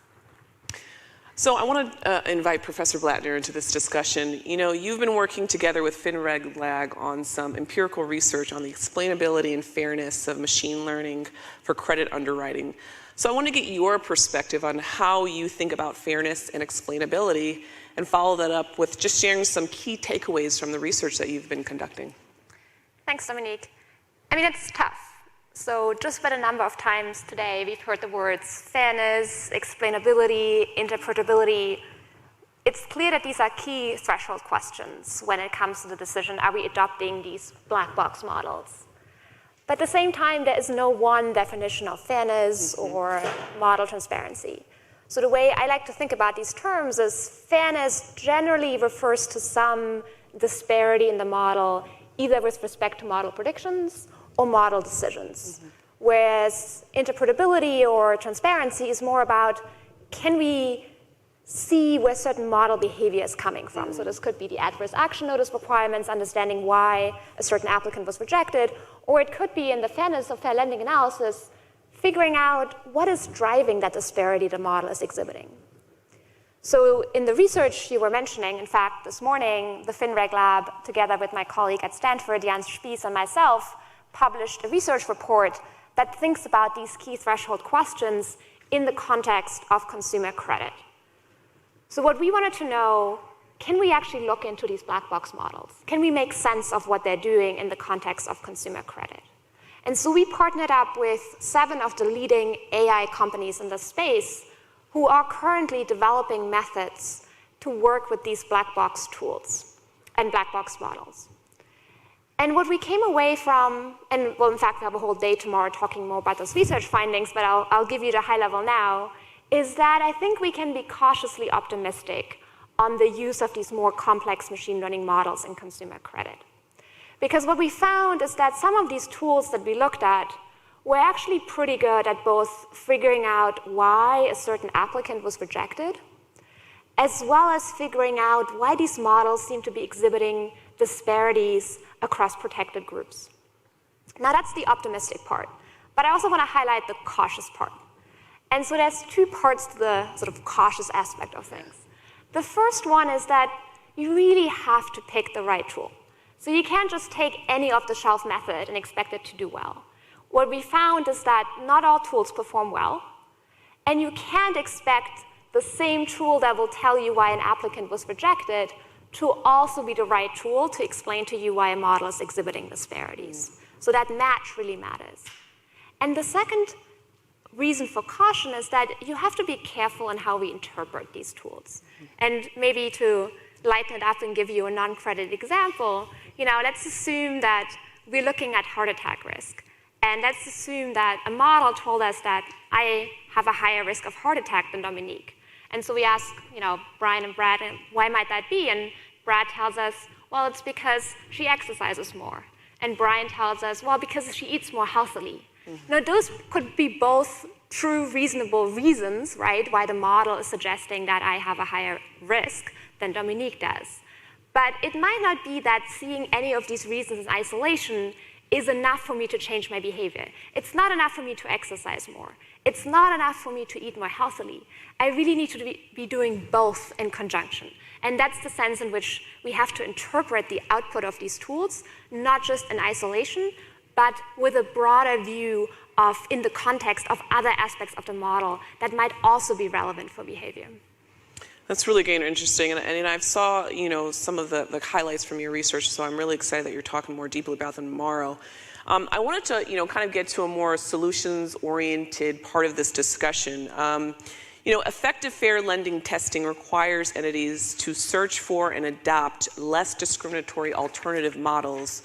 And Brad, I wanted to start off with you. You've been working on finding common ground with the industry on this approach. What are some of the actions and steps that creditors should explore and adopt when conducting effective fair lending searches for less discriminatory alternative models? Well, I'd start out by saying, about a year ago, the NCRC has what it calls its Innovation Council. And so we meet periodically with about 8 or 9 key players in the fintech industry. We also have a bankers council, community bankers council as well. And we've talked with them about disparate impact. And last year, the Innovation Council, these fintech companies and NCRC, came out with basically a statement saying disparate impact is here to stay. The companies embraced that framework for looking at their products and services and financial products, and made a commitment to applying the 3-part test of, you have to have a legitimate business purpose for if there's any disparity, and you have to make sure that there's not a less discriminatory alternative. That's the 3-part test. So, I think what we would expect and what we've actually advocated to the CFPB is that the Bureau and the prudential regulators could give more guidance upon how regularly should companies look at their models to determine that there's not a less discriminatory alternative. Could the Bureau and others, and this ties in very nicely with NIST and what it's looking at, could there be guidance on what is practical significant? What is just noise in the system that's not really discrimination versus something that really we should be concerned about, and the lender should have to do a deeper dive if it finds there are disparities above a certain level. And then also looking at self-testing. We really want to encourage lenders to do self-testing, including sampling demographic data and collecting data about your race, ethnicity, and gender, not for the purposes of underwriting, but for the purposes of validating and calibrating and making sure that the models that you're using are accurate and are fair. And so those are all things that we've advocated to the Bureau that they consider by way of guidance, because it would make it much more easy in some ways for companies to implement an effective disparate impact framework if they had some more guidance. Now, the tendency has been with the regulators to say, well, we know discrimination when we see it. And that's been the MO so far. But we're pushing with industry as well for a little more teeth in terms of setting some bright lines that I think would be helpful to the industry and helpful to consumers as well. You know, one of the things that your research made me think about, Laura, is that, you know, many banks rely on third-party kind of companies to develop these models, to test for these kinds of things. And so you must really kind of be intentional about understanding the ways in which those third-party organizations are operating, or the tools that they're developing that can in fact may produce more discriminatory outcomes, or could do better than the tools that you're creating in-house. But I would love to hear from you, what are some of the diagnostic tools that can be useful for users of machine learning models?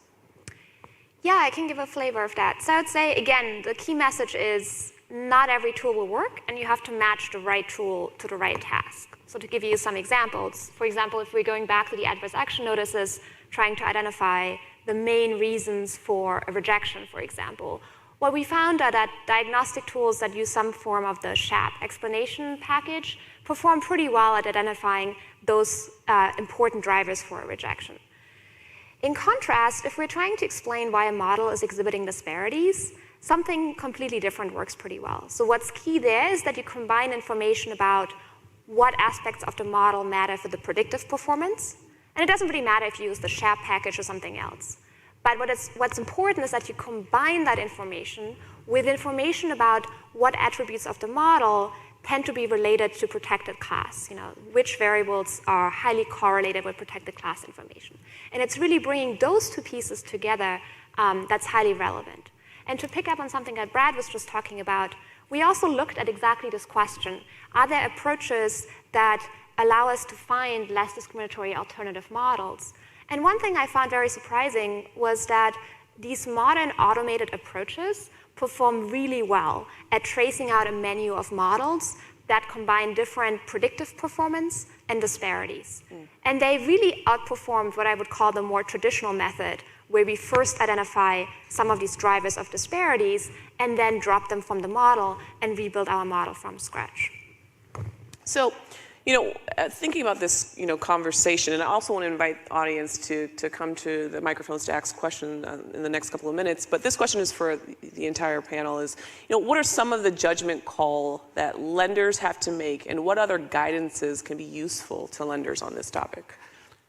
I can start, although of course Brad has lots of ideas, both from his advocate perspective and a former lender perspective. And of course, you've already offered a couple of them, right? There are definitely ways in which lenders are very keen for more guidance, and regulators sometimes understandably reluctant to provide it. But in this context, I do think that actually providing the guidance will actually enable broader adoption of models that may expand access. And so in that respect, it could be really beneficial all around.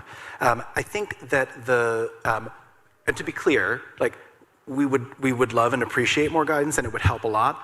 We manage these questions without it. There are lots of lawyers like me and compliance professionals and model developers who can manage with a more general legal regime and regulatory regime. However, we need to make a series of judgment calls, Dominique, much like you were suggesting, and having a little bit more directionality in guidance from the regulators would help.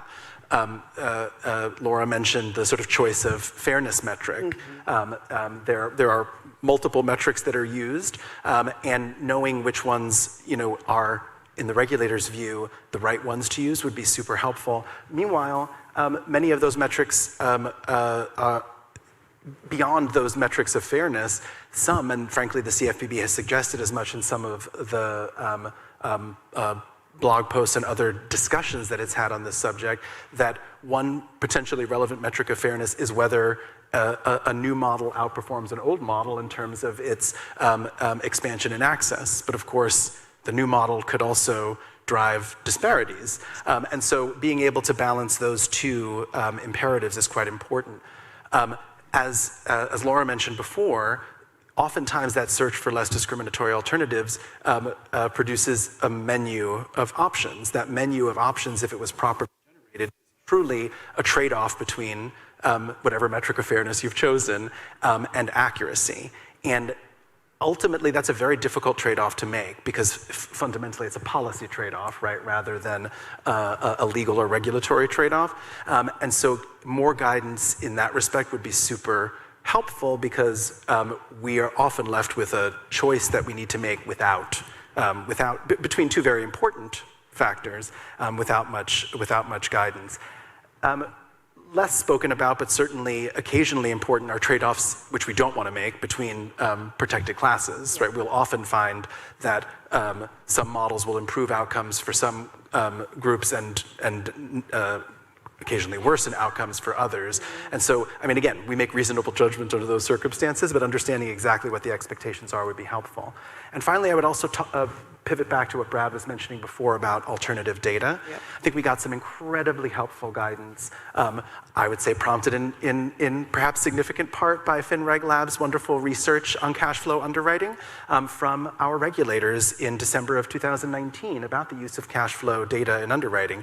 And I would say that that's a form of, quote, alternative data, although that may not be the best description for it at this point, that's seeing widespread adoption. Yeah. There are many other potential types of data. I would say that organizations like mine and probably many others are a little reluctant to think about those broader sets of data, notwithstanding the benefits they could provide, because of concern about how our regulators are likely to view models that include them. And just touching upon Brian's point about fairness versus accuracy, I mean, we've actually advocated to the regulators as the NCRC that often you find lenders are, in a way, paralyzed when they have to make a choice between accuracy and fairness because they're worried on the one hand, if they're less accurate, then they have safety and soundness concerns with those regulators. We've argued you should be able to turn the dial a little bit towards fairness and lose a little bit of accuracy and not get dinged by your prudential regulator in doing so. And we also think you shouldn't be penalized for looking for and implementing a less discriminatory alternative. It shouldn't be viewed in and of itself as a indicia that your previous model was inferior. No, you're leaning in and you're improving your systems, and you should get credit for that. Absolutely. I mean, they all have major, outcomes or impacts for the communities that we're most concerned about, which are people of color. And the data shows what that can mean for their livelihood and what that means for wealth building and a number of other issues. But I want to turn to the audience, the first person to come to the microphone. Hello, Tim Duncan, Fintech Commons. Thank you for a really informative conversation. It's been great. I had a question for you. We found last summer Fannie Mae and Freddie Mac decided to include rental data in their credit decisioning process. And lo and behold, from what I've read, that expanded credit by about 15 to 20% in terms of approvals to people that otherwise would have gotten denials. So what does that say? Something that's right out there in front of everybody, rental data that has such a tremendous impact on an important area, one of the most important areas in the wealth gap in our country.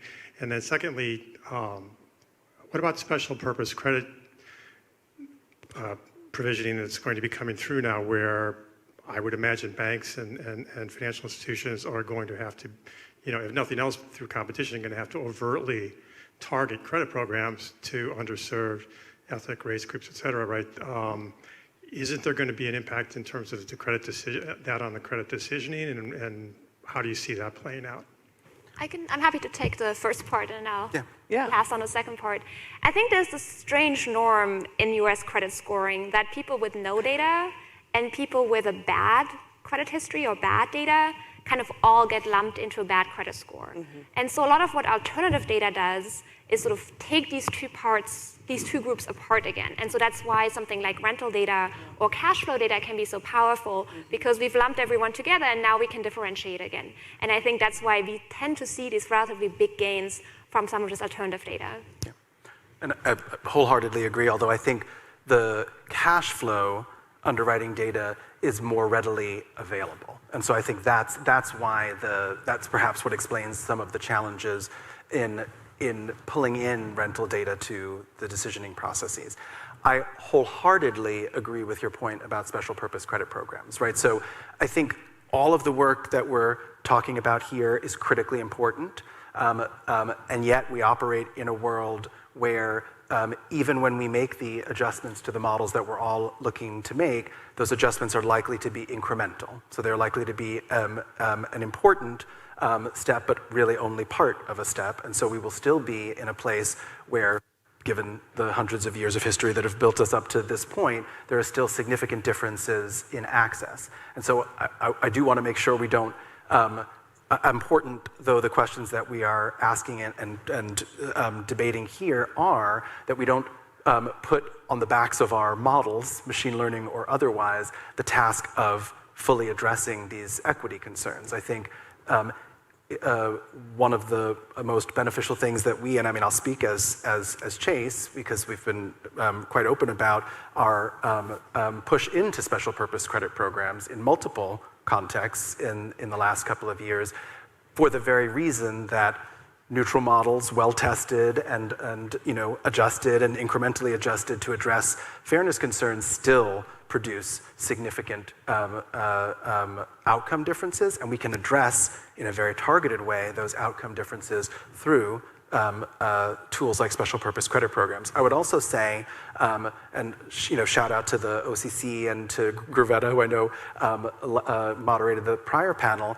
The OCC's Project REACH, which is a highly sort of collaborative effort, includes as one of its components getting, again, additional data into lenders' decisioning processes, which doesn't need to be modeled. It can be sort of just taken in as a positive signal, much as you were suggesting, Laura.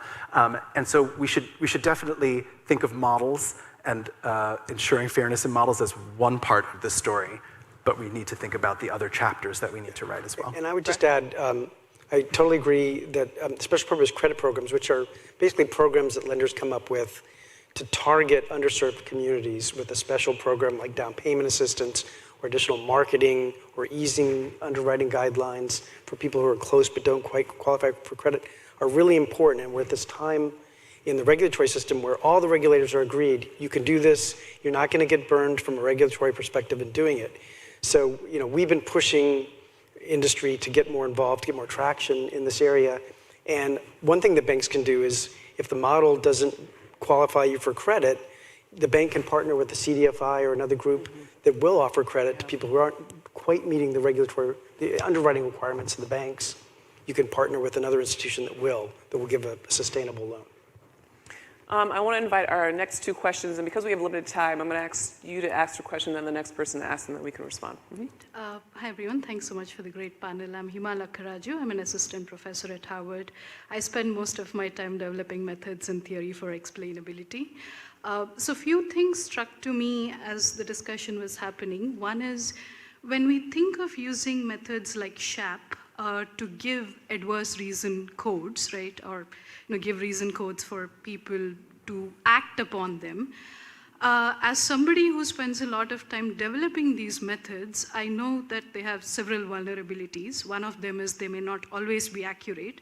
The other two well-documented vulnerabilities are that they lack consistency, which means if I run the same method repeatedly, I might get different answers. And they lack stability, which means if I make a small change to a data point, the answers that I get can be drastically different. So if I'm using such methods to give actionable insights to people, and if they're not entirely reliable themselves, I worry a little bit about what would be the implication of that. So I'd be curious to hear more comments from the panel.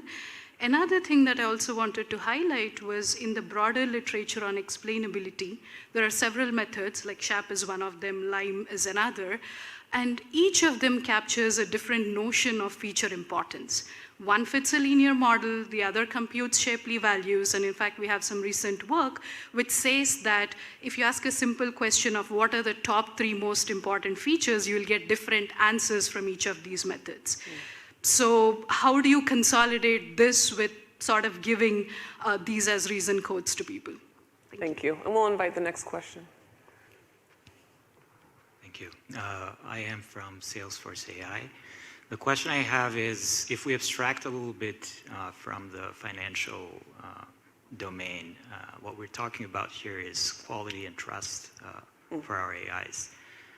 And quality and trust is always stakeholder dependent because we've had regulations, et cetera, in the food industry, but what McDonald's thinks about health quality of hamburgers is very different from what one of us thinks about. So there is this power dynamic there that different stakeholders have different definitions of quality and trust.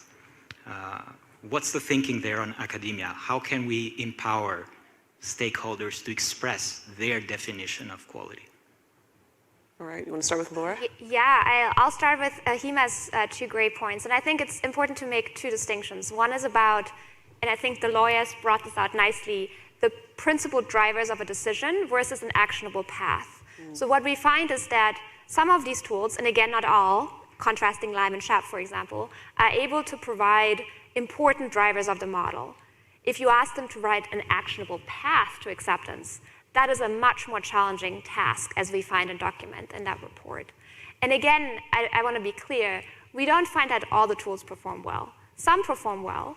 And also, again, we very much find this inconsistency in the sense that you'll get different answers. It's not always clear that one answer is right and the others are wrong. And I think my little example was trying to illustrate that. And so again, I think I want to be careful in saying a tool identifies the driver of a decision of a model, as opposed to a tool identifies some important drivers of a model. I think the latter we have confidence in, the former we cannot say. Right.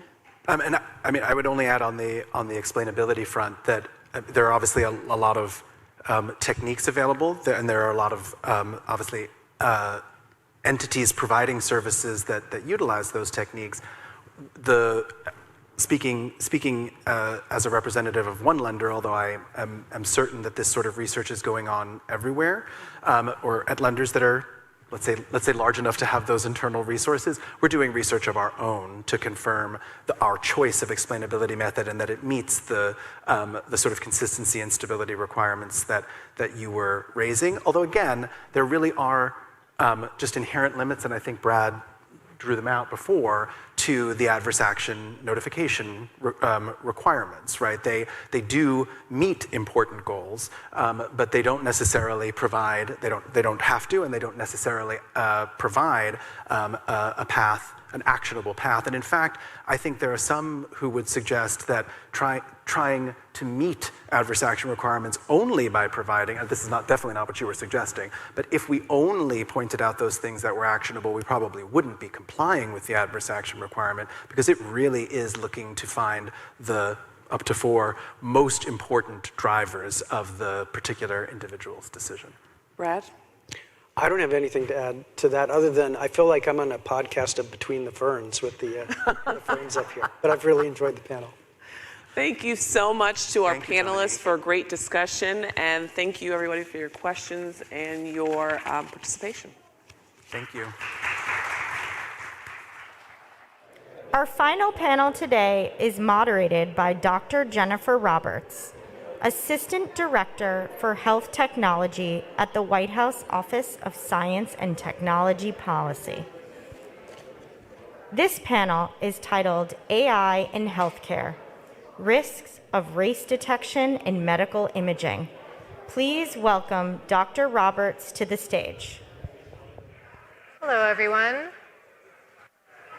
So we'd like to get started.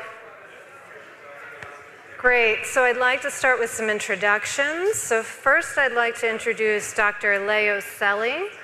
Dr. Selly is the principal research scientist at MIT. He is also a physician in the Division of Pulmonary and Critical Care and Medicine at Beth Israel Deaconess Medical Center, and an associate professor part-time of medicine at Harvard. He's practiced medicine in 3 continents and has perspectives on healthcare delivery based on those experiences. In addition, in his role as a principal research scientist, he brings together both clinicians and data scientists to research new technologies that use data that's routinely connected in the intensive care unit. Next, I'd like to introduce Dr. Taha Kasut. He is the Director of Machine Learning and Chief Medical Officer at Amazon Web Services.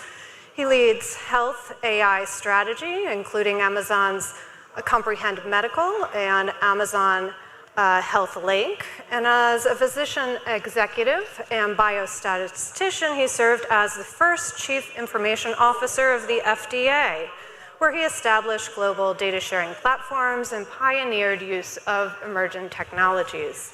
And then finally, I'm pleased to introduce Dr. Lala Saeed Kalantari, an associate research scientist at the Lowlandfield Tenenbaum Research Institute at Sinai Health in Toronto. Her research focuses on developing artificial intelligence-based medical image diagnostic methods, and she's earned awards for her work, including an NSERC postdoctoral fellowship, a Research in Motion Ontario Graduate Scholarship, and we're happy to have her here today because both she and Dr. Selly are co-authors on an interesting paper entitled Reading Race, AI Recognizes Patients' Racial Identity in Medical Images. So, I'd like to start out a little bit by digging into this paper in a little bit more detail. So to provide some background context, they've had a surprising finding about AI and race, where effectively we can detect correlates of race from images in a way that is invisible to the human eye and is quite robust. And we're interested today in discussing some of the implications that that has for health policy, healthcare access, and equity. So to start out, Lala, if you wouldn't mind talking a little bit about the motivation for the paper and some of the findings. Hi, thank you for the invitation. Actually, maybe the story of that paper started like a while earlier when we were kind of analyzing the fairness of AI medical image diagnostic tools.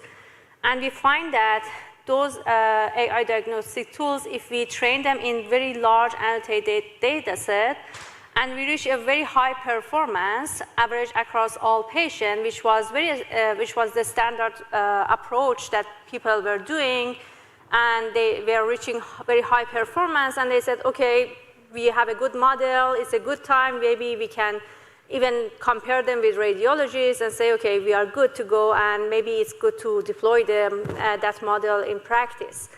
So we did kind of the similar approach. We trained AI model on those large data sets, but we wanted to make sure that all those data sets have equality of opportunity in correct disease diagnosis for all patients, regardless of their age, sex, race, or even their social economic status.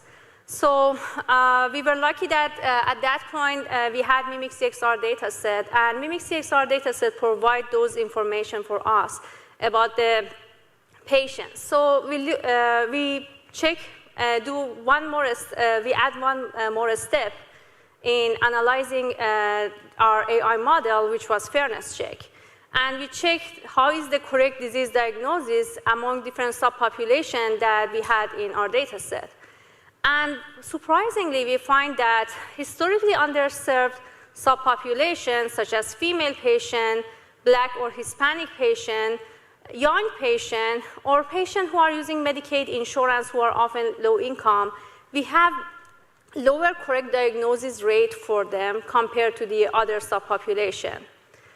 So we published our results at that point, and then I was contacted with a group of scientists from different universities, including Dr. Leo Selly from MIT, from Emory University, and a couple of other universities. And the purpose of that, we started a collaboration to kind of remove these biases and make AI model in medical image domain fair. So the first question that we had was that why this is happening. So we kind of do this analysis again in some other data set. For example, in a data set from Emory University where it has like 50-50% distribution of black and white patient, and we see exactly consistent results. Still, the model was unfair to black patient.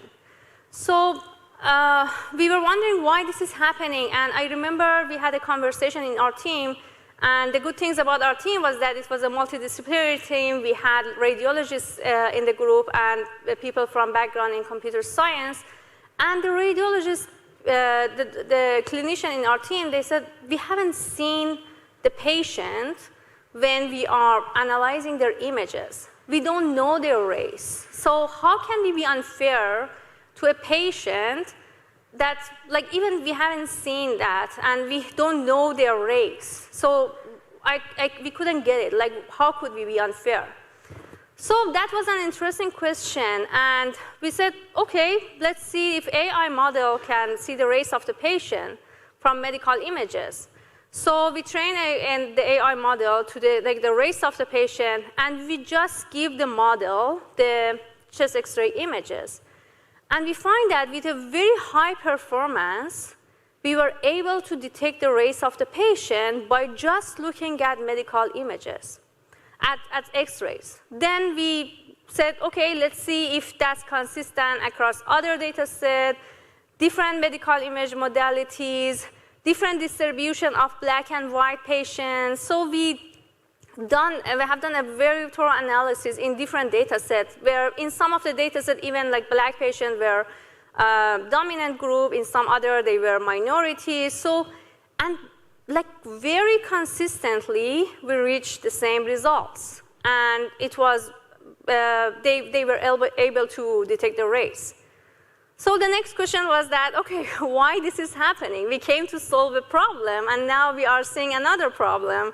So how can AI model detect the race by looking at medical images? So there were a lot of like discussions, and like we were trying to figure out, okay, maybe it's the disease labels, maybe some diseases are more common in black patients, some are less common, so maybe like the algorithms using those information. Maybe it's the shape of the body, maybe it's the BMI of the patient, maybe it's the tissue, like maybe it's the bone density. So like a number of ideas, like every meeting, like bi-weekly meeting that we had, we just try to come up with an idea, and we were checking, and we find that no, none of them are the confounder here.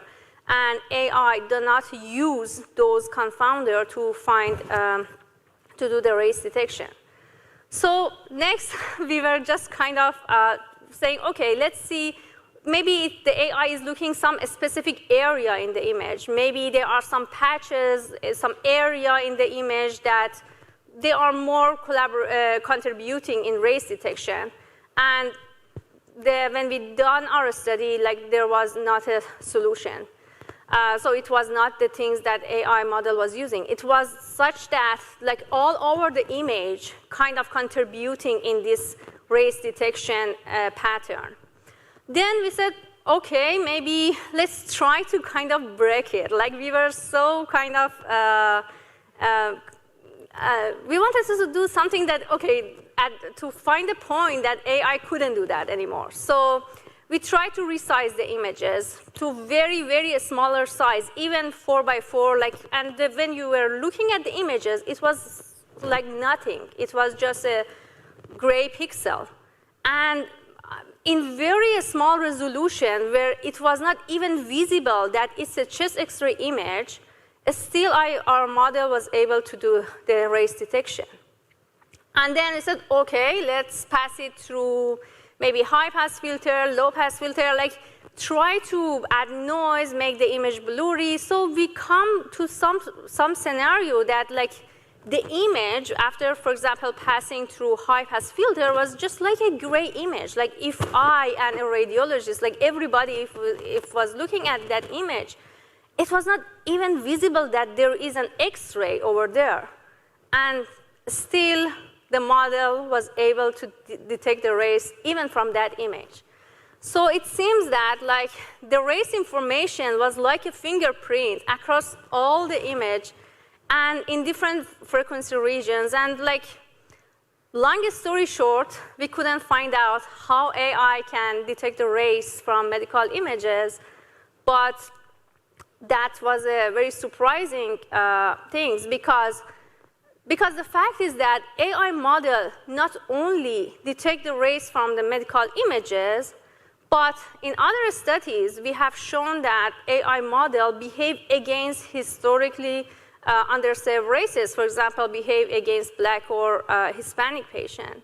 Or for example, in another study that we have recently published in Nature Medicine, we have shown that AI model underdiagnosed, for example, Black patient at a higher rate compared to the other patient. And it would be very harmful for those patients because it means that they cannot receive the treatment in a timely manner. They might be underdiagnosed compared to the other races. So when we are combining, like when we are seeing the full picture, that AI can see the race and also behave against some races, it sounds very dangerous, especially if we want to move these models from paper to practice and deploy them. Great, thank you. Thank you. And I think having looked at some of the work, I think the most surprising thing to me was that, especially when you were doing some of the high pass filters, so just the very high frequency information, those images just look like a gray box, right? And it was still identifying race with a very high accuracy. So I guess, Leo, over to you next. I'd like to dig in a little bit more about how this presents challenges from a policy perspective and from a technology perspective, because ideally what we would like is to be able to say, like, okay, well, we want to make medical decisions in a way that doesn't take into account race. We want to be able to put up a screen so that the AI can't see it, and it sounds like that may not be possible. So what are the challenges that we're seeing? Yes, I'm going to expand concretely on why this is very disturbing to us.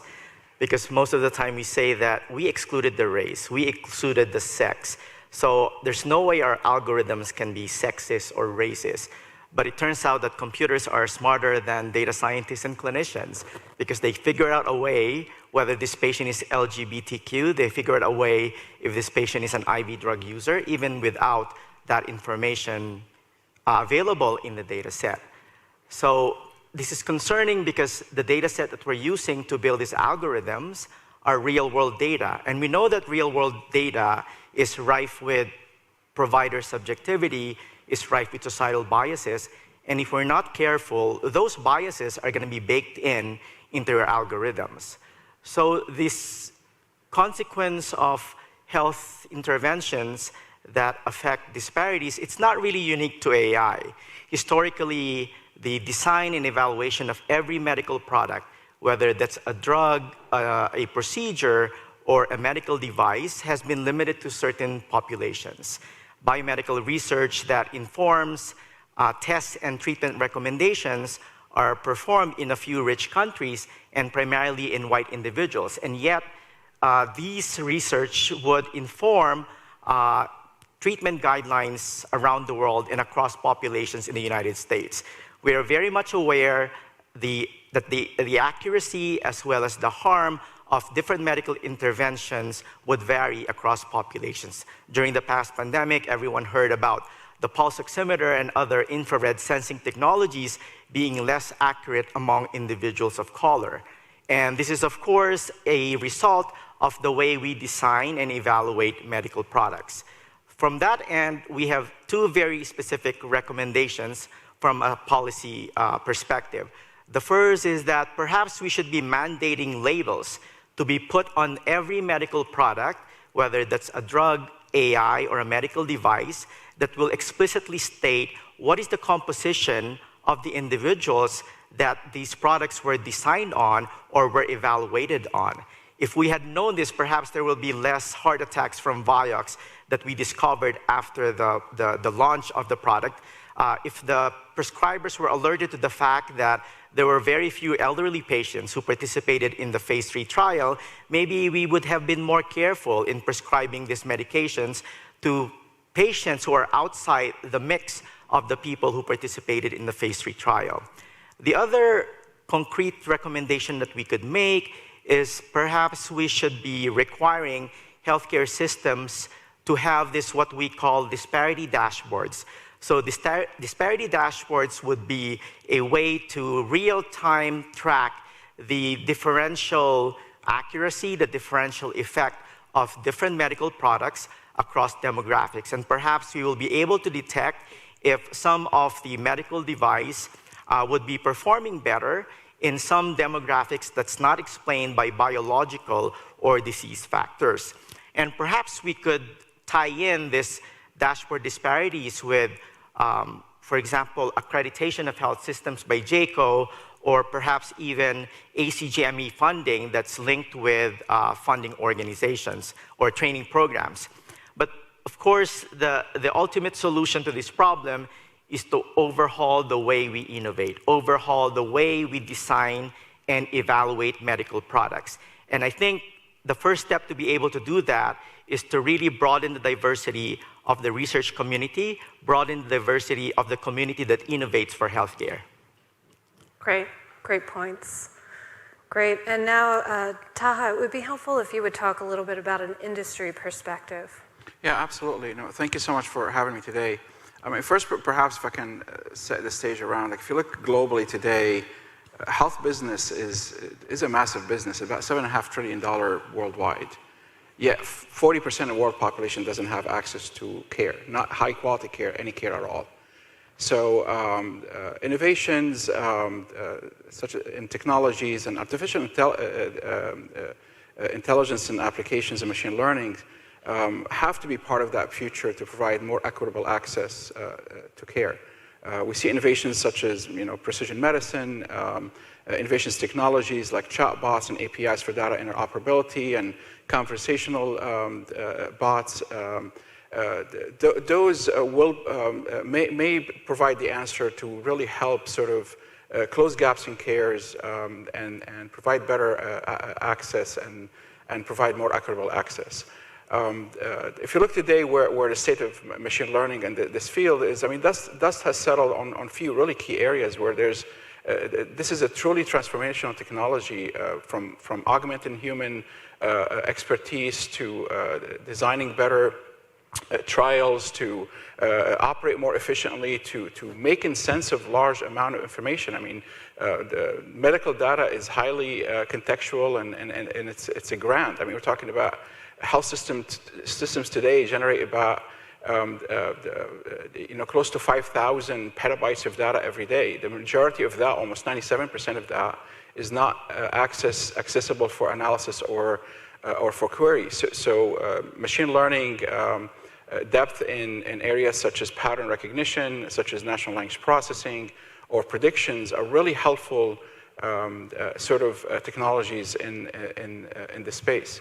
But while AI is transformational in this sense, it's also important that we use this technology responsibly and be able to instill the right mechanisms within that to identify biases, to be able, and not just in the models and how they're behaving, but look at this entirely as an end-to-end data strategy where at every step in the way, bias can happen. I mean, can happen from your data preparation, can happen from, for example, where it's baked in medical practice, so it's an unconscious, can happen because of technical issues, all the way when you train those models, really understand what went in those models in the first place, what influence each of those decisions, because as we're learning here, it's those features not only can be predictors, but can also contaminate the data.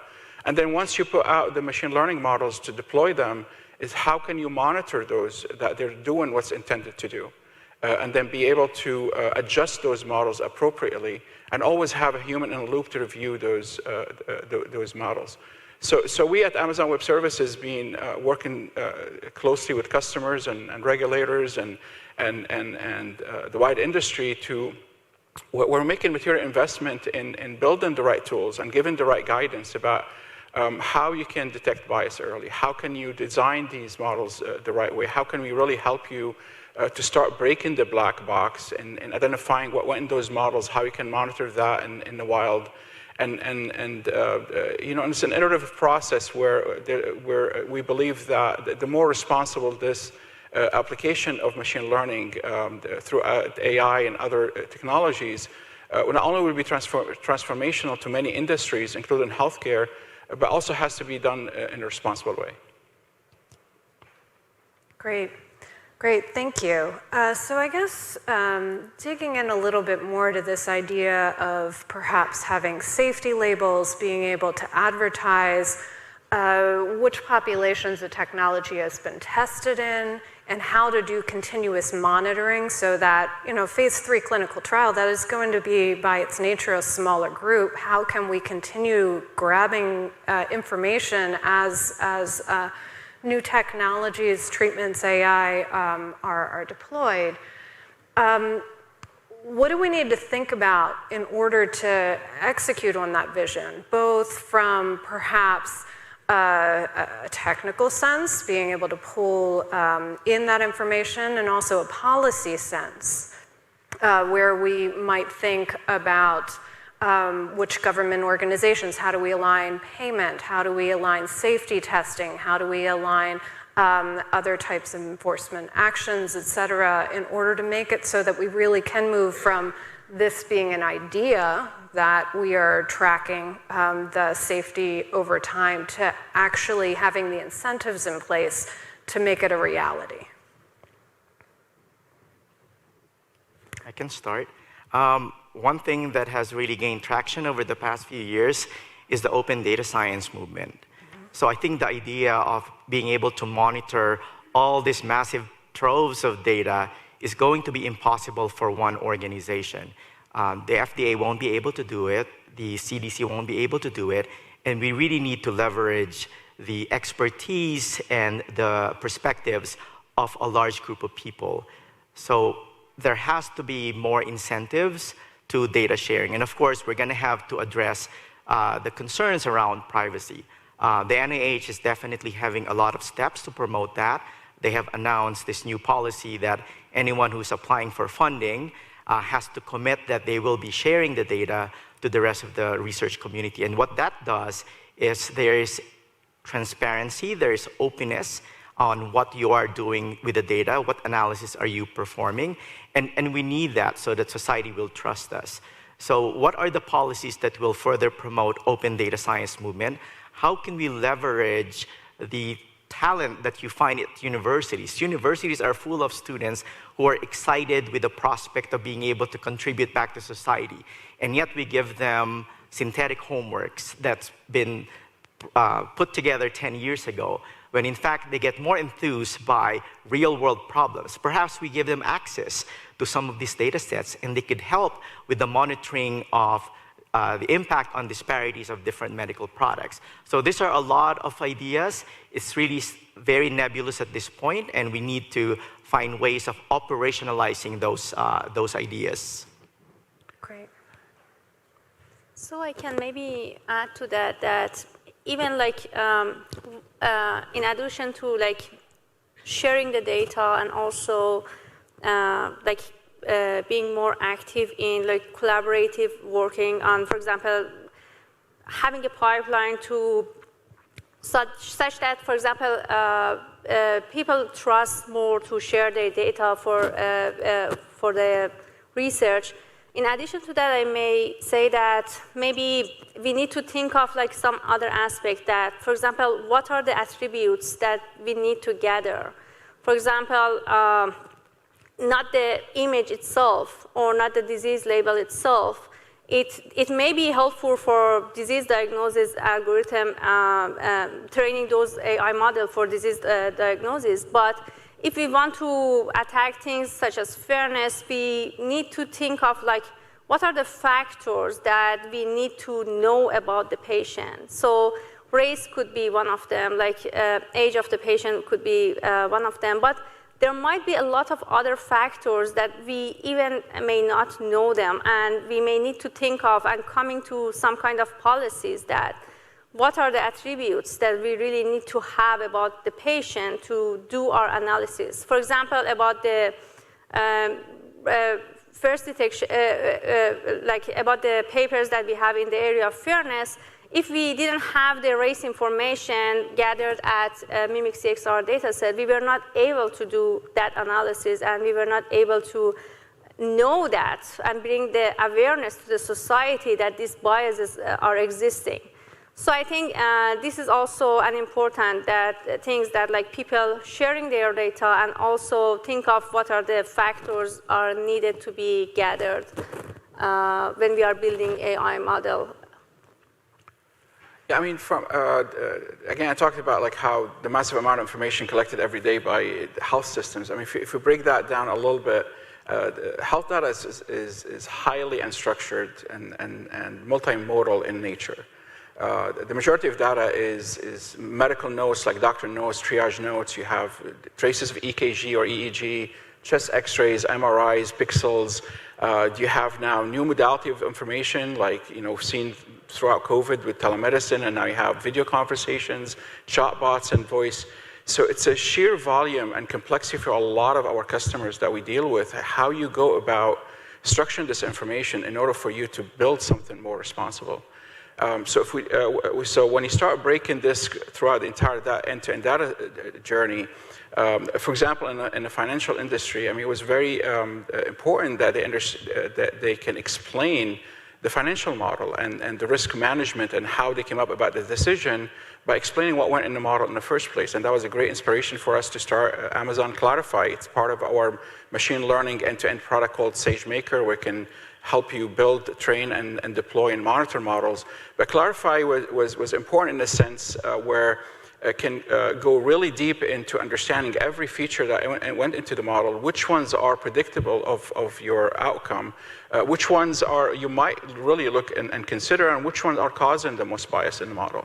But it doesn't stop there, because that's starts really early at the data preparation phase. And now as you start building those models and train a new model, then with SageMaker you'll be able to also understand how those models are behaving, to understand biases in the data, or biases might be in the prediction, given, for example, demographic variations and whatnot. And then as you deploy these models in the wild, on edge devices or what have you, is be able now to monitor how these systems are behaving. I mean, the typical example today, you can build a model on one hospital system for radiology or other things, just walk with the same model across the street to another hospital, and suddenly the model doesn't perform. Well, how can you take a prediction, for example, heart failure, in one community and go and validate in another community and have the understanding that it will behave, but if it doesn't really understand deep into the features that went in those models in the first place. And lastly is about how we can monitor those models. So as you deploy those models, you'll be able to kind of monitor the performance of those. And everyone here in the room knows that you never just build one machine learning. I mean, you build hundreds of thousands, sometimes tens of thousands, depending on the outcome, to come up with the right ones that can help you achieve the outcome. But you don't. It's not one time and you're done. You constantly have to kind of keep monitoring how they're doing it. So we're making material investment and giving you the tools and the guidance about how you can do this end to end, from the data preparation. So when you build those models to when you deploy them, in order for you to have a full visibility. Consider that like a leader dashboard of a sense about how your models are performing and where are the areas that you really need to intervene and be able to not just understand those models, but understand the behavior of those models in the wild. Yeah, that's great. So I think, if we're looking at being able to use explainability as a tool to help with equity, right? That's very important. It's a core part of the Biden-Harris administration's goals there, to have equity across government in healthcare. And I think what we would like is to be able to have explainability where, okay, it lets us know this algorithm's no longer working, we need to tweak, we need to improve. Okay, over here we have explainability that's showing that these are the features that are contributing to perhaps an inequitable result. Are we at the point with the explainability technology that we can confidently say that, or is there still more work to be done on explainability to be able to say when and why it is that we are seeing different outcomes for different groups? So maybe I can say it's a kind of an active research still to finding that, like, why these things are happening and why we have these problems in AI models that we are building. I think one approach is maybe when we want to tackle a problem, we need to know the characteristics of that problems. So, for example, for biases, I see that like people maybe at some point, like a few years ago, maybe the goal was to make a model which has a high predictability. And we thought that, okay, if we have a good model which could have a high performance, then we are good to go. And now we are getting to the point that we are saying, okay, no, that's not good. It's not enough. And it's not provide fairness if we are having a high performance model. So some other things, for example, I see that, for example, when I talk to people who are gathering data, some of them, they are coming and telling me, okay, oh, you are doing fairness, that's so exciting, but we don't have any fairness problem. We are sure about our data set. Why? Because we have equal proportion of male and female patient in our data set, so don't come across us, we are good. But what we find was that, no, like even like being, there is not a, for example, a statistically significant correlation between the unfairness that we are seeing and the proportion of the patient that, for example, we have. And just if you are equalizing your data set, if you are like making a good, like equal distribution in your data set across different subpopulation, it doesn't provide fairness. And also, it's not even possible if you consider that like it's not just about the sex of the patient, it's not just about the race of the patient, it could be a lot of factors. And if you down and like go to like different intersectional identity, you see it's not really easy to build a model which is like equally distributed along like all patients. And also, even if you do that, our studies have shown that it doesn't provide fairness. It doesn't put you in a secure position. So, for example, one other maybe common misunderstanding that we have about like fairness is that, okay, if you don't put, if you don't gather the race information, then you are fine. Like people are coming, they are filling forms, we are not asking them what's your race, and we are not putting that in our AI model training, and then we are fine. And then again, our studies shows that it's not that easy, that like if you just don't put the race information, still AI may get that information somehow. So I think for me, at least, as someone who is working in the area of fairness in medical imaging, at least, I think still we are learning what is the thing that we are facing and what are the characteristics of the biases that we are seeing. So if you want to kind of make the system fair, we need to know those characteristics and try to resolve them based on the characteristics that we are finding. And I think we are still in an active research in this area to find some solutions for these things. It could be like finding the confounder that's causing these problems, or even if we are not able to find that confounder, maybe we are trying to algorithmically resolve this problem. But it's still an active research, and we need to work on that. So, I mean, a couple of things here. I mean, like today, if you look at the most commonly used clinical models in the field, like predicting someone's stroke risk or heart risk, I mean, they're made from readily available variables or features based on clinical judgment and expertise. I mean, about 20, 30 variables at most. So you know exactly what went in the models, yet these models perform incredibly poorly in clinical care. Like anywhere, like leaving you a lot of false positive or false negative. So here's like a totally controlled sort of environment. As I mentioned before, I mean, patients have a lot of unstructured data around them. As a matter of fact, I mean, any of us have at least 300, 400,000 data points on us in just our medical record, that none of that is used at point of care.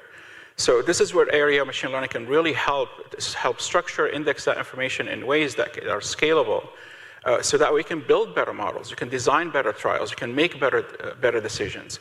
I'll give you another example. I mean, sepsis which is infection in the hospital, is also another studied sort of condition. A lot of clinical models in the field, for the major part, they do great. Where machine learning is really great is finding features that us clinicians are not trained to even include in that model, like someone's blood draw at 3 o'clock in the morning. This is a feature a machine learning can really help distill and extract that you haven't paid attention to that. And this is one of the greatest power about these machine learning techniques. As I mentioned, natural language processing is a wonderful tool if we know how to really use it. Because to get closer to explainability and fairness, you've got to index a lot more information to be able to really understand in the full context longitudinally what happened in someone's entire journey. I mean, we assume diabetes is one thing. Only 10% diabetic patients are similar. Hypertension, high blood pressure, just ask any patient with hypertension. Takes their physician 2 to 3 years just to get them on the right medication. Patients, even for most common conditions, are more unique than you think. And if we just limit ourselves to a smaller data set, that, not really kind of widen the horizon about how can we really index more information about these individuals in order to kind of get to that next level of fairness, equitable access, and be able to start really personalizing to these individuals. But do that in a responsible way and really understand that, as clearly mentioned here, some of these can be co-founders, and you really need to understand that not every feature is predictable. Some of these features can be contaminant, right? And which brings me to the second problem in health is, unlike dogs and cats images on the net, healthcare is a labeling desert. I mean, we don't have enough data out there to train on to be able to benchmark against, and machine learning can definitely help there. I mean, also clinicians' time is very, very expensive to annotate medical images, but there are advances and innovations in machine learning, like zero-shot approaches and how we can train 1% of the data to get the same performance as if you annotate the entire data sets. These are innovations we should really look much closer to. And again, these are areas we're really excited about. We're making a lot of material investment in terms not just technologies and services, but also guidance and iterative process where we continue want to hear more about how we can better design these to do the right thing they're supposed to do. That's great. So, please go. I was going to say that despite all the challenges that we are talking about, I say that we shouldn't stop doing what we're doing because I think that this is the right path. The status quo is so suboptimal. Computers and AI are easier to audit compared to clinicians. It's harder to call out a colleague that, hey, that decision of yours is actually racist or sexist. It's much harder to do that. But computers, you could look at the data input, you could look at the data output, you could look at the relationship of the features. So definitely this is the way to go. But having said that, we really need to be careful. We shouldn't be rushing and pushing this to the front lines of care. I'm not a big fan of federated learning or synthetic data because it's hard enough to identify the biases when you can see all the data. Just imagine how difficult it's going to be if you could only see a part of the data. So federated learning is not the answer to address fairness. And I also wanted to point out that fairness is not a machine learning problem. We need to work with more social scientists. Where are the social scientists in our modeling? Where are the social determinants in the clinical models that we're deploying? We know that the vast contributor of health outcomes is actually not the clinical data, it's the social determinants. And yet there are very few models that would actually incorporate social determinants in the features that we include in the model. But we were talking earlier and we were saying that it's funny listening to people, privileged people like us, defining fairness and talking about the metrics for fairness. I don't think that we have the authority to do that. We need to bring in more people who have the right perspectives, who have the right lived experiences. And I think that's the only way we could move forward. A bunch of academics, a bunch of industry giants discussing what fairness in algorithm is, I don't think is the right way to do this. Yes, I think that's a great point. And just a note, we'd like to open it up to questions. So if folks have any questions, please come down to the microphone. So I guess while we're waiting for folks to get there, just to summarize then, it sounds like there are a lot of concrete things that we can do on the policy side, on the regulation side, to provide transparency into the algorithms, transparency about biases that might be on the data side, and we should start taking those actions today. And then there's still a lot of work to be done on the research side to improve our ability and expose these things that we don't yet understand, don't yet know. So we need to have a multi-pronged approach where we are making policy, transparency, et cetera, strides, while also pushing the envelope. And then really we need to be able to provide that transparency in a way that then allows folks who have the life experiences to make strong statements about this is fair, this is not, and provide that transparency that allows more voices in that conversation as we're figuring out where our long-term goal post might be. So I'd like to have a question over here. Hi, I am from Salesforce AI, and my question is especially touch basing on the last answer that was mentioned in terms of, we don't have the authority to define fairness, et cetera. Shouldn't we see quality in general, and fairness, bias, et cetera, are aspects of quality, right? Like, let's just talk about quality. Shouldn't we see it as a stakeholder problem where we have different stakeholders with different definitions of what is quality to them? To me, it's fair to earn $1 million a day. It's not fair to somebody else, right? But the point is, what is it from these two industries that we are sort of displaying now, health industry and the banking industry, that makes them such a good template for regulating the entire AI system, where we kind of know that the stakeholder power is very tilted towards, especially in the banking case, right? Like where, since the birth of banking, the Medici and the Venice state were one and the same thing. They cannot regulate themselves. So shouldn't we just think in terms of empowering the stakeholders that we're talking about? And stakeholders in the healthcare industry, there are many. The doctor, I don't know, ethic boards, et cetera, but also the consumer, the customer. So shouldn't we reframe a little bit this whole conversation? And what's the approach, what's the thinking specifically in healthcare? I mean, health is, the principle is always do no harm. That's really what the premise there.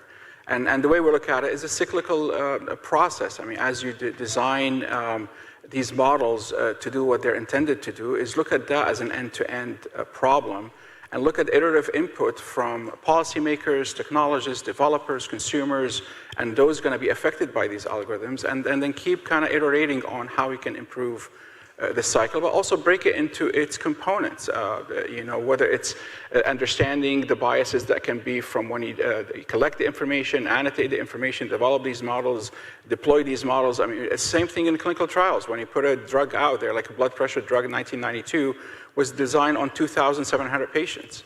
Since then, 2.5 billion people have taken that same drug, and there's a ton more adverse events being, we learned over time. So it's not a one-shot thing. You really gotta keep on iterating that and take that feedback and design about what you're doing. Yeah, and if I also want to add a little bit to that, is that I think based on the application of the algorithms, we don't have a one fairness definition that can be applied to anything. Even if you are building disease diagnosis on chest X-ray, medical imaging algorithms, even for that algorithm, if it's going to be used beside a doctor in a clinic, you may be worried about to having a correct disease diagnosis. You may be concerned about disease label. But if you want to use same algorithm in triage, maybe you are more concerned about not to underdiagnose patient, but you are not really caring about like if it can correctly diagnose a disease or not. Because in that stage, we want to make sure that we are not labeling an unhealthy patient as healthy and cause delay in access to care for that patient. So, I mean, depends on where the algorithms is using, how we want to use it, who is the customer, and what's the environment. All of them are affecting on how we are defining our fairness metrics, and there should be like thorough analysis in different scenario, and we come to different definition based on each scenario. Great. And then also healthcare access. Next question. Hi, hello. Great talk by everybody and all the panelists. My name is Christian Perez. I'm a Tech Congress Fellow. I work in public policy. Given the recent benchmarks set by NIST on facial recognition standards and AI, I was wondering if you could come up with a list of possible benchmarks to establish for AI applications in medical device images. I think that there's a sour need for this right now, given the lack of reference data that we have with these medical images. And I also know that one of the panelists mentioned having an open repository for AI researchers to use. So again, the question would be, if we were to set certain benchmarks to reduce racial bias in these AI applications in medical imaging, what would be those benchmarks? Thank you. I mean, I'll talk about some of the initiatives of the NIH. So there's the Aim Ahead initiative, there's the Bridge to AI application, and they're really wanting to make sure that all the different populations are represented in this benchmark data sets. Why do we have benchmark data sets coming only from academic institutions that predominantly take care of white individuals? So somehow we need to address that. We haven't even talked about data poverty. Some people never even interface with the healthcare systems, and they're the ones who disproportionately carry the burden of disease. So we need to think about that. And one thing that I always advise our computer science students is that before you even perform any exploratory data analysis, you need to understand the landscape. You cannot just go in there and do your EDA and do your bar graphs without understanding who are the population that is marginalized in that particular domain. If you're working with the ICU data, are there populations who die at home who don't even reach the hospital? Because you're going to be introducing some sampling selection when you start building models, and they're not going to apply to the population in general. And the other point that I wanted to just reiterate that has been alluded to earlier is this idea of being able to sell algorithms. I think we really need to move away from patenting of algorithms and buying and selling of algorithms. I think that will kill a lot of patients because the accuracy, the performance of models can never be guaranteed. Even if you validated it in 5 hospitals, it doesn't mean that it's going to work on a 6th hospital. And as pointed out earlier too, the performance is going to change over time. So buying something and thinking that it's going to work well for the next 5 years is a delusion. So I think the business model should really be providing some expertise to healthcare organizations in creating and monitoring their own algorithms rather than building an algorithm, patenting it, and selling it to different healthcare systems.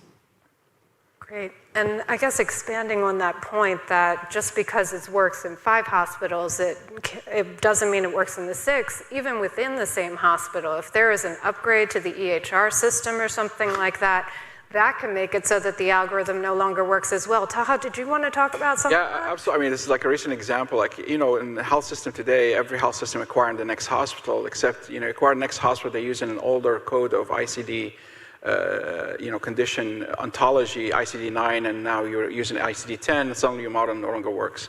You can look at that as more technical bias, but it's a true thing. Like suddenly your model no longer works. But I think, I think back to the question, I think NIST doing that is great, is really great for the whole society. I mean, we need more of these benchmark data sets, but more importantly also, is a human in the loop, where a human expert like a clinician can really assess the intention of these models. I think American Medical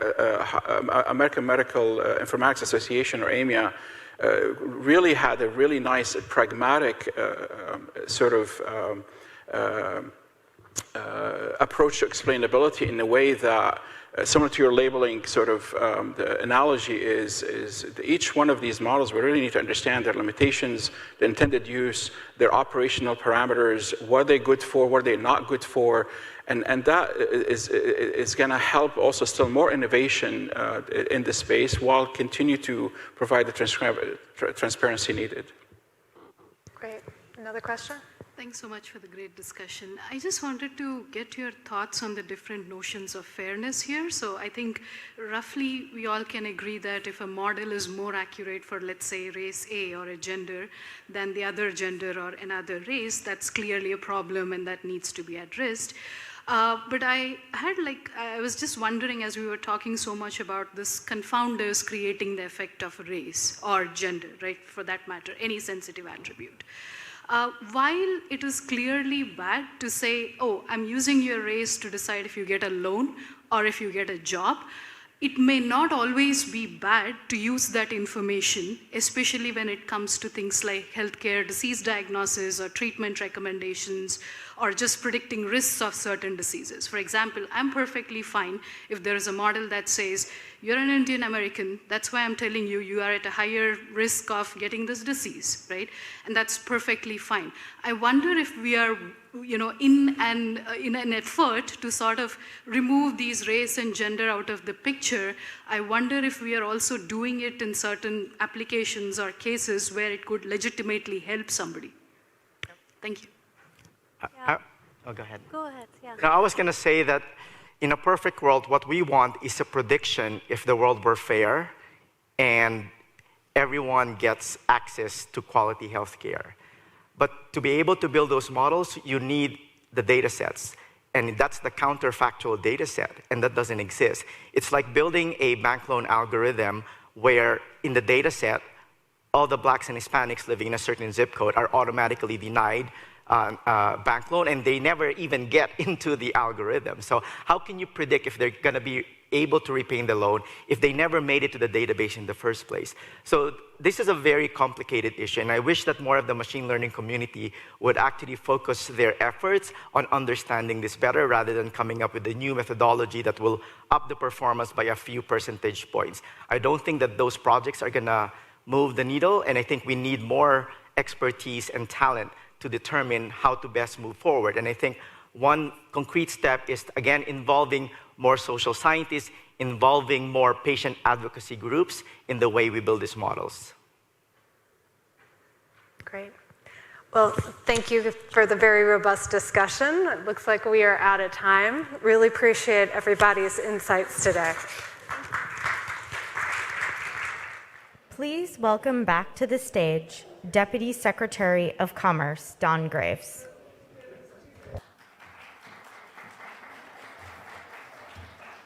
Well, hello again, everyone. I hope you have had a really great day so far. I think the discussions have been fantastic. Those of you who have been in the building, I know we've had great conversations here. The hundreds that are following this at home, hopefully this has been, or at your home office, this has been a really fascinating set of discussions. Well, it is my absolute honor and pleasure to introduce our final keynote address of the day. Former Secretary of State Condoleezza Rice is the director of the Hoover Institution and currently serves on the advisory council of the Stanford Institute, you all have heard this before, for the Human-Centered Artificial Intelligence, or HI. Dr. Rice was the 66th Secretary of State and the very first African-American woman to hold that job, serving during the George W. Bush administration. Prior to that, she served as President Bush's National Security Advisor. Dr. Rice began her career teaching at Stanford, where her knowledge of the Soviet Union propelled her into politics. She's an expert on Russia, something that we were talking about, something that is very vital right now, and an expert on the United States' growing competition with China, as well as navigating AI and innovation. We are incredibly thankful that she's joining us today, and we're very eager to hear her insights. And one last thing, maybe the most important thing, she is also a fellow Cleveland Browns fan, so even better. Please welcome Secretary Rice. Well, thank you, thank you very much, Mr. Deputy Secretary. And as to the Cleveland Browns, the one thing that lets you know about us is that we are loyal, if nothing else. And so we look forward to the next year. The great thing about right now is they are undefeated. It is my honor to have just a few minutes to close what I think has been a very important conference on artificial intelligence and the economy, charting a pathway for responsible and inclusive AI.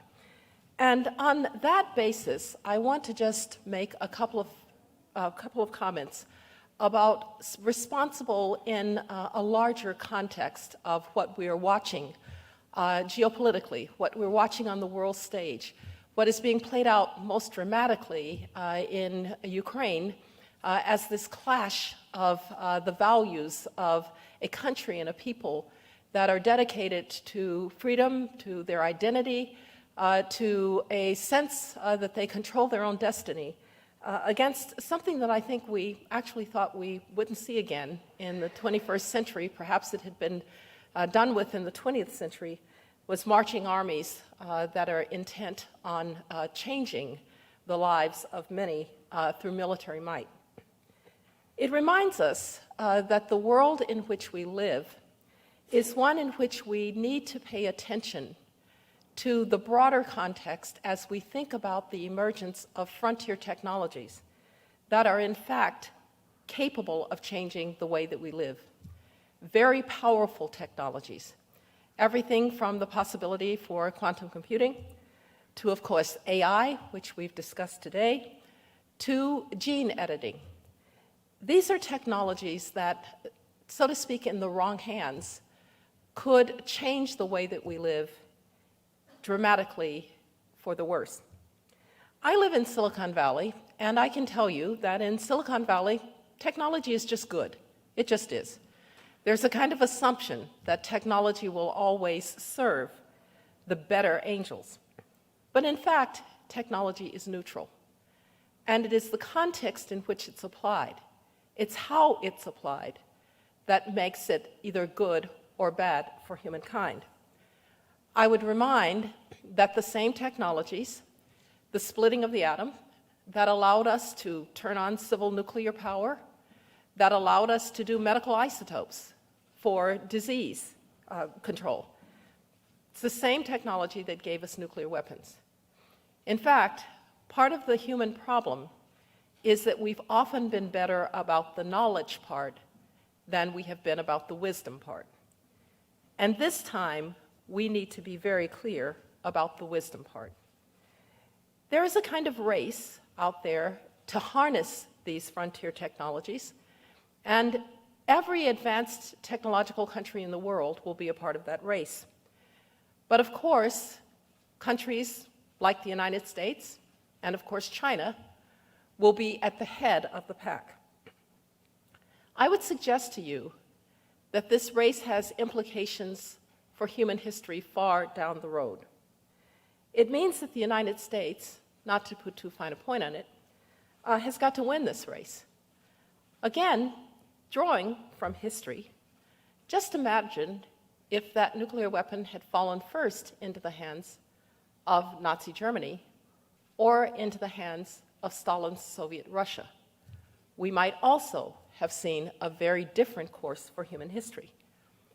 Now, I am confident that, in fact, the United States and countries that share our values, responsible countries in the world, can, in fact, win the race to harness these technologies for the better. I'm confident for several reasons. First of all, because we innovate broadly We have distributed innovation. We don't have innovation dictated from the top. And eventually, authoritarians cannot stand alternative centers of power. If you look at what is happening to China's great private companies today, you see this happening. I doubt very much that Jack Ma just wanted to spend more time with his family after all. And so, innovation that is distributed, coming from many, many different sources, is our strength, because who knows where the answers will come from. It is also the case that we are a country, the United States of America, that has from time to time in our history had exactly the right mix of government support and intervention and private entrepreneurship and private creativity. I am from Stanford University, and Stanford University is one of the places, like MIT and others, that benefited from the wisdom after World War II of Vannevar Bush, who understood that the role of the federal government would not be to pick winners and losers, but rather to invest broadly in the fundamental technologies that might not yet show a commercial path. Indeed, the National Science Foundation, the Department of Defense, the Department of Energy, and others invested in basic fundamental research in the laboratories of our great universities. It paid off. It paid off in innovation. It paid off in inventiveness. Eventually, it paid off in the commercial success and the economic success that we think of when we think of Route 128 and when we think of the Silicon Valley. Today, we should ask ourselves this question again. What is the role of the US government in supporting our distributed innovation for these frontier technologies? My own belief is that there is a US government role, that investment is key. I've been heartened by the fact that perhaps because we have seen the problems with supply chains and we've actually had to awaken to some of the concerns about our national security and technology, that there seems to be bipartisan support for US government investment in fundamental technologies. And when I say fundamental, I really mean fundamental, where you don't know what the outcome might be. I often tell the story of a good friend of mine, a man named Bill Perry, who at the time when he was testifying was Undersecretary for Research, Engineering, and Development for the Carter administration. And Bill tells the story. By the way, Bill Perry is one of the smartest people that I know. He tells the story of testifying and being asked about the future of personal computers and saying that he didn't see any earthly idea or any earthly way that people would want personal computers. That was in 1978. Bill always used it as an example that the federal government should not choose winners and losers, but should support broad innovation. And so I am heartened by the efforts of the administration, the Biden administration. I know that Secretary Raimondo in particular is a major proponent for that investment and for partnerships from that investment with academia, with the private sector, with those who will really do the work to keep us innovative and ahead. It's a race that matters. It's a race that matters because values matter. Values matter to the development of human history.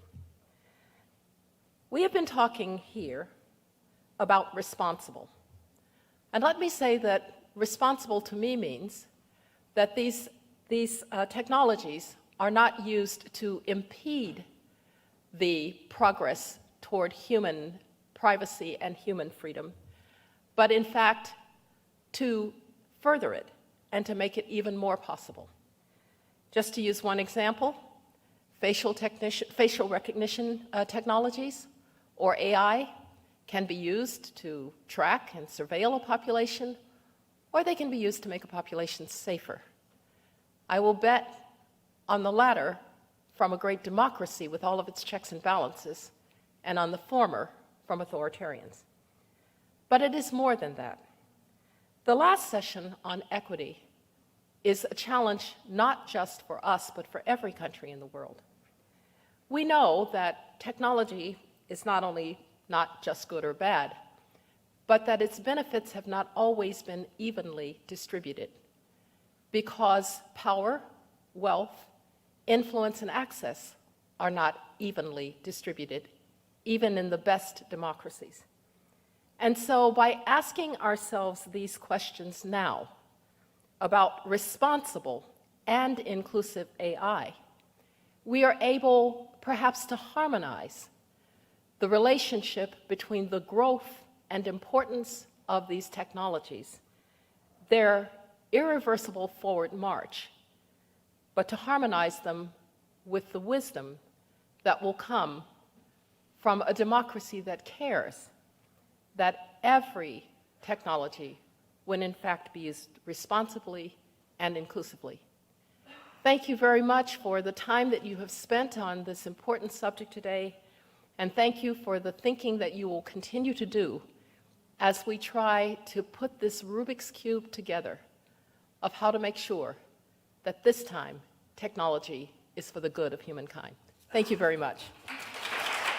To conclude our day, we will hear from two members of our partner organizations. First, please welcome to the stage Stanford High Director of Policy, Russell Wald.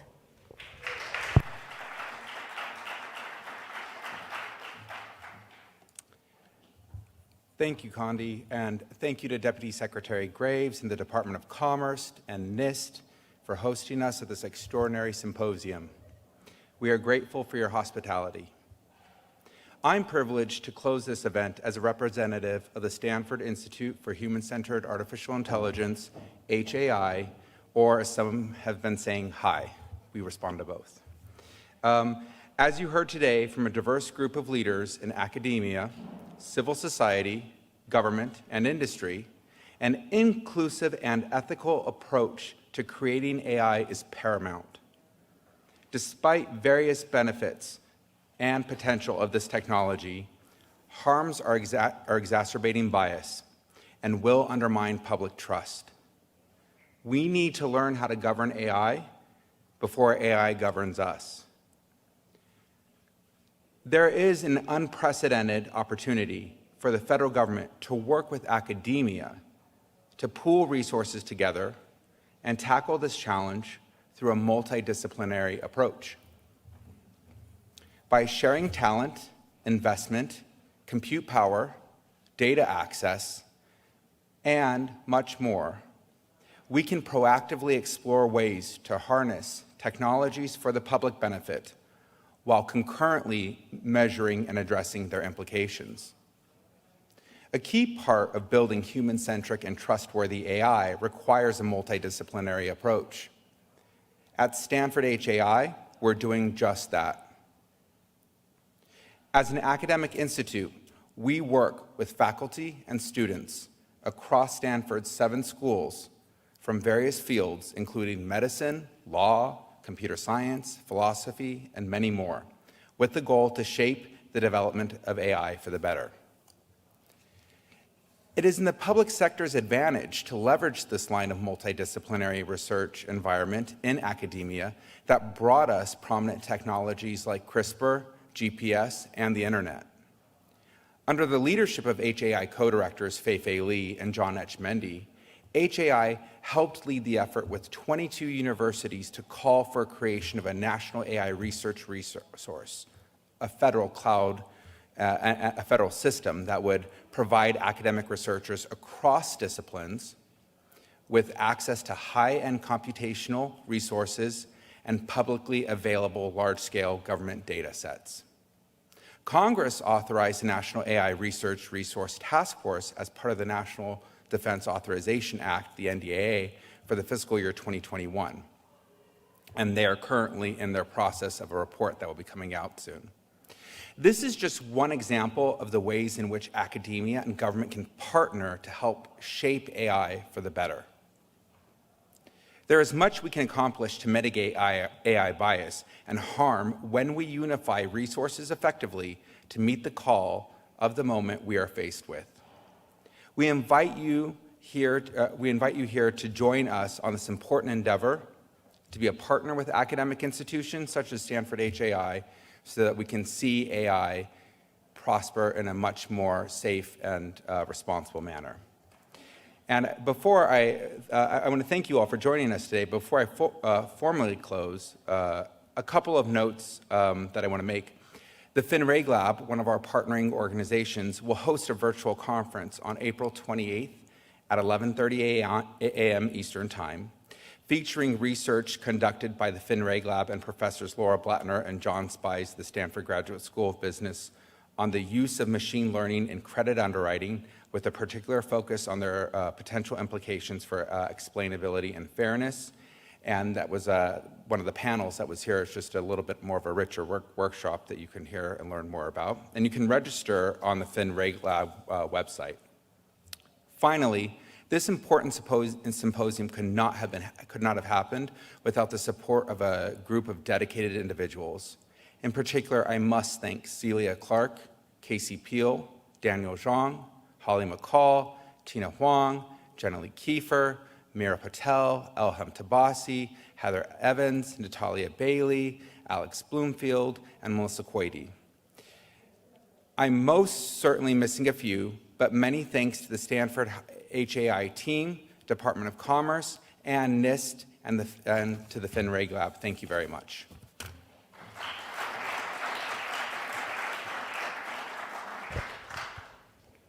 And for closing thoughts, please welcome back to the stage Elham Tabasi from the National Institute of Standards and Technology. Thank you. What a great day, what a great event, and what a excellent and rich conversations we had today. Honestly, there isn't anything else for me to say except thank you. Thank you, all of you, for spending the day with us here in auditorium or joining us virtually. We had a lot of really great thoughts. We have a lot of work to do ahead of ourselves to operationalize values, to build technologies that are rights preserving by design, and also promote the culture of risk communications and risk understanding. So thank you to all of you for being here, contributing to discussions, and thank you to everybody behind the scene that make this day happen. Thank you.